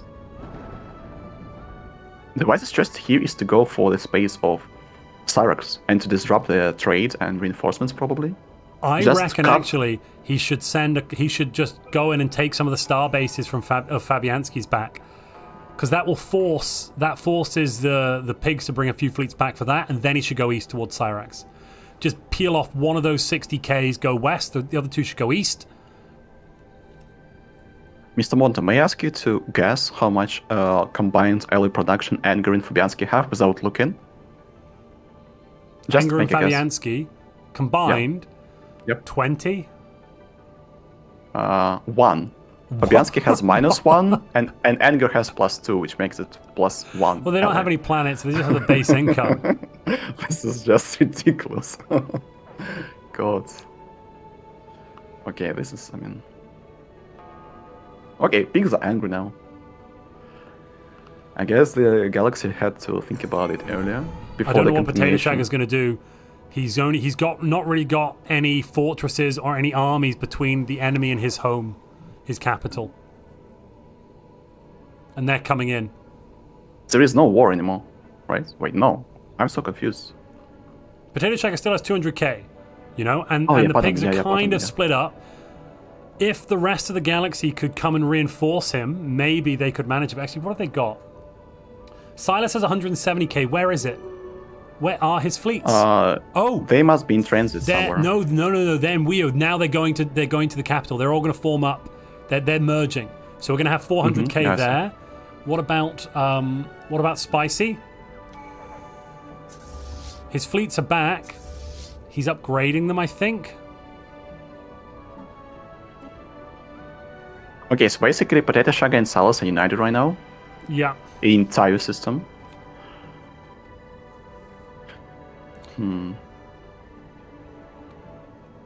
Kinvara says, just join, can I get a super quick rep? Thanks. So basically, we've got the pigs in the north they've conquered some people, tributed some people, now they're forming up into a gigafed. Then they attack Fabianski and Anger here. I should turn on and blitzed them in like 2 years. Yeah, killed blitzed them in 2 years, killed everything. And now the Southern Fed took about 5 to 10 years to get going. They formed up and they declared war on the Northern Fed at the same time as Singularity and some other people declared war on the Northern Fed. So the galaxy is on fire, but the Southern Fed or the Western Fed, I should say, went into Fabianski's territory to liberate him, but they were not coordinated. They attacked piecemeal and they got knocked back by the combined forces of what we're calling the Northern Fed or the pigs. They're now reforming here, and hopefully they're still not coordinating. Look, Silas has brought his fleets to the capital of Potato Shagger, but Potato Shagger's fleets have run away. Why? No, he's coming as well, but coming back. Pigs are merging. Pigs are merging right now. I see them merging. But to be fair, the pigs are separated. If they could merge up and hit the pigs in Talon, that would really hurt them. The pigs, I mean. I think that pigs have enough. Imdar, there's like 200k in Imdar. They have more fleets now, I guess, on that side. And Ark is like on a small endeavor of taking. Oh, I see. Ark is moving his fleets, trying to attack the territory of Spicy. It makes sense. I think that pigs are moving from Talon. Pigs will be attacking.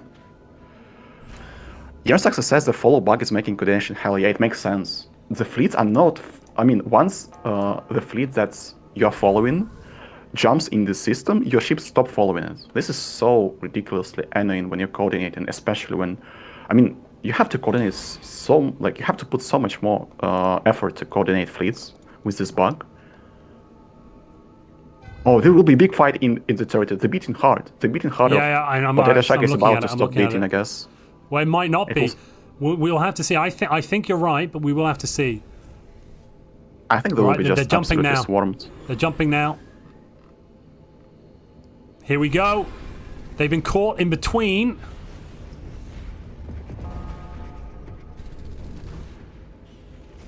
Oh, and there come the rest. Oh, my They'll lord. be absolutely swarmed. Spicy's got these interesting battleships. Yeah. Silas I mean, even. Silas has these interesting Silas, yeah. battleships.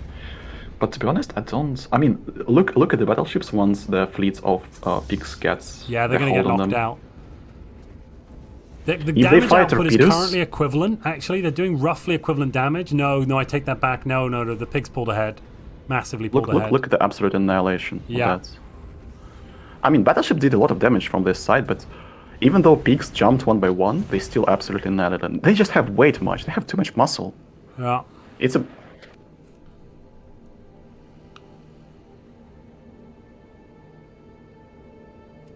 You know what? When you're fighting against bioempires, you have a lot of casualties and you're losing in war exhaustion. That's a really bad sign. And actually, Silas the is Southern retaking Federation. his systems. Look, he's got 30k, 40k, and he's just running around. They've not stationed anything. Sorry, Oh, not no. Silas. Sorry, Anger. Anger is retaking his systems.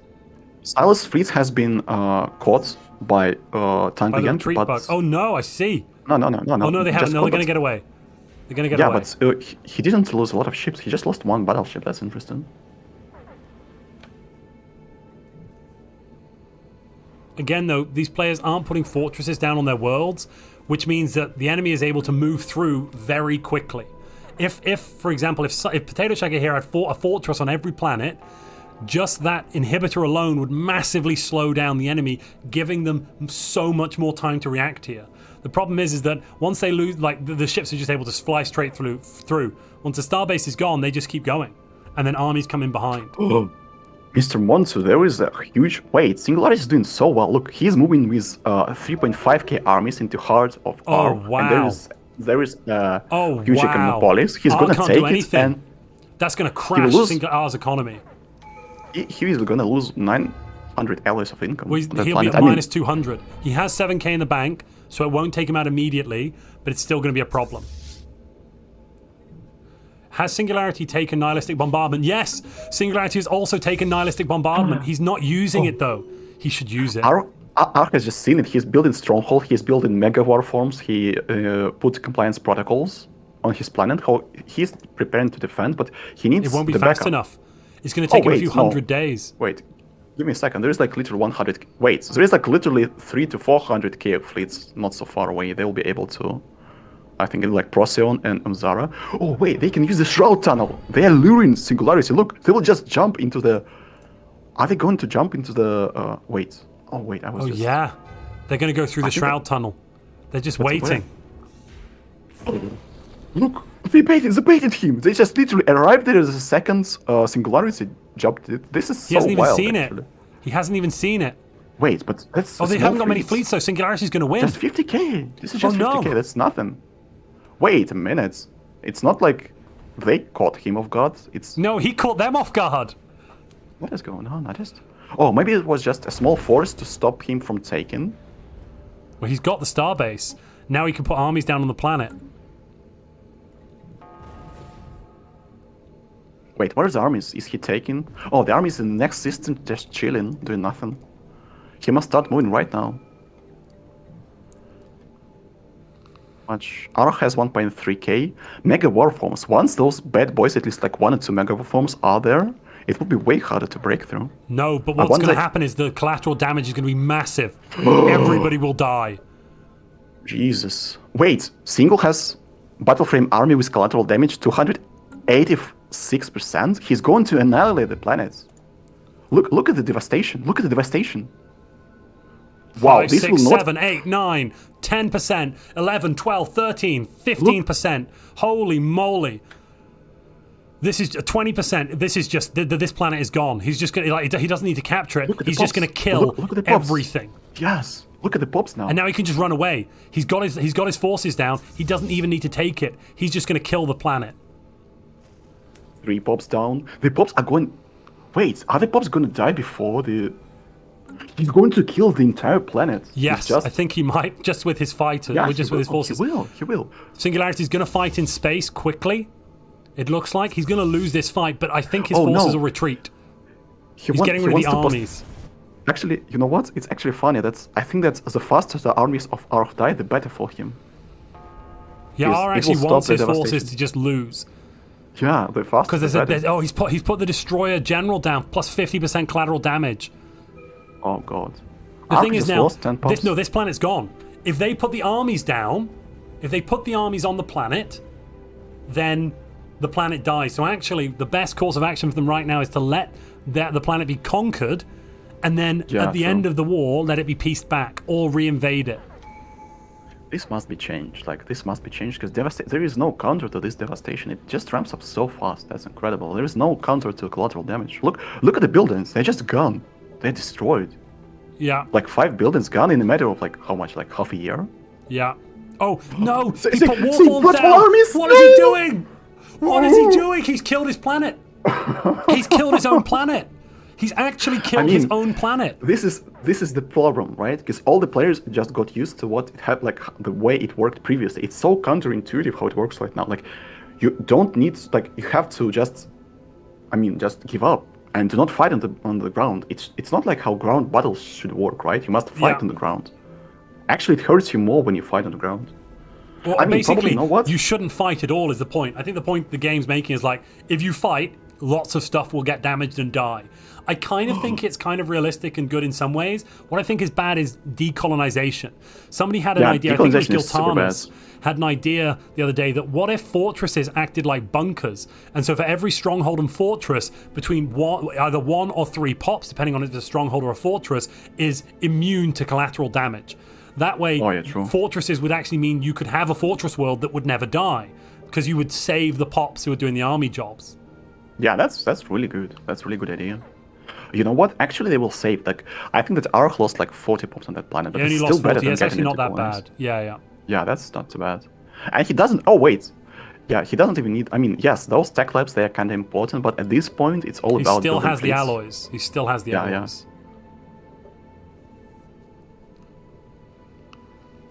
But look at the stability. It's 5%.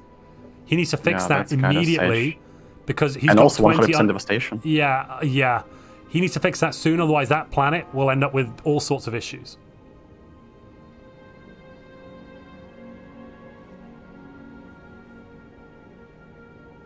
Yeah, now Oregano's going to get attacked. Is getting attacked. Oh, there's a big fight happening in Sidir. Yeah, Oregano went north, but they came in through the Shroud Tunnel and killed them. This Shroud Tunnel connection is really enabling them to coordinate well. Yeah. It was a really good idea for them to do that. Ragoons, imagine if that world just revolts. Actually, Spicy is winning the fight in the quarter world. Oh, he is? Almost next to the capital. Yeah, yes, Oregano was losing, but Spicy came in and won it. Oh, and they've occupied the capital of Strongblog. Let's take a look at Strongblog's economy. I bet it's suffering. Oh yeah, it is. Look how far down he is. Minus 100 energy, minus 120 consumer goods. Oof, he's got the reserves, so he'll be okay, but it's bad. I think that they will get territories back quite fast. The problem is that the territory of Potato Shag is occupied. Oh, and big fleets of pigs are gonna get back quite fast. They're also fighting Potato Shaggers. They're fighting on Potato Shaggers' planets. Oh, but look at this though. Acorn is retaking his stuff. Sorry, Anger, I should say. Anger is retaking his stuff. And he's brought up armies now. He has no ally incomes. That's a problem. He doesn't need it. There's no, as long as no one comes to fight him down there, his 70k is enough to retake it. And the pigs have too many issues. They can't actually win all the wars. They've become too big a threat. They have become a very great threat. And now they're going to lose for it. Fabianski has retaken a bunch of his planets and everything. Oh, have they pieced out with Fabianski? No, sorry, I'm looking at the wrong war. No, they haven't. But they're on 76 to 94% war exhaustion. Crikey. I think that they will try to take the planets off. They need to kill Oregon, I guess. And maybe give the planets to R. R is down to... R is at minus 80 alloys right now. But he's making 700 minerals. And he's buying minerals, that's funny. Oh, he's at low alloy income because of his capital is under such devastation. Yeah. And also, it's funny that he has 7.8k of gases and he's still buying gases. Yeah, so basically he's not at deficit of resources. He is fine. The big squad is fine. They can just wait. They can wait. Yeah, they can just wait, and like they just need to make sure that they do not lose their fleets. If they lose their fleets, they're in all kinds of troubles. But if they do not lose their fleets, that's fine. They will be fine. Nothing I'm bad looking at happens to Mad them. Hatter here. I think that now would be the right time for Mad Hatter if they wanted to get independence to fight to declare war against Spicy. Because I bet if Mad Hatter went, I want independence, give me independence, let me join, they're not going to say no to him. He's got 113k on the border of Spicy. Yeah. Spicy can't fight the pigs and fight Mad Hatter at the same time. Funny enough, there is a planet called Gate in Singularity space, and it has 4k of armies on it. I love the naming. I wonder why. Wait, there is a way around. Actually, I think that Tango Yankee could just cycle around and take the planet. Have you seen Tango Yankee has a little fleet in Singularity's territory, but Singularity's fleets have just returned. Yeah, just came back.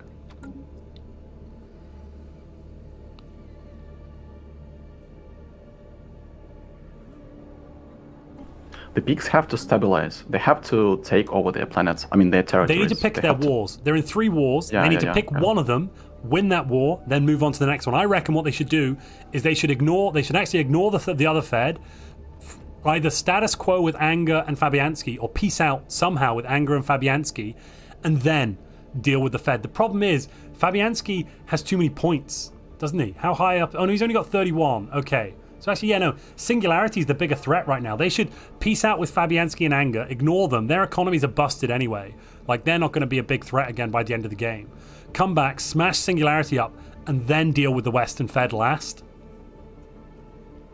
Frankly speaking, I'm surprised that the territory of Stromblorg and Geltanos were not fortified well enough. I mean, with the big habitat, right? Like, big habitat had a lot of... The problem is the habitat is the pops die too quickly. If you have only 11 pops in the habitat, it's just dead. Yeah, but I mean, it still gives some time, and I think that one of the big issues of this federation is that they're getting swarmed from all the sides, right? From left, right. So at least narrowing this down to like 1 or 2 directions they have to defend is way better with the level of coordination. Oh no, Giltanis has lost his capital as well. Which is mad. Oh my goodness, Giltanis is at minus 700 energy. He's got stuff to sell, but he doesn't have very much stuff to sell. Oh, he needs help right now. Yeah, he needs help. And no one's coming to help him. Oh, he's selling some stuff. I think, what about the Tango Yankee? He has 35k in bank of energy. 47k of energy in bank. I think they will be fine. Okay, yeah, they're coming. They will be now just freeing up the planets. Yeah, I think they will stabilize it. Oh, there is a fight in Antares. Silas just... Antares, Silas lost... there is a fleet. Oh yeah, I see. 25 battleships. Oof. If there is a torpedo launch... If there's a torpedo launch, they get absolutely annihilated. There go. I think I've seen... 22, 21, 20. A lot of them died, actually. Right? 19. 6 battleships gone. Most of them are going to retreat, I think. Yeah, he only lost about 7 or 8 battleships. That's not too bad. Yeah. Where does that wormhole lead? Antares? Oh, it leads to that other system there. I see, with the Psionic entity. Okay. Why was he in that? Why was he in Antares anyway? Was he trying to hide? Probably he wanted to use that wormhole, maybe escape, but I think that's... Yeah, he just didn't see that it was coming that way. Now, actually, it feels like pigs are getting swarmed. Wait a minute. now, but... Singularity just declared war against Spicy? Wait, what? No, he declared war against Mad Hatter. Ah, okay, makes sense. I think he's dealing with the wrong threat, though. No, really? But Mad Hatter rebelled, yes. Just like I suggested. Interesting that Singularity is putting him back in his place then. That's really bizarre. Gildanis is losing 1 pop per month right now at his capital Earth. Capital Earth. Yeah, on Sol. Yeah. Oh, because of raiding bombardment stance. Yep. But you know what? Pigs are here already. This is all. I mean, this is... the bombardment ends now. And Potato Shag is waiting on the edge, I think, because he has torpedoes. This is what he has to do. Yeah. Well, he's trying to run, actually. Oh, he's trying to catch the fleet of Giltanos in Caesar's system. There are like 36 cruisers. I wonder... No, he's jumping to a different system. He's trying to kite them. Oh, I see, yeah. Let's see where he goes now. Oh, Why is he going to the Pixel starbase? Solid. Oh, Pig's seen it. He's going back. This can... Oh, Pigs just splits. They're like, okay, we had enough of this. I think that... Fabianski is retaking his planets as well, one by one. Fabianski's got 100k now. Goodness me. I think once he gets the alloys, he'll be fine. How much is he producing right now? 150. That's not too bad, actually. Anger is at 250. Giltanis has retaken his capital. He's about to get positive energy, I think. No, he didn't. Interesting. Okay. Well, that's better than minus 700. Yes, yeah, absolutely. Anger's retaken most of his space as well. So that first war they went to, they might have, in quote unquote, won it in 2 years, but now they're losing it. Because... Wait, I think that's... Anger also got the beta universe. Holy moly. He's got another capital. Anger got another capital. Oh my goodness, Anger got another capital in his home system as well. That's really strong. Pardon me, in his home system, another capital? Yeah, Corvefe, his capital spawned again. So he has a duplicate capital that came in with a bunch of extra pops. Those pops have the, let's see what it's called, if I can find it. They have the not of this world trait. Minus 10 years leader lifespan, plus 10% upkeep and 0.5 physics. But it's because he did the beta universe thing, it gives him an extra capital planet in his home system. Oh, wow. It's just RNGesus. That's just RNGesus.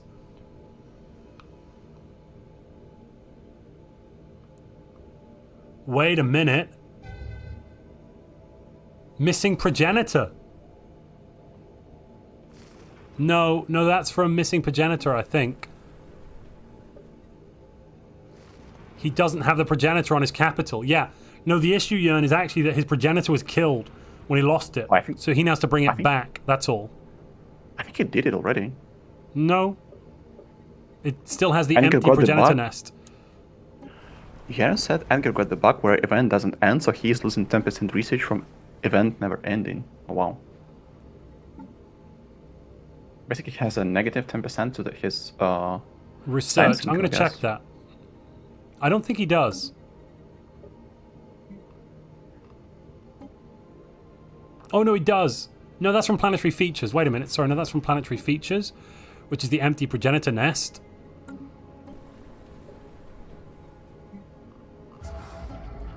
Let me see. No, he's not. It says it, Jern, but it's not actually giving the effect. This bug's marked as fixed, but also it's not actually giving the effect. Like, he's not losing 45 energy either, see? He hasn't got minus 45 energy from situation. Oh, he does. No, I take that back. He does have the minus 45. Why is it not showing up the physics income then? I'm very confused there. I did look at the science percentages. Look.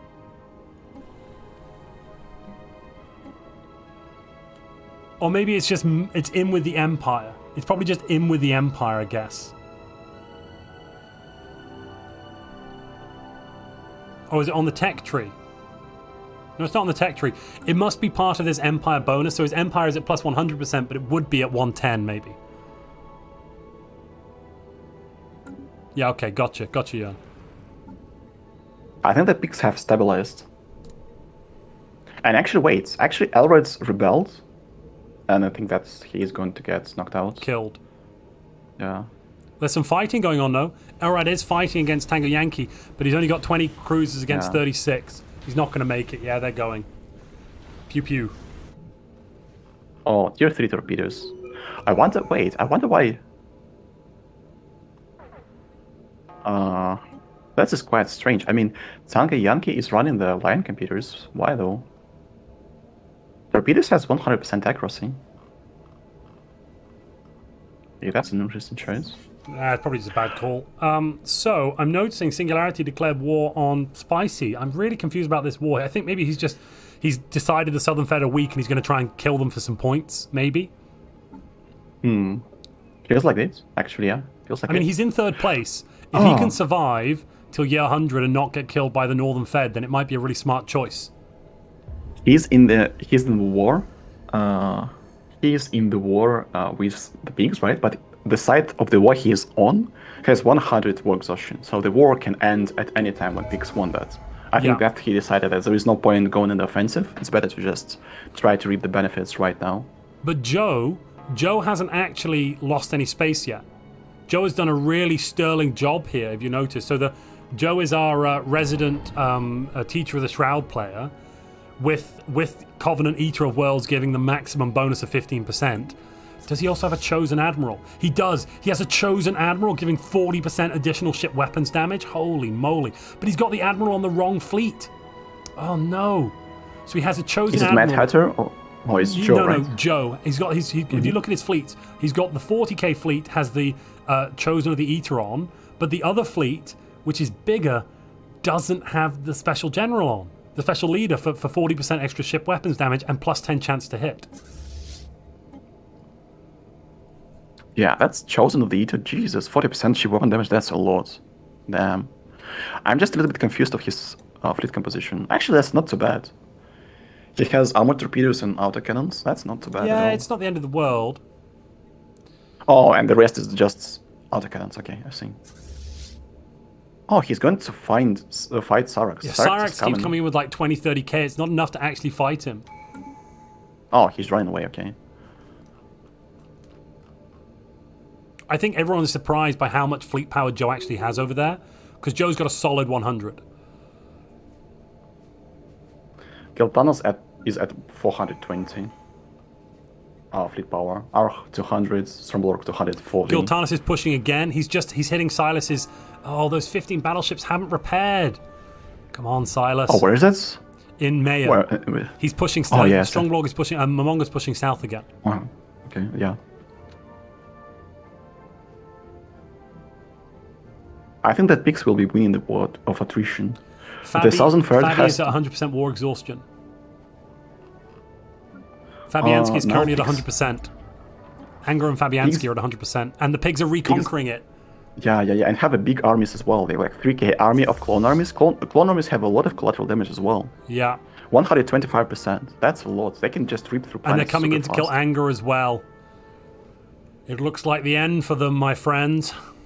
Meanwhile, the Pricky T are just slowly building out into the universe. Imagine if Pricky T ended like 5th place. They can't get any points. This will never happen. Yeah. Sadly.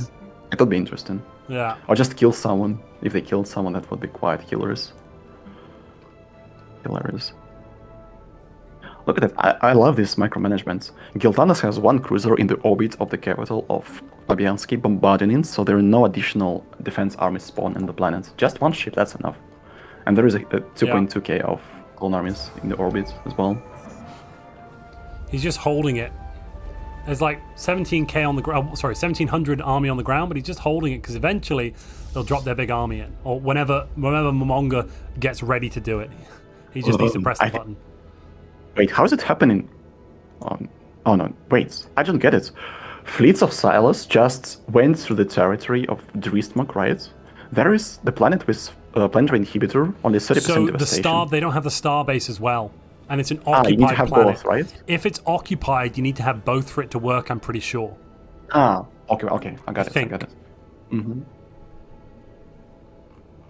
Frankly speaking, I'm kind of confused. But yeah, because if you click on Silas's point of view, it currently is the FTL inhibitor is green, so he's allowed to go through in the system. This might be a bug though, maybe it's not meant to be, but that's how it currently works. Is it green for you? Because it's red for me. If you go in the system, okay. Go in the system, they're both green. Outside it's red, but inside it's green. So I think if they retook the starbase, yes. Interesting. Or maybe it has to do something with, you know what? Maybe it has to do. Wait, is it a status quo? Oh no, sorry. I mean, maybe it has something to do with the fact that it's a total war and it's occupied by garrisons of. Oh yeah, that's not the total war. That wasn't the total war Casus Belli, right? Maybe the game just gets confused because it's a planet of a total war empire, but it's a non-total war goal and something like that. Possibly. The game does have some funny things around those. Oh wait, no. Okay, I'm just mixing it up. He jumped into the system, but FTL inhibitors are not preventing him from jumping back from it. Exactly. From where he came. Yeah. Okay. Is that what happened? Well, also the FTL inhibitors are green in system for him. So where's the rest of Singularity's fleets? Oh, they're at his capital. Okay, so he's got 150k at the capital, and then about 240 terrorizing Silas.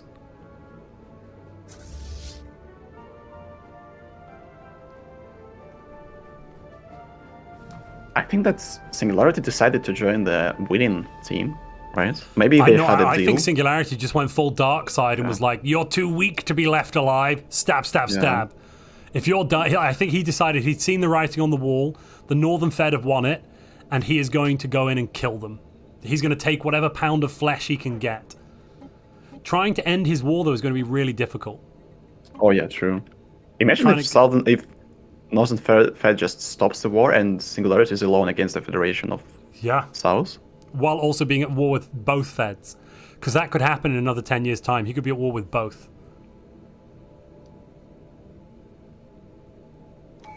That's interesting because Singularity is at top 3 place right now, right?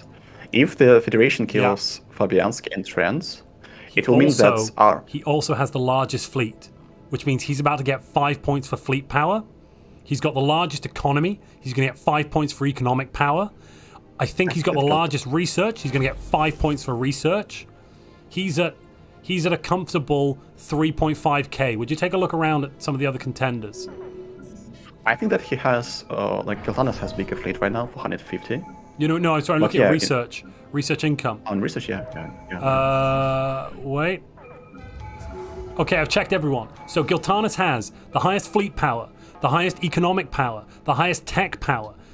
I'm not sure if he has the highest unity power, but he's making almost a K, so he might have the highest unity power as well, which means he's going to be getting like 15 or 20 points in the next scoring round. That will propel him into at least second place, probably. Oh, it means that the big fat have to kill him.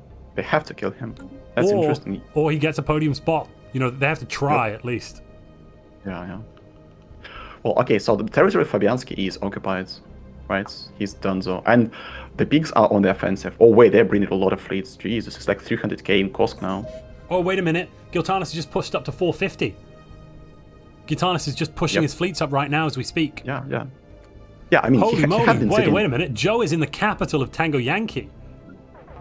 Jandras, probably. Joe is in Tango Yankee's capital. He doesn't have nihilistic acquisition, though. What's he doing? What's his point? I don't get what's he doing? What's the plan?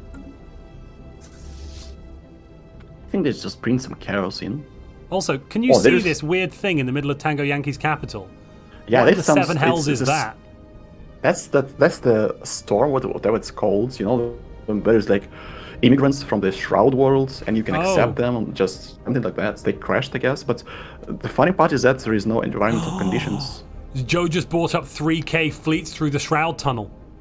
He's using the Shroud Tunnels as well. I think Joe has a Shroud. Joe has built a Shroud Tunnel next to his capital. That is really dangerous, but really smart. The rest of the Fed haven't noticed, so he is able to. He's backdoored. He's got a backdoor into the Fed's movement. He just needs to survive from the tide of fleets that are coming his way. I don't think they've noticed, though.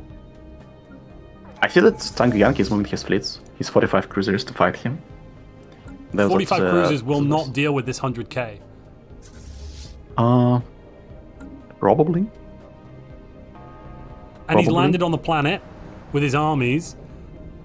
Psionic armies. These guys are gonna just demoralize the crap out of the enemy. They do not do collateral damage. They don't do very really much collateral damage. Yeah, but moral damage is absolutely ridiculous. Look, those armies disengage with like half health points. This is so good. Wow. And now he's just going to get to kill them all. He's basically gone, there's no need to fight. Okay, here come the fleets. Okay, this is the fleets. Let's go. Okay, the fleets of... I think that the fleets of Joe are gone now. We should just forget about it. Oh, red lasers? Yeah. What is going on? Joe's got red lasers. No. Wait, is it no retreat? That's no retreat. Okay. Joe had no retreat. Yep. Oh, Joe. I mean, no retreat's not good anymore. Joe. But he's taken capital, and he's got a lot of armies there. Unfortunately, psionic armies will do nothing against machines because they don't care about morale. Yeah, that's true. Having said that, let's take a look at Tango Yankee's economy. Has he smacked? Has that been a big blow for Tango Yankee?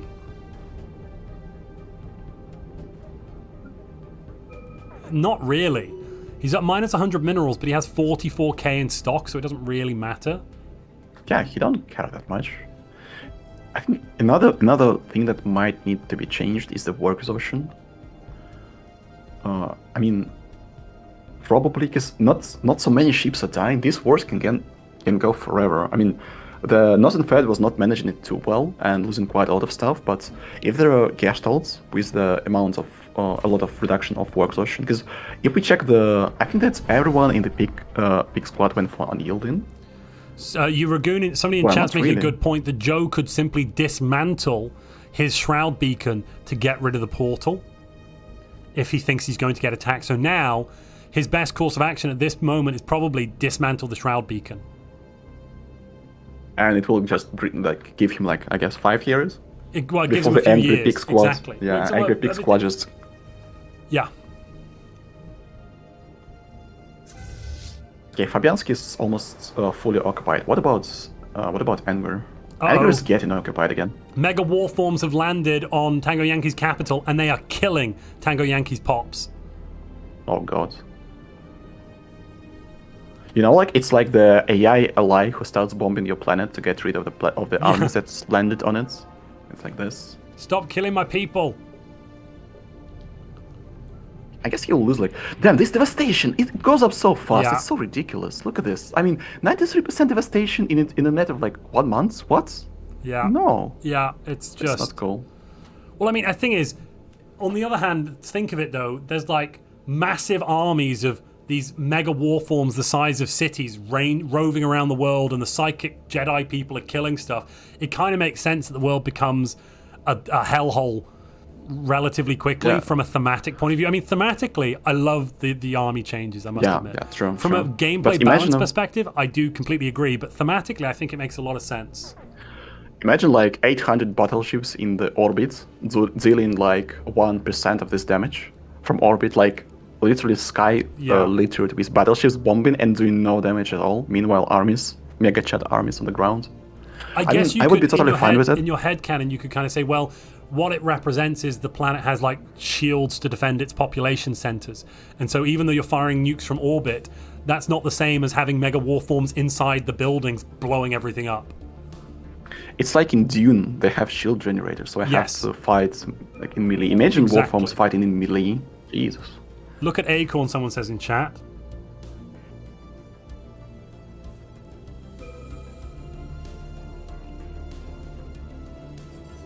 Fabianski just died. And they only took Anger's capital. But somebody's saying look at Acorn. I'm looking at Acorn. What's the deal? Cloaked fleets. Acorn doesn't have any cloaked fleets. Oh. It has 1.5k. Wait a minute. I mean, he has one cruiser. He's got one cruiser hidden away in his overlord's capital. That's interesting. Can Singularity see that? Yes, because they have intel. Huh. Weird.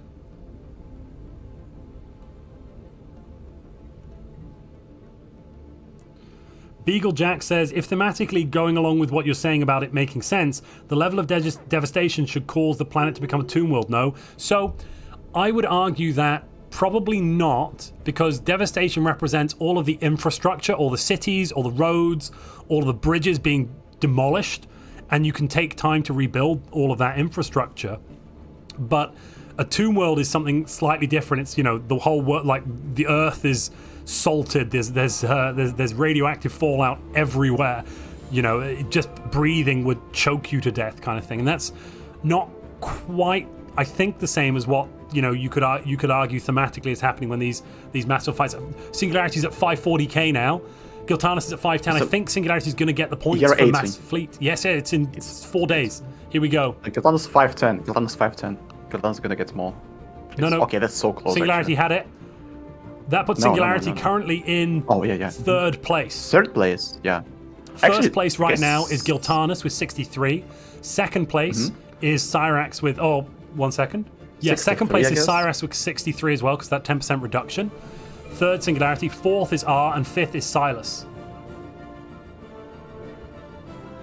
But Anger's still up there in 6th place. Goodness gracious.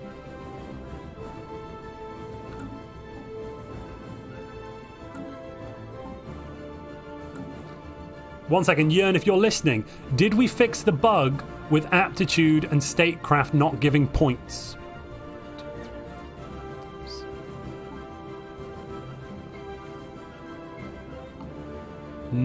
Oh, actually, he's not finished that. Let me find someone who's finished it.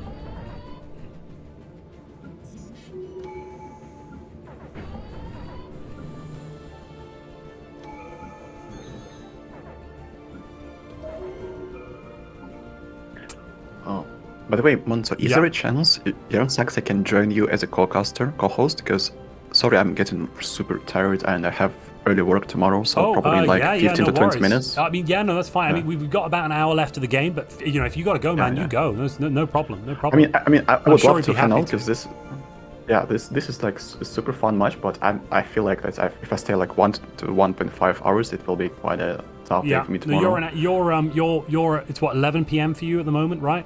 Yeah. No, so it's getting close to that. That point of no return when you stay a little bit too long, and that's like, GG. Okay, it's like 3 a.m. Oh Jesus, what am I doing?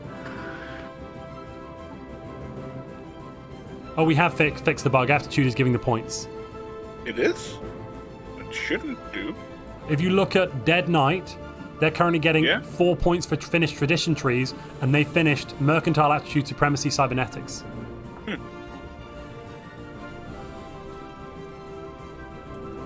We'll double check after the game, I guess. Monty, do you mind casting from the host channel in case anyone has questions they need to be able to get in and ask us? Yeah. I'll just drag you down there then.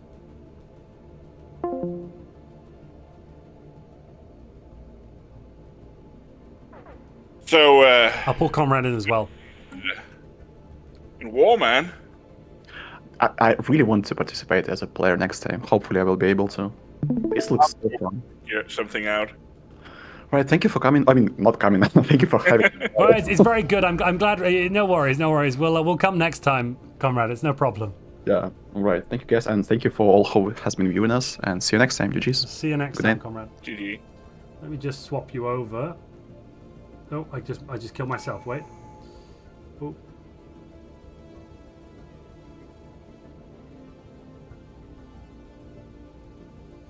I think this should work. You have to share your screen on Discord. I am observer as well, you know. You now currently look like the wrong person. Give me a second. Let me find it. That's not it. There we go. Now you look right. I mean, I know I'm a robot and all that, but really. So, yeah, Chaos in the Galaxy. It's I mean, I don't think a lack of war. Yeah. So I would like to say, like, this game, I think, really shows what we want diplomacy to be like in the game. Yeah.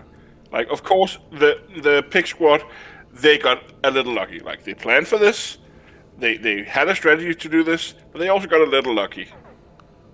Yeah, having the Shroud Tunnel so local to them and being so close to each other was very good luck. But again, they did have a backup plan for this. Like, they were planning to find the Shroud Tunnel and take it at all costs and then do this. But they had it easier than they should have, probably. Yeah, but I mean, that's just luck. That really is luck. They've been lucky. Yeah. But again, we see the power of diplomacy in these games. In most like high-level PvP games, you would not see these kind of federations. You would not see this kind of teamwork. And that's some of the things we wanted to showcase in this tournament. And I think we're seeing it pretty well in this game. Yeah. Like, how one team got so strong the Galaxy had to unite against them. Like, that's what we wanted. Well, and also, it's good the Galaxy actually woke up, smelled the coffee, and united. Had they not, they would have fallen. I do believe that they were like, they didn't have a lot more years to do what they did. Like, if they hadn't engaged when they did the Pig Squad would have gotten Fabianski and Anger way earlier. Yeah. Like the delay taking those two out.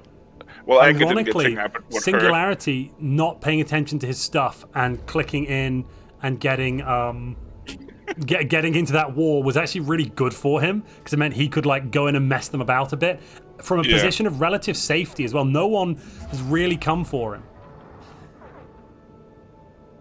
And yeah, now he's also decided, like, why attack one 5-man Fed if I can attack two 5-man Feds, or however big the other Fed is. A 4-man Fed, I guess. Yeah. Why not have my cake and eat it?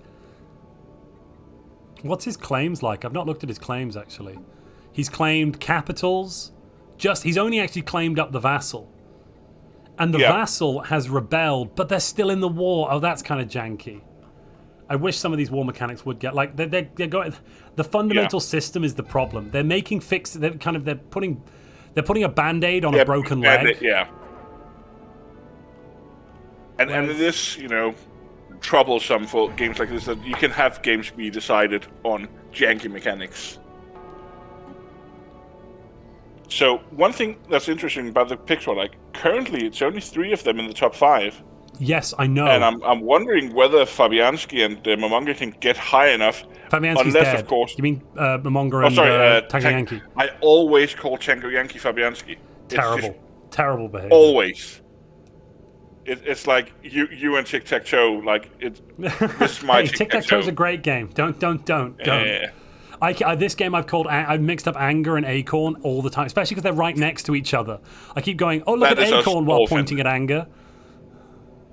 So I'm wondering, like, can the Pig Squad at this point eliminate Singularity, or can they eliminate Silas?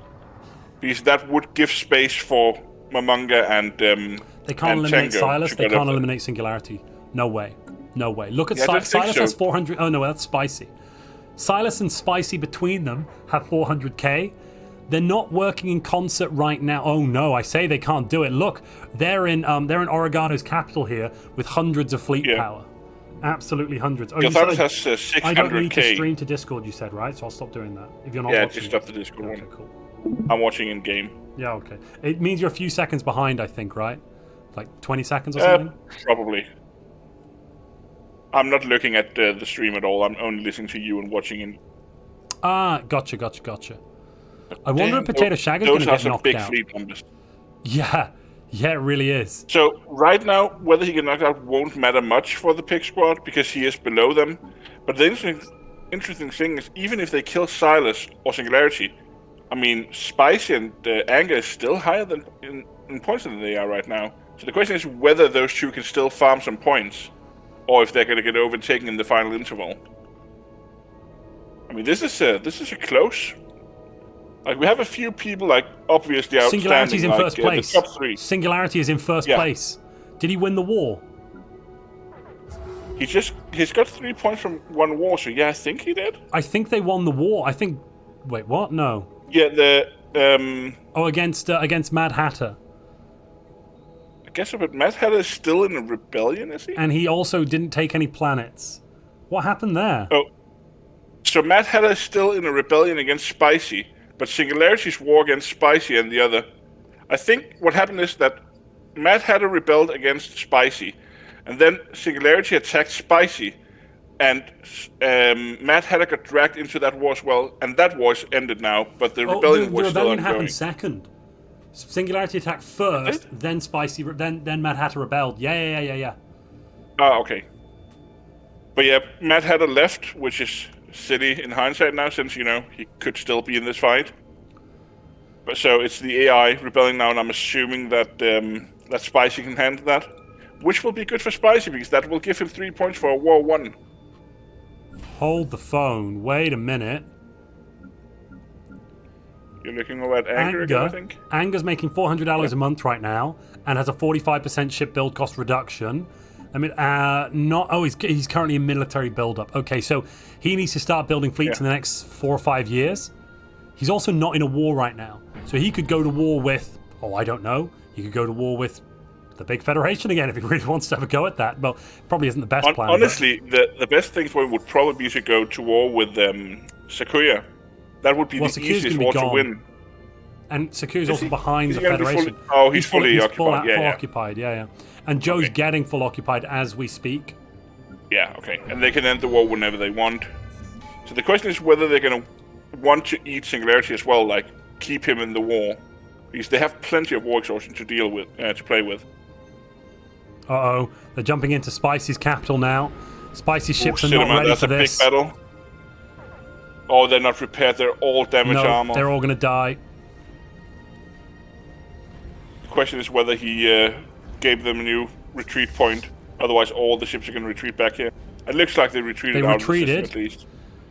And Silas still has 230k of fleets. His capital is going to get wrecked now. You can check where the retreat...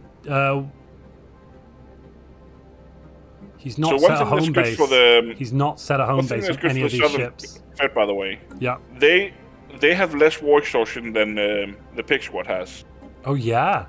They're going to be able to force them out in a few years. Yeah, it might be in their interest actually to keep having space battles to force the 100% faster. Because that will stop them from being eliminated. They only jump to the next... He needs to set his retreat points. Yeah. Right, what he really needs to Why actually with is those he- fleets is move yeah. back somewhere, like he's Satuva or preparing them Badagan. But they're about... It's not all of the fleets, it's only Gothanis jumping in on him in the next system. But yeah, he didn't have time to repair at all. Let's see the war exhaustion, like, it's only 4% away from 100. I don't think it's So going to I'm really wondering tick if up this very battle's going to much. give anything. Oh, but it's really hurting. 2% more, like 3% more. Oh, They're wow, at yeah, 99% okay. now. So Both sides have lost it about might 300 actually ships. So, I guess Potato Shack is fully occupied, which is not good for him. But Silas, like, see, he's only treating one system at a time. I think he might be trying to force it. Yeah, they're 100% now. Potato Shagger has his capital still. Potato Shagger's Oh, capital and is the other war unoccupied. ended, by the way. Oh, yeah, it did. Singularity is no longer at war. And they didn't eliminate Sequoia? No, they didn't. But they They took probably didn't claim him. one of his planets. Yeah. I think it might have been his old capital. Maybe. No. He still has his original capital. It's just called F for food. Maybe he must have lost his capital. Oh, there I it is. think Yeah, he lost the Silas right capital. now There is it is. just... Silas is probably just now working like, I don't want to get eliminated. I just have to last 2 more years. So Potato Shagger might get eliminated, but he did take out the Prickatee. So he does have a backup planet if all of his other planets are And lost. Silas is losing his planets now. He's actually not really able to do anything yet. He's not got armies down. There's no defenses also- on these worlds. Or a few They hundred at haven't least. taken all of Oregano's planets either. No, But I no, guess they they haven't. don't really care about his score. He's too far down at this point. Yeah. So, I mean, the Pig Squad, sure, they're going to get some good positions, but I don't think they're going to dominate this. I know. Silas is going to be overtaken They're now not going by to 5-0 them. Strongblorg. Silas is going to be overtaken by Strongblorg, I think. You think he's going to finish him up in 2 years? Like 2 years isn't a long time to take this many planets. 470 Silas days should till probably peace. start building up some fortresses. Yeah, I mean, he should do something. He's not building any armies. He hasn't got the minerals, though. Look, he's at minus 300 minerals, minus 200 energy. Yeah. Not really got any rare resources left. He's running... I'm guessing he's running all his edicts. Yeah, he's running full edicts. He's not running... What he's not running, though, is desperate measures. He should turn desperate measures on. Just for a month or two during the combat. Yeah. That would give him a massive 40% fire rate boost, which would really help in this situation. So, but the things I said earlier, Akon was asking about rebelling in scenarios like, I don't think he can do it at all. No, he's got He's 57 starting to fleet build power. fleets up finally. He's got so many allies, he just hasn't done anything this game Oh after my being goodness, yeah. He's being got vassalized. 150k energy, 70 alloys, but he's not building anything with it. 70k Yeah, alloys, it's like, yeah. He had 100k saved up at some point. And now Singularity is making 1k alloys as well, though. So I'm wondering, like, the Pig Squad is not attacking further into Silas. I think maybe they know they won't get anything out of it. So they're just trying to keep him from retaking his territory, but not moving further. Yeah, and they're going Like, to they're gonna get try to pieced take out. those worlds. They're going to try and take it. Yeah. Here they go. Yeah.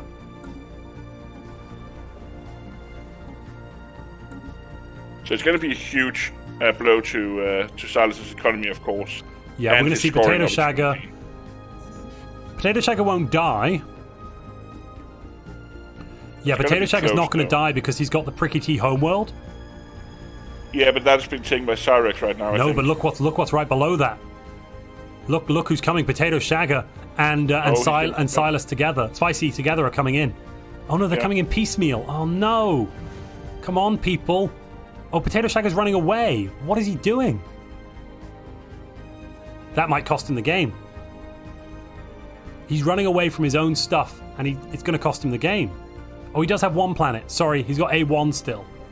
So he'll still be alive, kind of. Ooh, there's a point thing we haven't commented on, by the way. How many players right now are actually building megastructures? Because I think it might only Singularity. be Singularity. Yeah. That's a lot. Ooh, no, Spicy is also building a Science Nexus. But that's another interval getting added to the game for them. Yeah. And if they share that, that's 4 or 5 points for each of them. That's a lot at this point in the game. And if Singularity can finish one of his megastructures, that's also huge. Strongblog has mega engineering. But hasn't started Cyrax, anything with him. yeah, Cyrax doesn't have mega engineering. Giltanus doesn't have mega engineering. Yeah.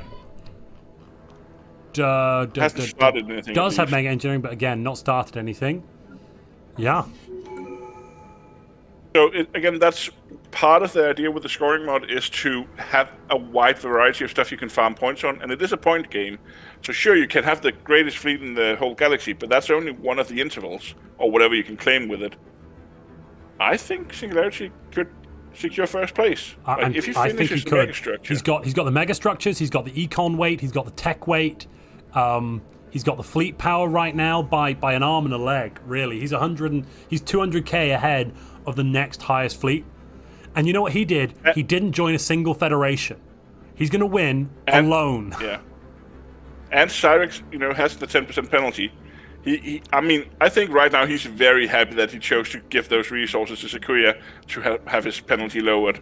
Yes. If that was yeah. 20% penalty right now, that would be 14 points. That would be rough. Well, we're dropping down into fifth place. He'd be in fifth place. Yeah, he would go. Yeah. He's currently in fourth place anyway, though. Third? Fourth. Or fourth. He's at 63 points. Gilthanus is first, and Singularity is second. Oh, sorry, and he's third. Yeah, third. sorry. No, Yeah. Yeah. He would go down to fourth place if he had the 20%, though. That's it. This is a very close finals, by the way. I think it's rare that we have so many possibilities for who's going to win in the final interval. So the question is, if this war against Silas ends now, there's probably not going to be any reason to start a new war. Wondering why he hasn't pieced out. They have run out the 2 years, I think. Both sides could piece out, but Silas is losing more stuff now. Maybe who owns the war? Who is the primary war person? It's Silas. Why is he not sending a piece? I guess the whole team still has to say okay to it, right? I suppose. Like maybe Potato Shagger won't accept the piece because he's going to get eliminated.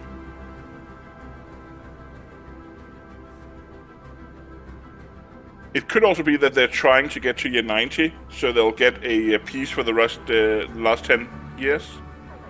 They're not going to last that long. I have an idea for a tournament, Jern. Yeah? To add to the list. We could do a PvE tournament. Have PvE with PvP allowed, and basically we put the crisis at like 10 times at year 50, something like that, on all crisis. And then that is a rough. In essence, it's last man standing to a certain year point. And you get points. The only way you get points is for killing crisis ships.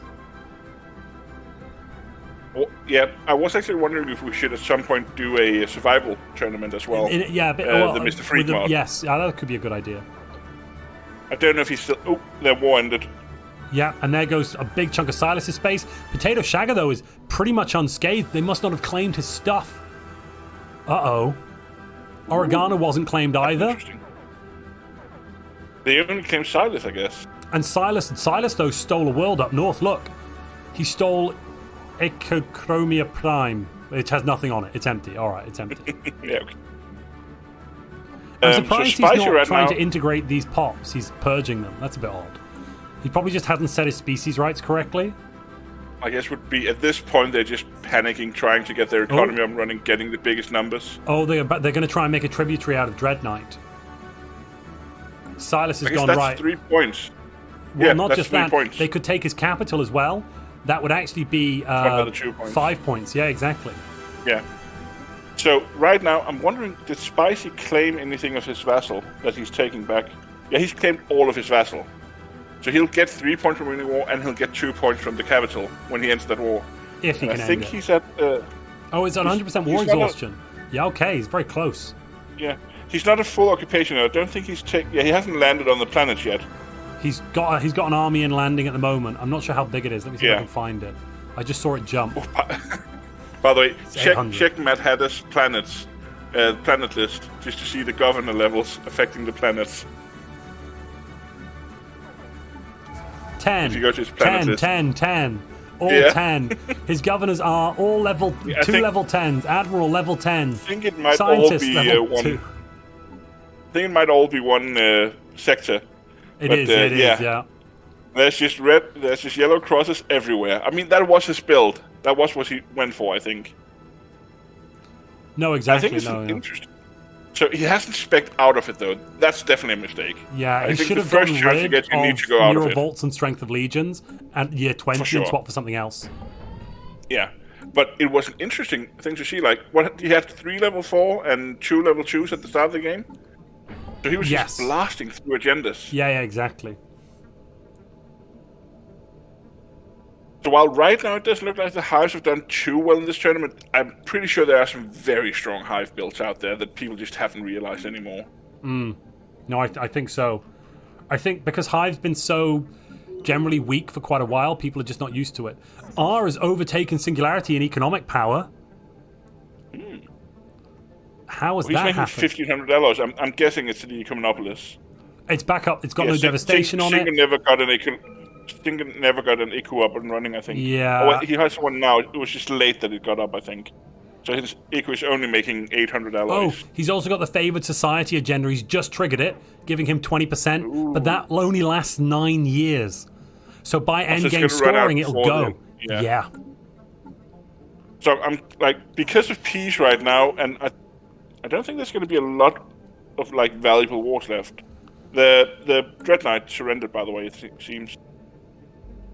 I'm surprised they didn't take his capital. Tributary under Singularity. Oh, Wait a the minute, war- what? How did Singularity get over there?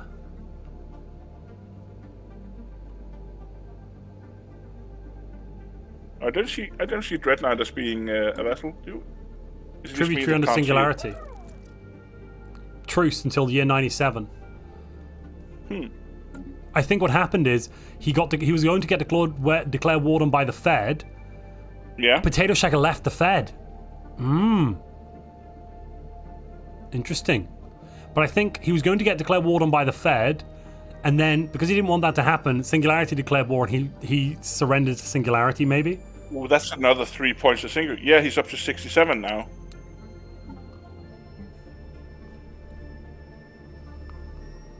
So Singularity is in first place right now. And again, he's got a peace with he's got peace until year 93 with the Fed. So yeah, same with they Joe can attack as him well. in 5 years, but can they eliminate him in 7 years? That's the question. No way. Like, are they? No way. I Look would what he's building on all his worlds. Every world is getting Mega Warform treatment. Having said that, he's got enough pops as well. Like last patch, I would have said no. There's no way they can kill him in that time, especially not an experienced player. But if they like time it right and they blitz him in 7 years, could he just kill all his pups? He's Chat only got 9 hashtag team Singu. Wait, 0 discount Empire.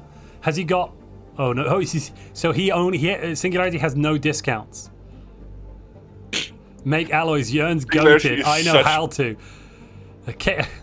Yes, let's Singu scale. Katie goated Stellaris legend. I know how to make alloys. Jern's goated. Singularity is such a memer. Like, I think he's a really cool guy. He's a bit weird. He's like, you can never quite trust him, but then again, once you've won his trust, he's also really good at it. Do you remember him allying with us in? Yes, he was very loyal in the GPO. Yeah, we were very and he survived cohesive. so much. Yeah. Singularity But, held us his together. survival in that tournament was amazing. Like, he jump drove all of his fleets into empty territory and then just waited for the Federation to move away because he hadn't lost a single ship, so they had no war exhaustion on him. Yeah. And he had like 2 systems far away that they couldn't get full occupation on. He's very skilled at staying alive. And he does hate the meta a little bit, so he tends to run things that aren't fully optimal. Yeah. I'm actually surprised he ran Prosperous Unification this time because... Well, I think he thinks it's not optimal compared to the Hive, so he's like, it's okay. Yeah, maybe. It's not as bad as what they're doing, so my meta is less evil. Might be the thought process. So also, he's got generally curator tends to principles on his generate cognitive interesting- node. Have you seen this nonsense? So Hives, if they go and speak to the curators, for 2,000 energy can get 15% research speed forever. Whereas a regular Empire has to pay like 5k energy for 10% for 10 years. Yeah, it's very powerful. So, like, the whole node system, I think it's a little boring, honestly. I would have preferred the council system. But it's so strong. It's so unbalanced. Getting 5 councillors day 1 is crazy. To be honest, I think they should give nodes, but you only get 2. And you have to choose which 2 you get at the start of the game and then expand the council using the expand node agenda. Because that would balance it a bit. I still don't like the node system. Like, I think they should have leaders possibilities. Like, if Gestalts have leaders, why can't their leaders be part of, like... No, it's a good point. Why can't they be like, integrated to the hive mind? Oh, we're giving this individual a delegated responsibility. Yeah. We have this Gestalt node that's very powerful and we hook him up to it. So the galaxy now is basically at peace. Do you even think we'll get another war before the end of the game? I mean, I'm not convinced. Unless the Pig Squad wants to try and eliminate Singularity, I don't think so. It's worth it for them to try, though. It's hundreds of dollars per person. Because if he's gone, they all move up the list. And that's like $100 benefit per person to go up. And another point score we haven't talked about that's very interesting. Singularity has 900k. How much does his neighbor to the north have? The Dahesh has 600k. Yeah. That's 10 points. He doesn't have disruptors, though. He'd have to respec into disruptors because their fleets are just stupid. I think he's overpowering enough in power that it wouldn't be necessary. Like they've got 12k armor per ship. Still, like, I tend to feel like the Fallen Empire fleets are a bit bloated in their power. They use hangars. Like, the designs are not good. They're full kinetic. They're going to get clapped. Yeah. That's a good point, actually, Ragoon. They are full kinetic. If they come up against these cruisers, which I assume have massive armor, they're just going to be pew pew. Oh, we didn't hurt you. Pew pew. Oh, we didn't hurt you. If Singularity thinks of that, he could go in for a kill on them for another 10 points. And the fact that he has 10 points to kill, it's 10 points to kill the Fallen Empire. Yes. If you eliminate the Fallen Empire, you get 10 victory points. You might want to write that in chat. Montu. You might want to write that in chat as a fun fact. I feel like it would be unfair to the players that know it and plan for it. Because anyone could attack the Fallen Empire right now if they wanted to. Oh, there's a war. Giltanis and stuff have gone to war with Anger again. Yeah, they want to finish him off. Finish him. In 9 years? I don't know. I actually think Singularity's biggest strength right now is actually Acorn. Because, like I said, if they want to attack him, they can attack him in 2 years. But they'd have to start the war outside of Acorn's territory. And I think that might delay the war enough that they can't eliminate him. Because I think that is their main chance of getting their people into the top. But I'm guessing they just go... Where's Singularity I guess they're going for Anger because he's above Momonga and Look Tango. where Singularity's going. Oh. He's had a bright idea. Maybe he'll have another bright idea in a moment. Oh, look at this. He's got 1k of influence. What would it cost, I wonder, to full claim this fallen empire? You know, it would only cost 600 influence. Maybe he's going to have another bright idea in a moment.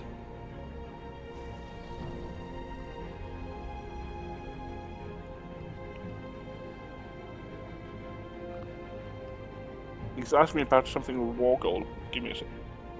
So who? Sorry, what?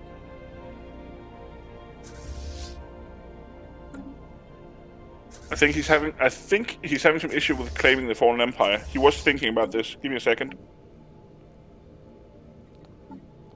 He just has to click claim. It's just you click the claim button. It's right there. He says he can't.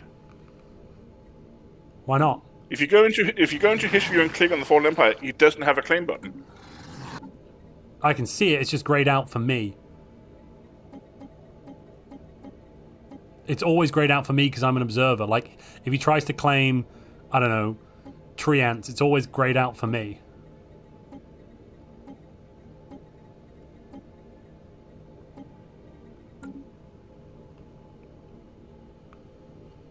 He claims he can't claim them, and he can't choose any other war goal.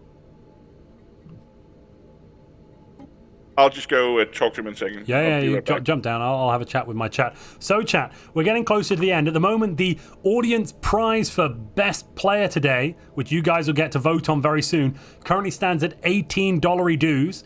That is based on the fact we've had 18 fantastic new members today. That's from people joining and also gifted memberships. Thank you to those people that gifted memberships out. Mainly looking at you, Dave Woodmansey, I believe. But if you want to increase that prize pool and also get a chance to nominate one of the lovely players here in today's session for Man of the Match, you just need to become a member, and then $1 will go towards that prize pool, increasing it. So feel free to jump on in. Of course, you also got all the benefits of membership and support the channel too, so that's a fun thing as well.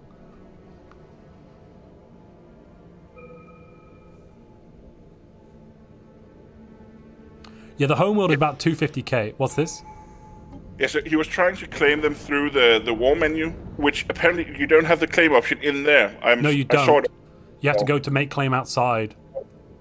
Yeah, but you can do it on normal empires. So I think Singularity plays so much PvP he doesn't know how fallen empires work. It would be my guess. Has he? He's now made the claims. Yeah, he's figured it out. He's made the claim. Okay, he's figured out the interface. Oh, he's at war. Wait, we got to pause. Spicy's lagging quite a bit.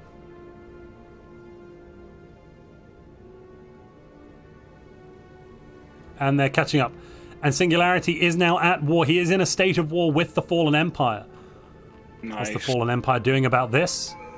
Fallen Empire is running away. Fallen Empire is literally running away from our player today. So, I'm actually wondering if Singularity has enough armies. He's only bringing 2k. You forget like Devastation and Pop Death. True, and their war forms as well. Yeah, but there's still like 124 pups on the capital with 3k armies. I don't know, I think he'll be alright. Maybe. He's not taking... Oh, he does have a 13k army on one of his planets. He just hasn't taken off with it. I think he wants to win the fight first, and then he'll deal with it in a moment. Yeah. They don't want to risk losing his no, exactly. fleets. So again, it is interesting to know that the Northern Fed will have the possibility to go to war with Singularity in about a year. So if they're going to do that, I'm assuming we're going to see the war declaration instantly. Where are their fleets, though? They're rushing through Angus, so they aren't that far away. That's the thing. Not all of them. Yeah. Not all of them. There's only a couple of fleets in Angus space. Most of their fleets are currently sat around Fabianski's old territory. So they're just macroing, I guess. Yeah. I don't think they're going to attack. Uh-oh. I think Singularity is having issues with follow fleets. Oh, he's just jumped on them. And those kinetic weapons, as we predicted, are doing crap. Absolute crap. Pretty useless, he's really. losing like 100k or something right now, but... Yeah, but it's not going to matter. Compared to them. Because he's not actually losing that many ships, is he? They're just retreating. Well, he's losing a couple, I suppose. He's losing a couple of ships. And now he comes the corvettes to go pew pew pew, and another fleet of corvettes to go pew pew pew. Yeah. What are these corvettes equipped with? I'm guessing he might be spamming these corvette fleets to boost his fleet power numbers. No, they're disruptors. They're disruptors. Yeah. I think it's still more efficient fleet power than... Chris B, welcome to Priest here. That puts the prize pool up for our man of the match up to $19 dues, which is very fun. But now, yeah, so the Fallen Empire's basically got no fleets, right? 480k. Yeah. Wait a minute, they've retreated home. They did retreat. And they're going to go repair. And that is a 270k starbase. Like, that's not nothing. That's kind of nasty. Oh, it's all kinetic, though. I take it back. Yeah. I fully take it back. Maybe the starbase itself has some... Oh, autocannons. Right, okay, yeah. Fallen Empire's going to die. F to pay respects to the Fallen Empire, ladies and gentlemen. Oh, wait, the Fed are at war with someone. Oh, it's Angus. Sorry, I thought it was... Yeah. I thought there was a different war. Gosh darn it, gosh darn. You wanted another war, is what I'm hearing. I'm not saying I want it. Well, how long? Let's see. Have 7 years. No, they can go now. They could go any time. Yeah. But I think... Sarix said, yeah, no progenitor, no win. Eldrad says, releasing me so I can't declare war. Rude. Yeah, they did do that. Nighthawk74, welcome, Priest. That's $20 dues in the audience participation prize pool. F is the rating of the viewer's choice is what we're calling it. Oh, yeah, that's it. Viewer's choice. Yes, sorry, exactly. I forget the name of these things. Yeah. Oh, they're at war. To be honest, they're at war with Singularity. They are? Oh. Are they close enough, though, to do anything? I think they might just have made the war to make him pull back from the Fallen Empire. It's not going to work. So Strongblog or Great Blog. Fleets. Great Blog has, what's this? About 250k next to Joe and could fly through, but they can't actually fly into the Fallen Empire space. So whatever they do, they can't stop him unless they declare on the Fallen Empire, which they could do. They could do that. But again, it might distract him and make him not take off with his 13k ground forces. Possibly. He's got 2k. He's got 2.5k flying around, so we'll have to see. He's lost quite a few ships, though. Look, he's down to 700k fleet power. Yeah.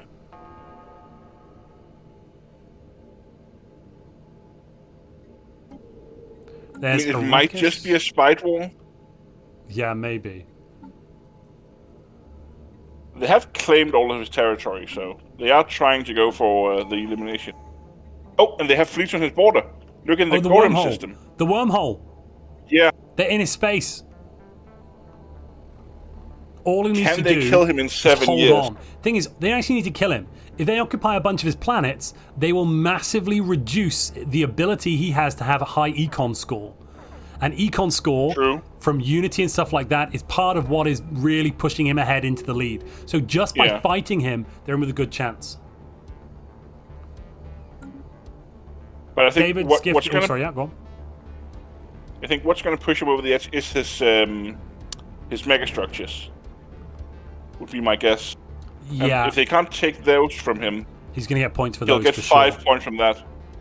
And yeah, he got 4 more points for finishing his. It looks like bugs. So Potato Shagger's on the border as well. What is Potato Shagger doing? I think Potato Shagger's only got 300k. He's gone in against the Fallen Empire as well. Maybe he's trying to snipe them. I think he might be, but he won't get there in time because...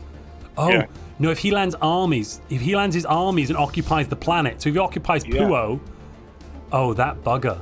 He can occupy Puo. I think he's got enough ground forces there to take... No, 257, not enough. 761. But is just running through... and the others are just running through Singularity's territories right now. Yeah. Yeah, they are, actually. They are. and Singularity can't match them at all. But there's a space storm, and that space storm is slowing them down quite a bit in some of the systems. Singularity needs to be making... Singularity's coming back. Yeah? Yeah, he's coming back with his fleets. He only needs to delay a little bit, but he needs to start making fortresses on his planets. He does have 1 fortress, 2... He's got a few forces, but he doesn't have everything. Like, he needs to just start spamming. He's building forces, foundries on his capital, and he's got only 1,300 army there. No, it's not good. It's going to be close. Like, ask me last patch, I said there's no chance he's going to die. This patch, I don't know, man. Even if he doesn't die, though, they could knock him off podium by wrecking his economy. And, again, they're costing him 10 points right now. Yes. He won't be able to finish the Fallen Empire. Oh, and the Fallen Empire just came back. It just came back home, and it just obliterated Potato Shagger. That's hilarious. Oh, man. That's gutting. David says, look like meat. Back on the menu, boys. And also, David just gifted 5 more memberships. So welcome, you members. That increases the prize pool for the insert name, Jern.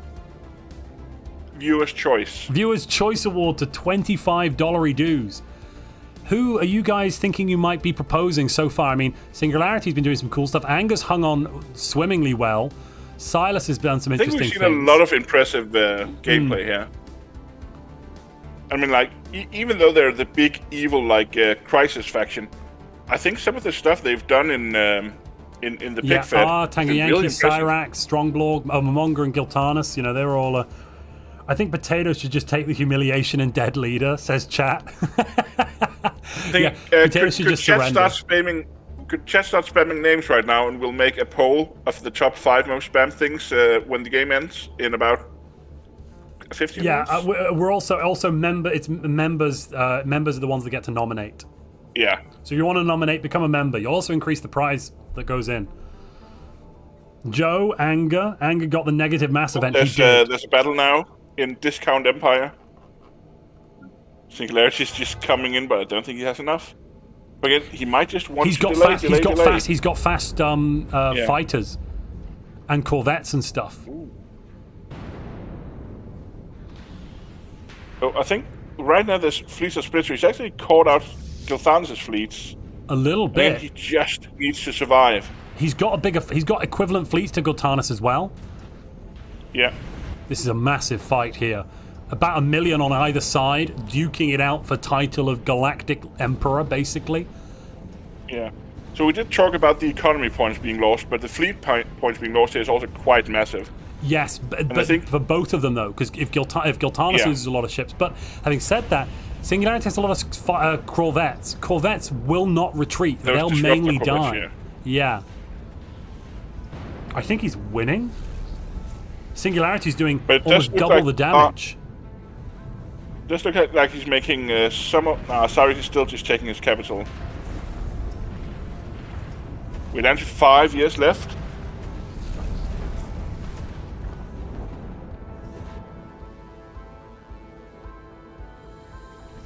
But yeah, he's winning the war fight against Gilthanis. Oh, Gilthanis is coming with another 150k. Yeah, but it won't help. Look at this. He's done 3 or 4 times the damage Gilthanis has put out. I think his PD is completely stopping Gilthanis' missiles and torpedoes. Just completely stopping them dead in their tracks. All the destroyers having a PD is huge. The corvettes, you mean, right? Yeah, corvettes, sorry. Yeah. And these other ships that are coming in, it's good they're there, but, you know, they're so slow because of this space storm, and no one has any shields either. And again, it doesn't really matter who wins this battle. He just needs to survive. And this battle is taking months at a time. His capital is being invaded at the moment, and he will lose that battle. But he still has 1,300 units. It'll take like a year for that to lose. Singularity is... look at the chat. 4 is not enough. Bring more people. They have a cave troll. Amazing. Respect. Yeah, there's no quitters in this game, you know. Well, there was one, but Singularity is not one of them. That's true. This would be the time for Akon to rebel, but look, he's won the fight. He's decisively won the fight, and now his ships are going to come back. That's so huge. That's 2 planets that are not going to be bombarded for like at least a year. Well, he can go and retake his capital and stuff. Look. Does he have enough to beat Cyrax and R's other fleet? Like the other fleets in the territory, still more, I think. But it doesn't matter as long as he doesn't lose his last planet. He just needs to hold on. Sure, he wants to hold on as well as possible, but I think he's at least secured top 5 if he Look doesn't at this get singularity. eliminated. All game 20% discount, no more, beat it. Oh my lord. Wait, Singularity who's the big ain't no who's the winner. big Fed at war with? Who declared war on them? Oh, Joe did. Joe's taken this moment. Oh, is he? Joe's taken this moment to rise up. He's going to infiltrate their network and jump to their capital. But I think the attack on Singularity also means that I don't think Angus is going to get eliminated. They won't. No. They won't get him in time. Angus actually retaking. I think Oh, they no, had no, no. to choose one of them. Yeah. I think they might have chosen right, but they can't actually see. They can't see where Singularity's fleets are right now. So they've jumped down into the Zero Space Discount Storm, Empire, and they can't actually see. So they're They not see jumping them in, together. Discount Empire now, I think. There's nothing there, though. They're in Discount Empire. They can see there's nothing there. What's Singularity? Jump back Which way to his mega Singularity going to shipyard. go? Oh, he's going to jump in on them. Oh, he's going to go. He's just waiting a moment. He's waiting until they take the system, and then he's going to jump back in and fight them again. Yeah. And they are kind of split up. But he can't see that either because of the space storm. And here I we go, can we're see back them in until again. he lost. Yeah, As until he lost. long as he has the planets, right? No, he can't see any more, though. Look, he can't see Polis Rookies because he's lost the planet, can't see anything there. Ah, okay. Yeah, but when in Discount Empire, as long as he has the planets, he has vision in the Yes. system, right? Yes, yeah, exactly. Yeah. True, Yeah, we welcome have to the Priest. That's Corvette another Swarm. $1 in the insert prize pool name, please, Jörn. Viewers' Choice Award. Viewers' Choice Award, thank you. It's good to have you here, otherwise I'd call it any old thing. Yeah. This, I mean, we were afraid there wasn't going to be any war in the last 10 years. We We've were got so war. wrong. Yeah, the whole galaxy, except for a couple of players, are at This- war right now. I mean, love or hate the Space Storm, it does look very, very pretty when people are fighting inside it. Yeah. It's got real Nebula vibes. So, by going for the Halo, like, they stopped Singularity killing the Fallen Empire, and that might be really huge. He has lost, like, 200k fleets, but they're losing more fleets, like you said. Like, He still has the biggest fleet in the galaxy right now. Yeah. And he's still producing fleets at his 20% discount shipyard. Oh, it's Yeah. only 10% now. 25 on his capital, though. Yeah. He is running out of alloys. You can call me a pig farmer now, he says. Chat are saying, wah! Wah! Those Comrade truck class ships are really holding their own, aren't they? Yeah. That is unfair. You know, that should be a bannable offense. You know, Well- you can't have such an OP name. Well, I suppose so. What relics does he have? Oh, he's got the miniature galaxy. That's pretty cool. Does it do it? Like, it gives him research speed, right? It also gives you 50% of a random tech. Oh, yeah. The 50% is like... But he's 5 points ahead of Skiltanus right now. He should... Honestly, right now, he's got Mine Artifact. He could find military applications.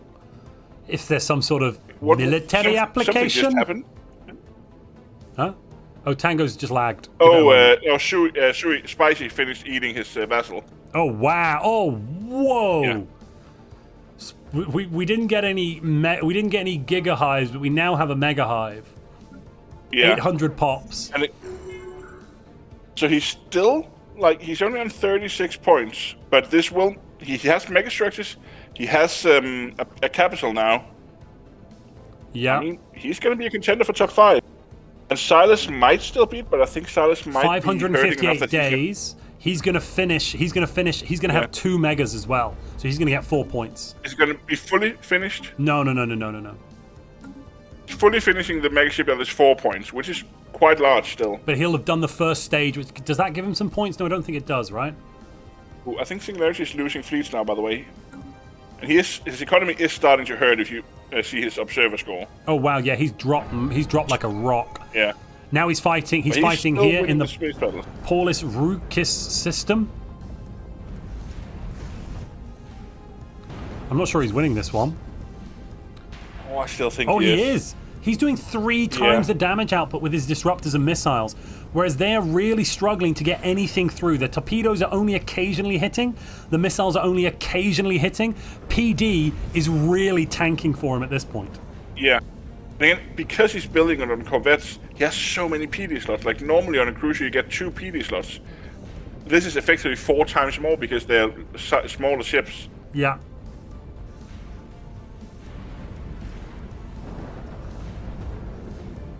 I mean, that might be added to the Book of New Tricks.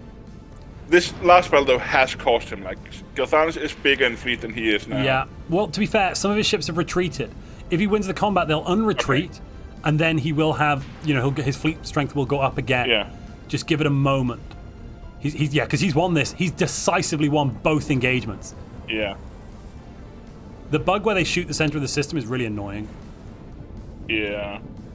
And now he's going to retake the starbase. And then he has to 630k. Repair. It's still smaller than Gilthanas. As he repairs, the fleet power will go up a bit. Oh, what is that? He probably can't see this, but... Wait, what? But that's a cloaked fleet? Yeah, whose fleet is it? No. What is Acorn doing?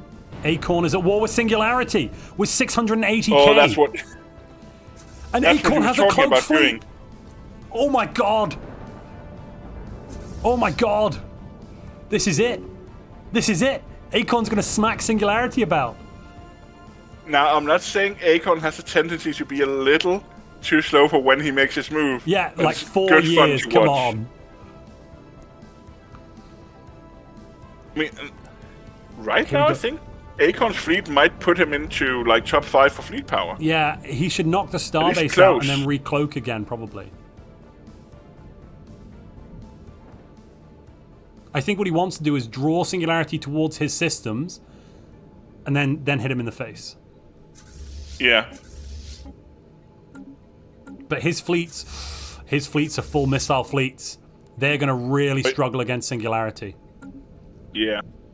But it is starting to add up. Like he's going to lose the income from his vassal. Mm-hmm.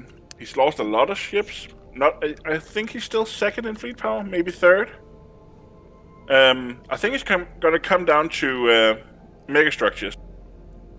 I don't know. I think Singularity's not going to get up there. His econ's been too badly hit by all of that occupation to the south. And he's not going to fully finish his strategic coordination center, unfortunately. What's this?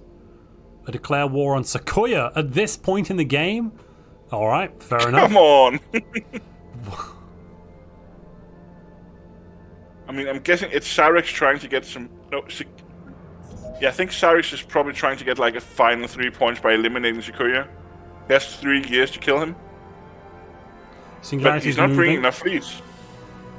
Singularity's going to recapture some other planets, it looks like. Yeah. So the question is, does he know how much Acorn actually has? No. But Acorn isn't moving in with everything. He's just camping his fleets in the neutron star. Does that actually mean he has even more fleet power? Yeah, all his shields are turned off. That's an important thing to remember.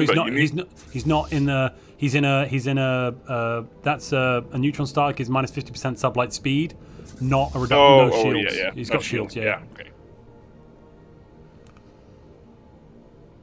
Beagle Jack says Acorn went to the Ragoon School of Cloaking. Yeah, I think he might have done. Yeah.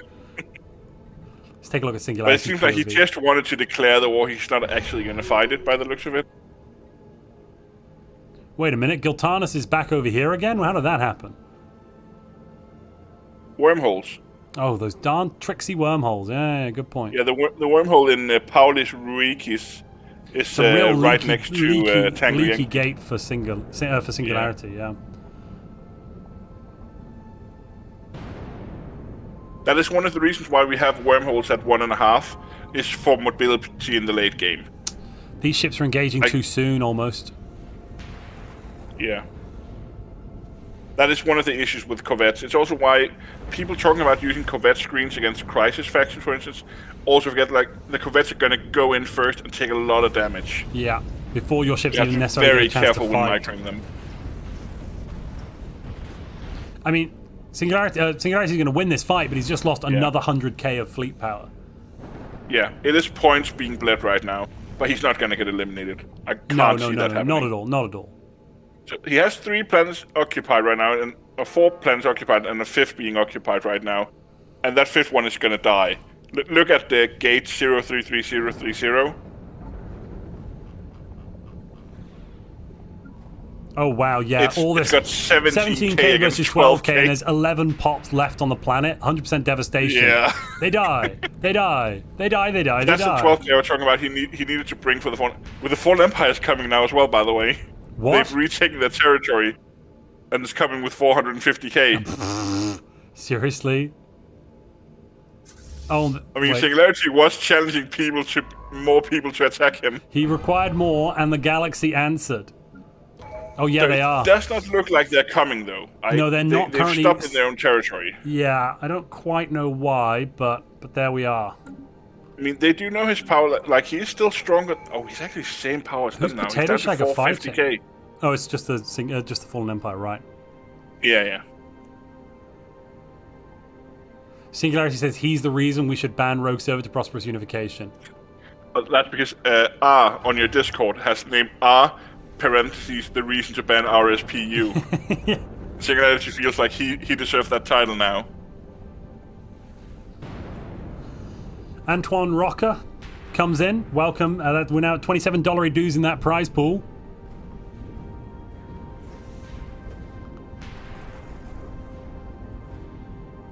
Ooh, Cathan's gonna keep coming in.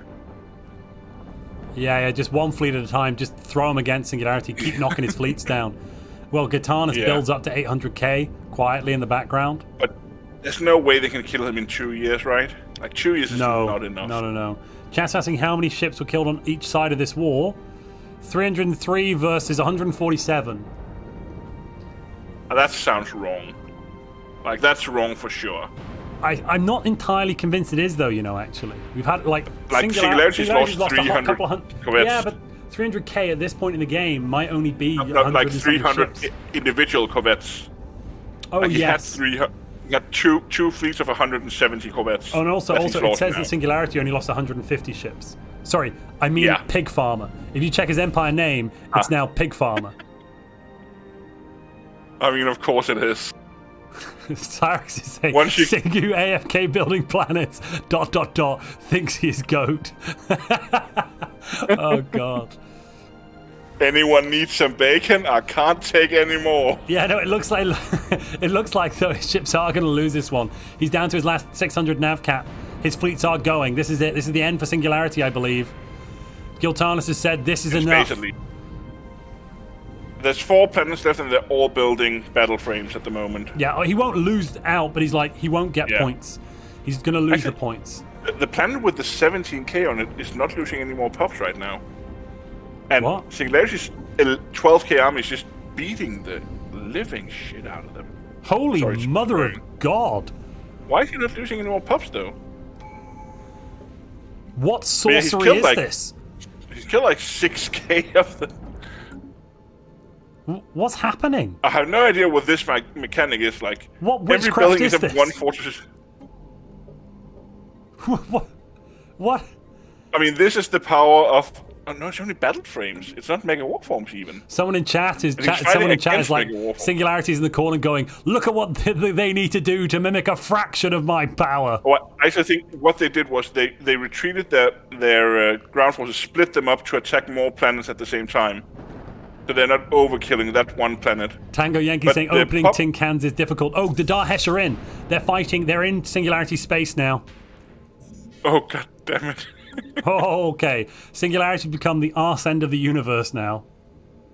But yeah, like, I'm pretty sure they retreated their 17k to split it up, but for some reason it's I know why they're not killing dying. pups on the planet. Because they're bombarding the planet, and the bombardment stance prevents the last 11 pops from dying. So if they So if they stop stop bombarding, they kill the planet.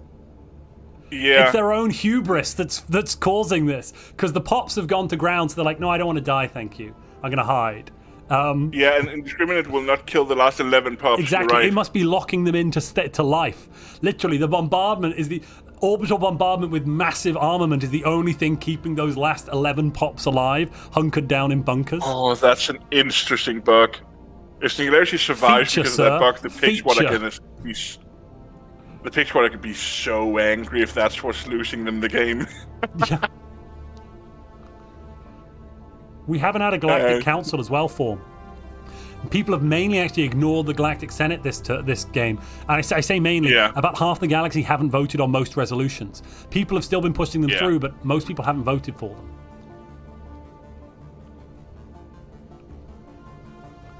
But hey, it's interesting new discovery that apparently if you bombard a planet, you won't kill it.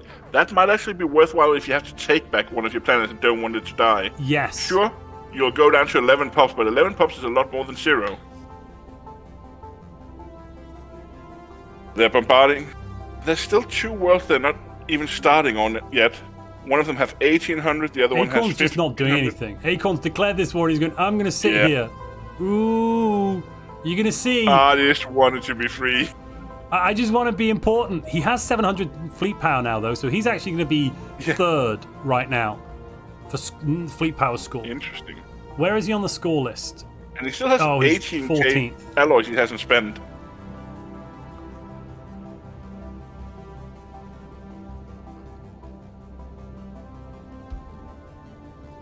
I can't see the pigs not running away with the game, though, now. Like, yes, Singularity is going to stay in and get a podium place. And Silas might also get a podium as well because of all of that space. He's going to get 5 points for the number of controlled systems, I'm pretty sure.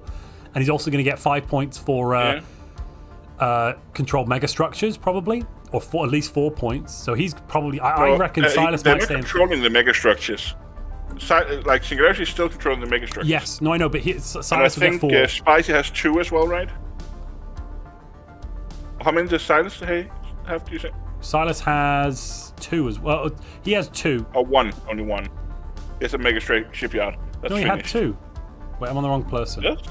I'm on Acorn. Give me a second. Spicy. No, I meant Spicy. Sorry, I meant Spicy.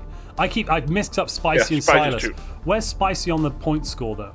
Sorry, Spicy is only 4 He's points close. behind Silas. I think Spicy is gonna end up in 5th, possibly. He's gonna get the points for controlled systems. Yeah, capitals, controlled systems. He's also doing relatively well economically. He's in 3rd on the score screen, so he's going to get points for econ. Oh, and all of the pick, or rather, the top 3 picks also all have former homeworlds controlled. Yeah. So they'll get some points from that as well. I got 6 points from that. I'm wondering if that's because he has 3 in 1, or if it's over several times. Several times. Ooh. Yeah. Less than half a year, 3 months ago. R got least fires capital before year 40. Yeah. So he's just been farming 2 points every 20 years from that. Yeah. Oh, they're still bombarding, but now there's 10 pops. They must have stopped bombarding for a moment. A pop died, then they went back to bombarding. Yeah. Mistakes were made, ladies and gentlemen. Mistakes were definitely made. But every single planet is being invaded or bombarded right now. Spamming chat which player you'd like to nominate for the Audience Choice Award? Viewers Choice Award? Viewers Choice Award. Viewers Choice Award. The prize pool currently stands at $27 dues for that, which is about half of what the 5th place prize is, so it's a reasonable prize. I'm seeing Anger, I'm seeing Singularity, I'm seeing Joe. The Fallen Empire.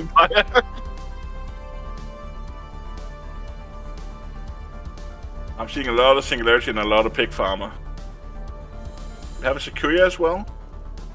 We also don't have any rules against a podium player getting the Player's Choice Award either. It might feel weird, but that's completely fine. Oh, the game's over. Let's have a look. So, in 1st place currently, and we're going to have to check all this later on, but currently... Yeah. Well, should we jump into the main chat? Should we pull everyone in and we'll jump in the main lobby?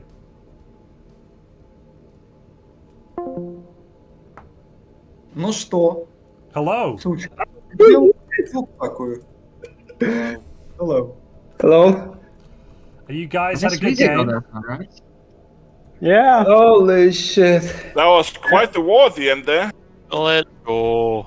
I mean, I'm so dry. Fuck my life, man. I don't know how... Remember, you're on YouTube now, so don't swear too much. Yeah. Okay.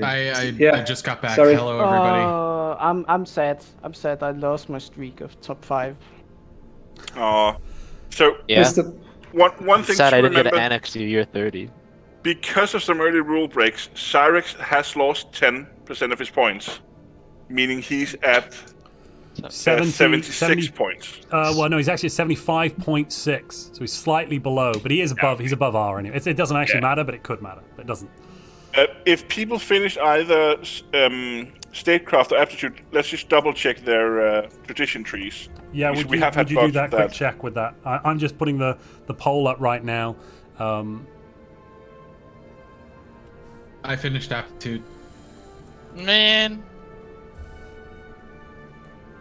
Oh.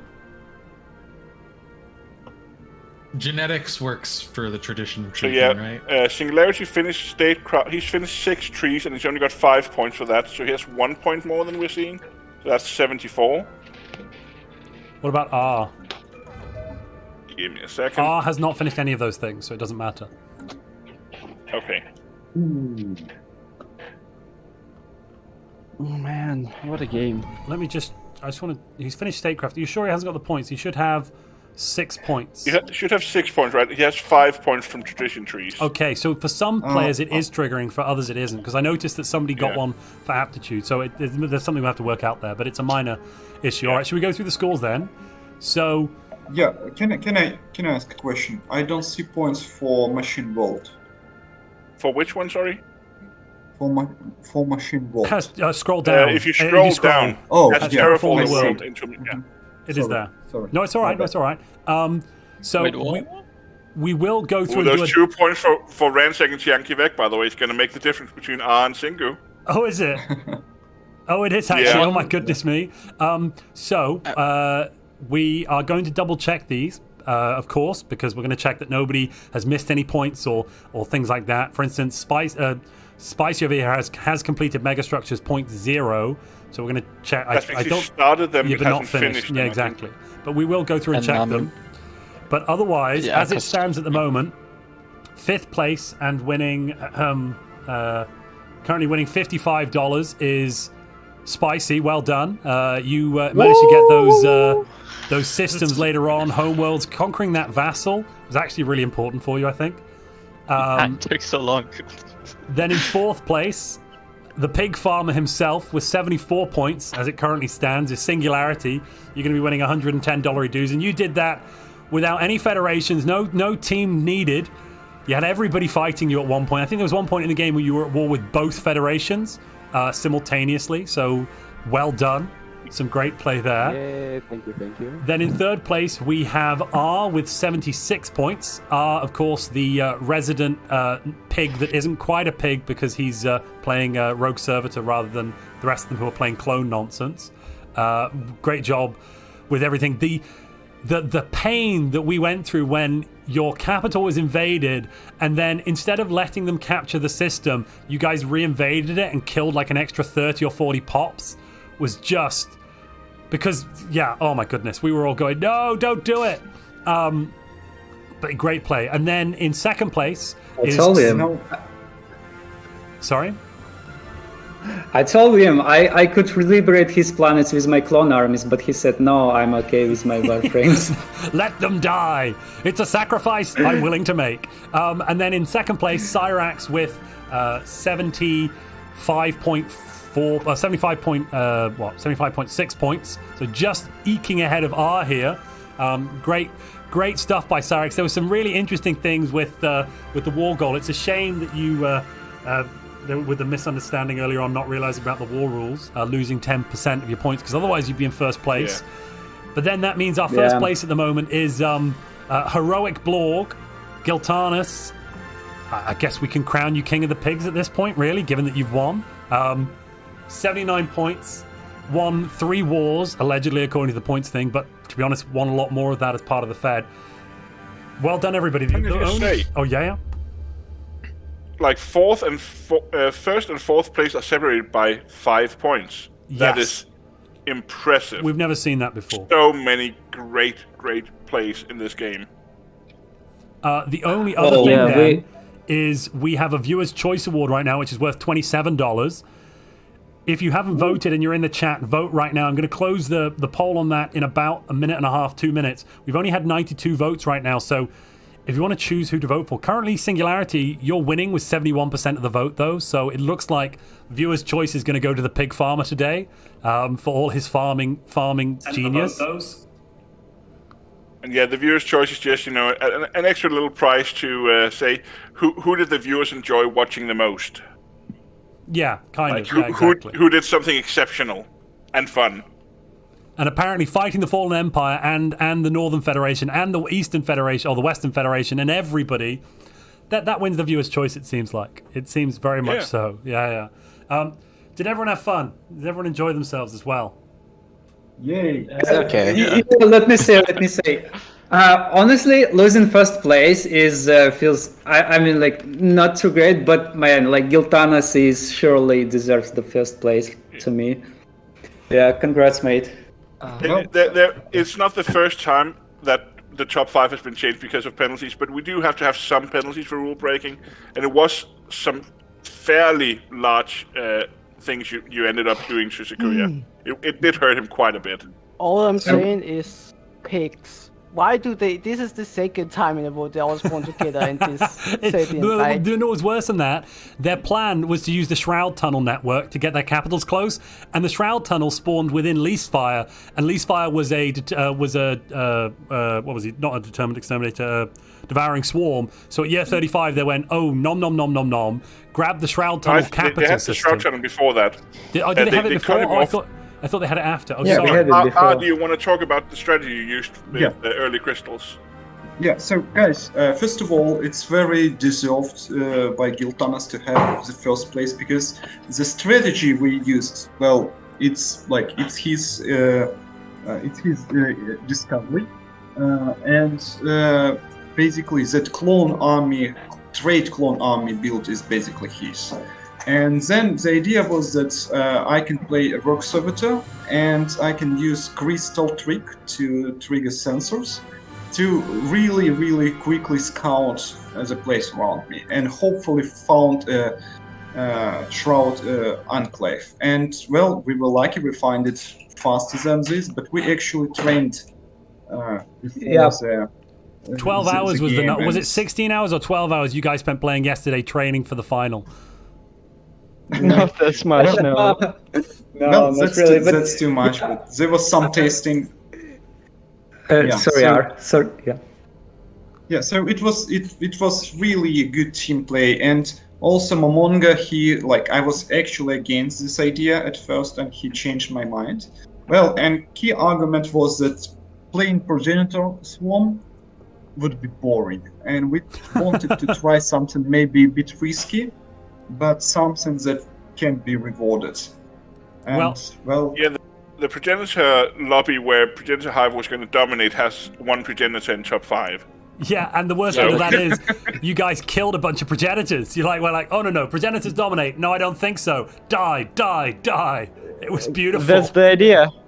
Yeah, Still saw several very interesting Progenitor, and individually they did well, but the teamwork was superior from the Giga Pigga. I must also say... Can I say something too? Oh yeah, please, Giltanas. Let the champion speak. I want to say big thank you to all my teammates, because actually we all worked together to make the strategy work. I mean, every player had his suggestions, and every player improved this strategy with his decisions and ideas. So actually, it's not only our ideas. We just wanted to play something fun, show really good to play strategy, and I guess you did it. Succeeded. And also yesterday we just had a real interesting talk after the game. We were in preliminaries, all of us were playing Progenitor, and most of the guys Momonga, Giltanas, and Ark were never playing Progenitor before. And after discovering how insanely overpowered this build is, everybody was really upset, and we were talking for serious maybe we should just play for safe and pick Progenitor, but then nah. Good. Good we don't choice.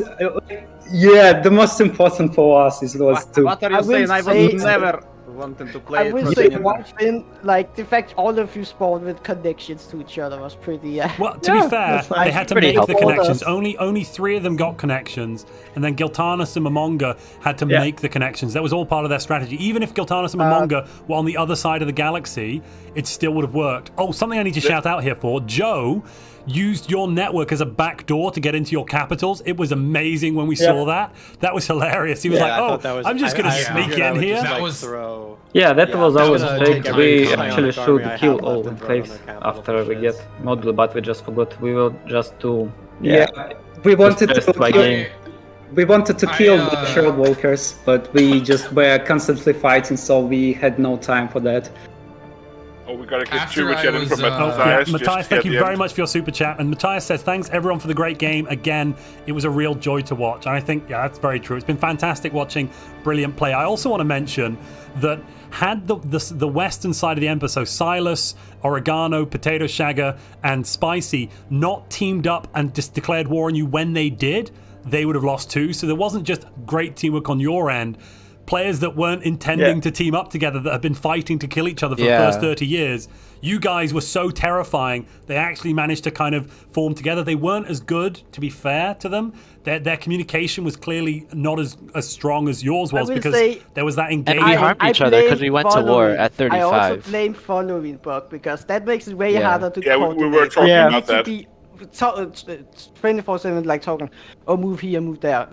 I don't think it was too bad, but I think the first fight was because of following, actually. No, but we definitely noticed that there was less fleet coordination in this game than we're used to seeing at this level. That's because normally you could be you just follow and leave it. One guy take care, and everyone follow his fleet. Now you have to be a voice, and you have to be very vocal. You have to be very you have to really talk to the other players and say, I'm here, we're moving, we're going, we're there. Where, like, Pig Squad have the advantage, because they played with each other way more. Random people. But that's one of the things we wanted to showcase in these tournaments as well: the power of teamwork. It is of course easier to have a pre-team. But Friendship always wins. Like the teamwork, the shared water is what made the difference. Also, I want to say that I've just closed the vote. Singularity with a stonking majority of 72%. You are the viewer's choice today. You've won not only fourth place, but the viewer's choice award as well. Congratulations. Yay! Congrats. I keep typing in chat. I wanted to give shout out also to Pig Squad, because they chose not to play any hives. They made this game interesting. Imagine if they played the hives, they would eat everyone. Nobody will survive. So that really made the game interesting. It's not true. I would not say so. I actually think they have advantage here, because they get a lot of trade. They get a the build was strong. They boosted each other's economy a lot early on. Yeah, that is generally the advantage of clone, is the fact that the more you are, the more trade you get, the more trade overall. Yeah, it's a snowball. That's a broken part of trade. It's the fact that you can just endlessly increase it with more people. Like at the end of the game, R was making 800 energy per month from trade as a robot. Also, I want to refer to Monga.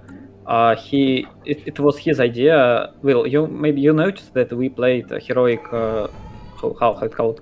Heroic Past. Yeah, actually, it was his idea, and he was proposing it very, very deliberately. We criticized this idea because we thought, well, it's just useless civic, but actually it's really good. It's actually very strong, and because it gives us discounts and upkeep, and only because of this we got 90% discount. It doubles your chance of getting the traits you want on the leader pool, because you've got 2 traits per leader. It's going to get worse in the next patch though, because they're going to nerf it. Now there'll only be 1 trait on the leader, and I think you'll pick the second trait, which means you won't know what it is until you hire the leader. So it's not going to be quite as strong, I think, from next week onwards, but we'll have to see exactly how it works out and how the UI does. I'm not sure that it will work like this, first. And second, in patch notes there was no notes about logistic and understanding, like most broken trait. Oh yeah, no, they're not removing logistic understanding. Yeah, they're keeping that in, which is bonkers. And we noticed that Anger was at one point running 80% ship discount with also his military build-up, so he was running 100% ship discount on his energy. Yeah, he had 80% I think and it was 90%. 400. I think it was 400 naval cap was costing him 40 energy per month. And 20 alloys. Yeah. It was just crazy. Yeah, but hives are still stronger at the end because clones do not have this scaling from just 3 or 4 planets, and we did not get a good conquest because of how War Exhaustion of Gestalt works. We had occupied Fabianski and Anger for 20 or 30 years, but we had no chance to piece out them because how much reasons. I do want to hear how much unity were you guys making? Because at the end I was going for unity number 1. Just a moment. I don't want to interject. I'm going to jump into my chat and say goodbye. I'll jump back here to chat with you guys in a moment. But for now, though, if you want to say goodbye to chat, now's your time. Goodbye. Goodbye, chat. Thanks for watching. I just hear a pig noise. Jeez Louise. All right, chat. It's just you and me left. You want to see some ship builds quickly? Well, I suppose I could quickly show off some ship designers. I'll put it on quickly so you can screenshot. That's Strongblorgs. That's Giltanus. Singularity was doing really well. Let's look at his. He's got the Comrade Truck Cruiser, and he's got these corvettes here with phase disruptors. He also has the frigates. I don't think he built many of those. It was these phase disruptor, point defense, Guardian point defense corvettes that were really tanking for him quite a bit. Who else had some good ships? Silas's ships here. This is, well, it could be a strong build. It depends what you're trying to do. Interesting with the shield hardeners there. There you are. But otherwise, chat, it's been lovely to be here. Thank you very much for all of your super chats, all of your support, all of the new members. Welcome, welcome, welcome. Otherwise, I will be back this coming week on Friday with the GPO. Friday, Saturday, Sunday is the Stellaris GPO event, which is featuring myself and Ragoons. We're going to be playing together, and we're going to be playing together, and we're going to be having just a little bit of fun. I can tell you, it's going to be a fun little weekend. We're playing. What are we playing, Ragoons? The name is Unincorporated Incorporated. Yes, it is. Yes. It's going to be fantastic. We're gonna have a fun weekend messing around with the French server. It's gonna be great. So join us for that, which will be Friday, Saturday, Sunday. Otherwise, I'll be back with videos next week. Should be having a video on the new L cluster, or the second L cluster. I haven't quite decided the title, but we're getting that other L cluster. Yeah, Megacorp Dragon Shenanigans, Ragoon. Exactly. But otherwise, other than that, thank you, as I said. Thank you very much as well. I need to reiterate, thank you to all of those people who donated the prize pool. So that's Dave Woodmansey, 5 Sierra, Sveroth, and Acorn. Your donations very much helped. Without you, we couldn't amass such a fantastic prize and give that out to the lovely players in the game. And, you know, good prizes hopefully means we get good play, we get good people joining. It kind of improves the quality. And it kind of means now we're going to 6 months. Does that make Stellaris an esport? Maybe it does. Link to the Discord. Yes, absolutely. I'll throw out a quick link to the Discord. There should be one in the description, but maybe I've missed that today. Otherwise, there is also one. There's also one. If you go to my channel on the About page, there's also a link there. But I'll throw a link to the Discord right now in the description. Jump into my community, where you can get the tournament ping roll or something like that. Then you'll be notified about all the future tournaments. We should have another one next month. There isn't one in the description. Fair enough. I'll put one in the description now.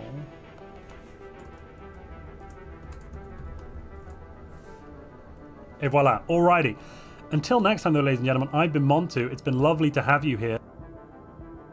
I'll see you again very, very soon.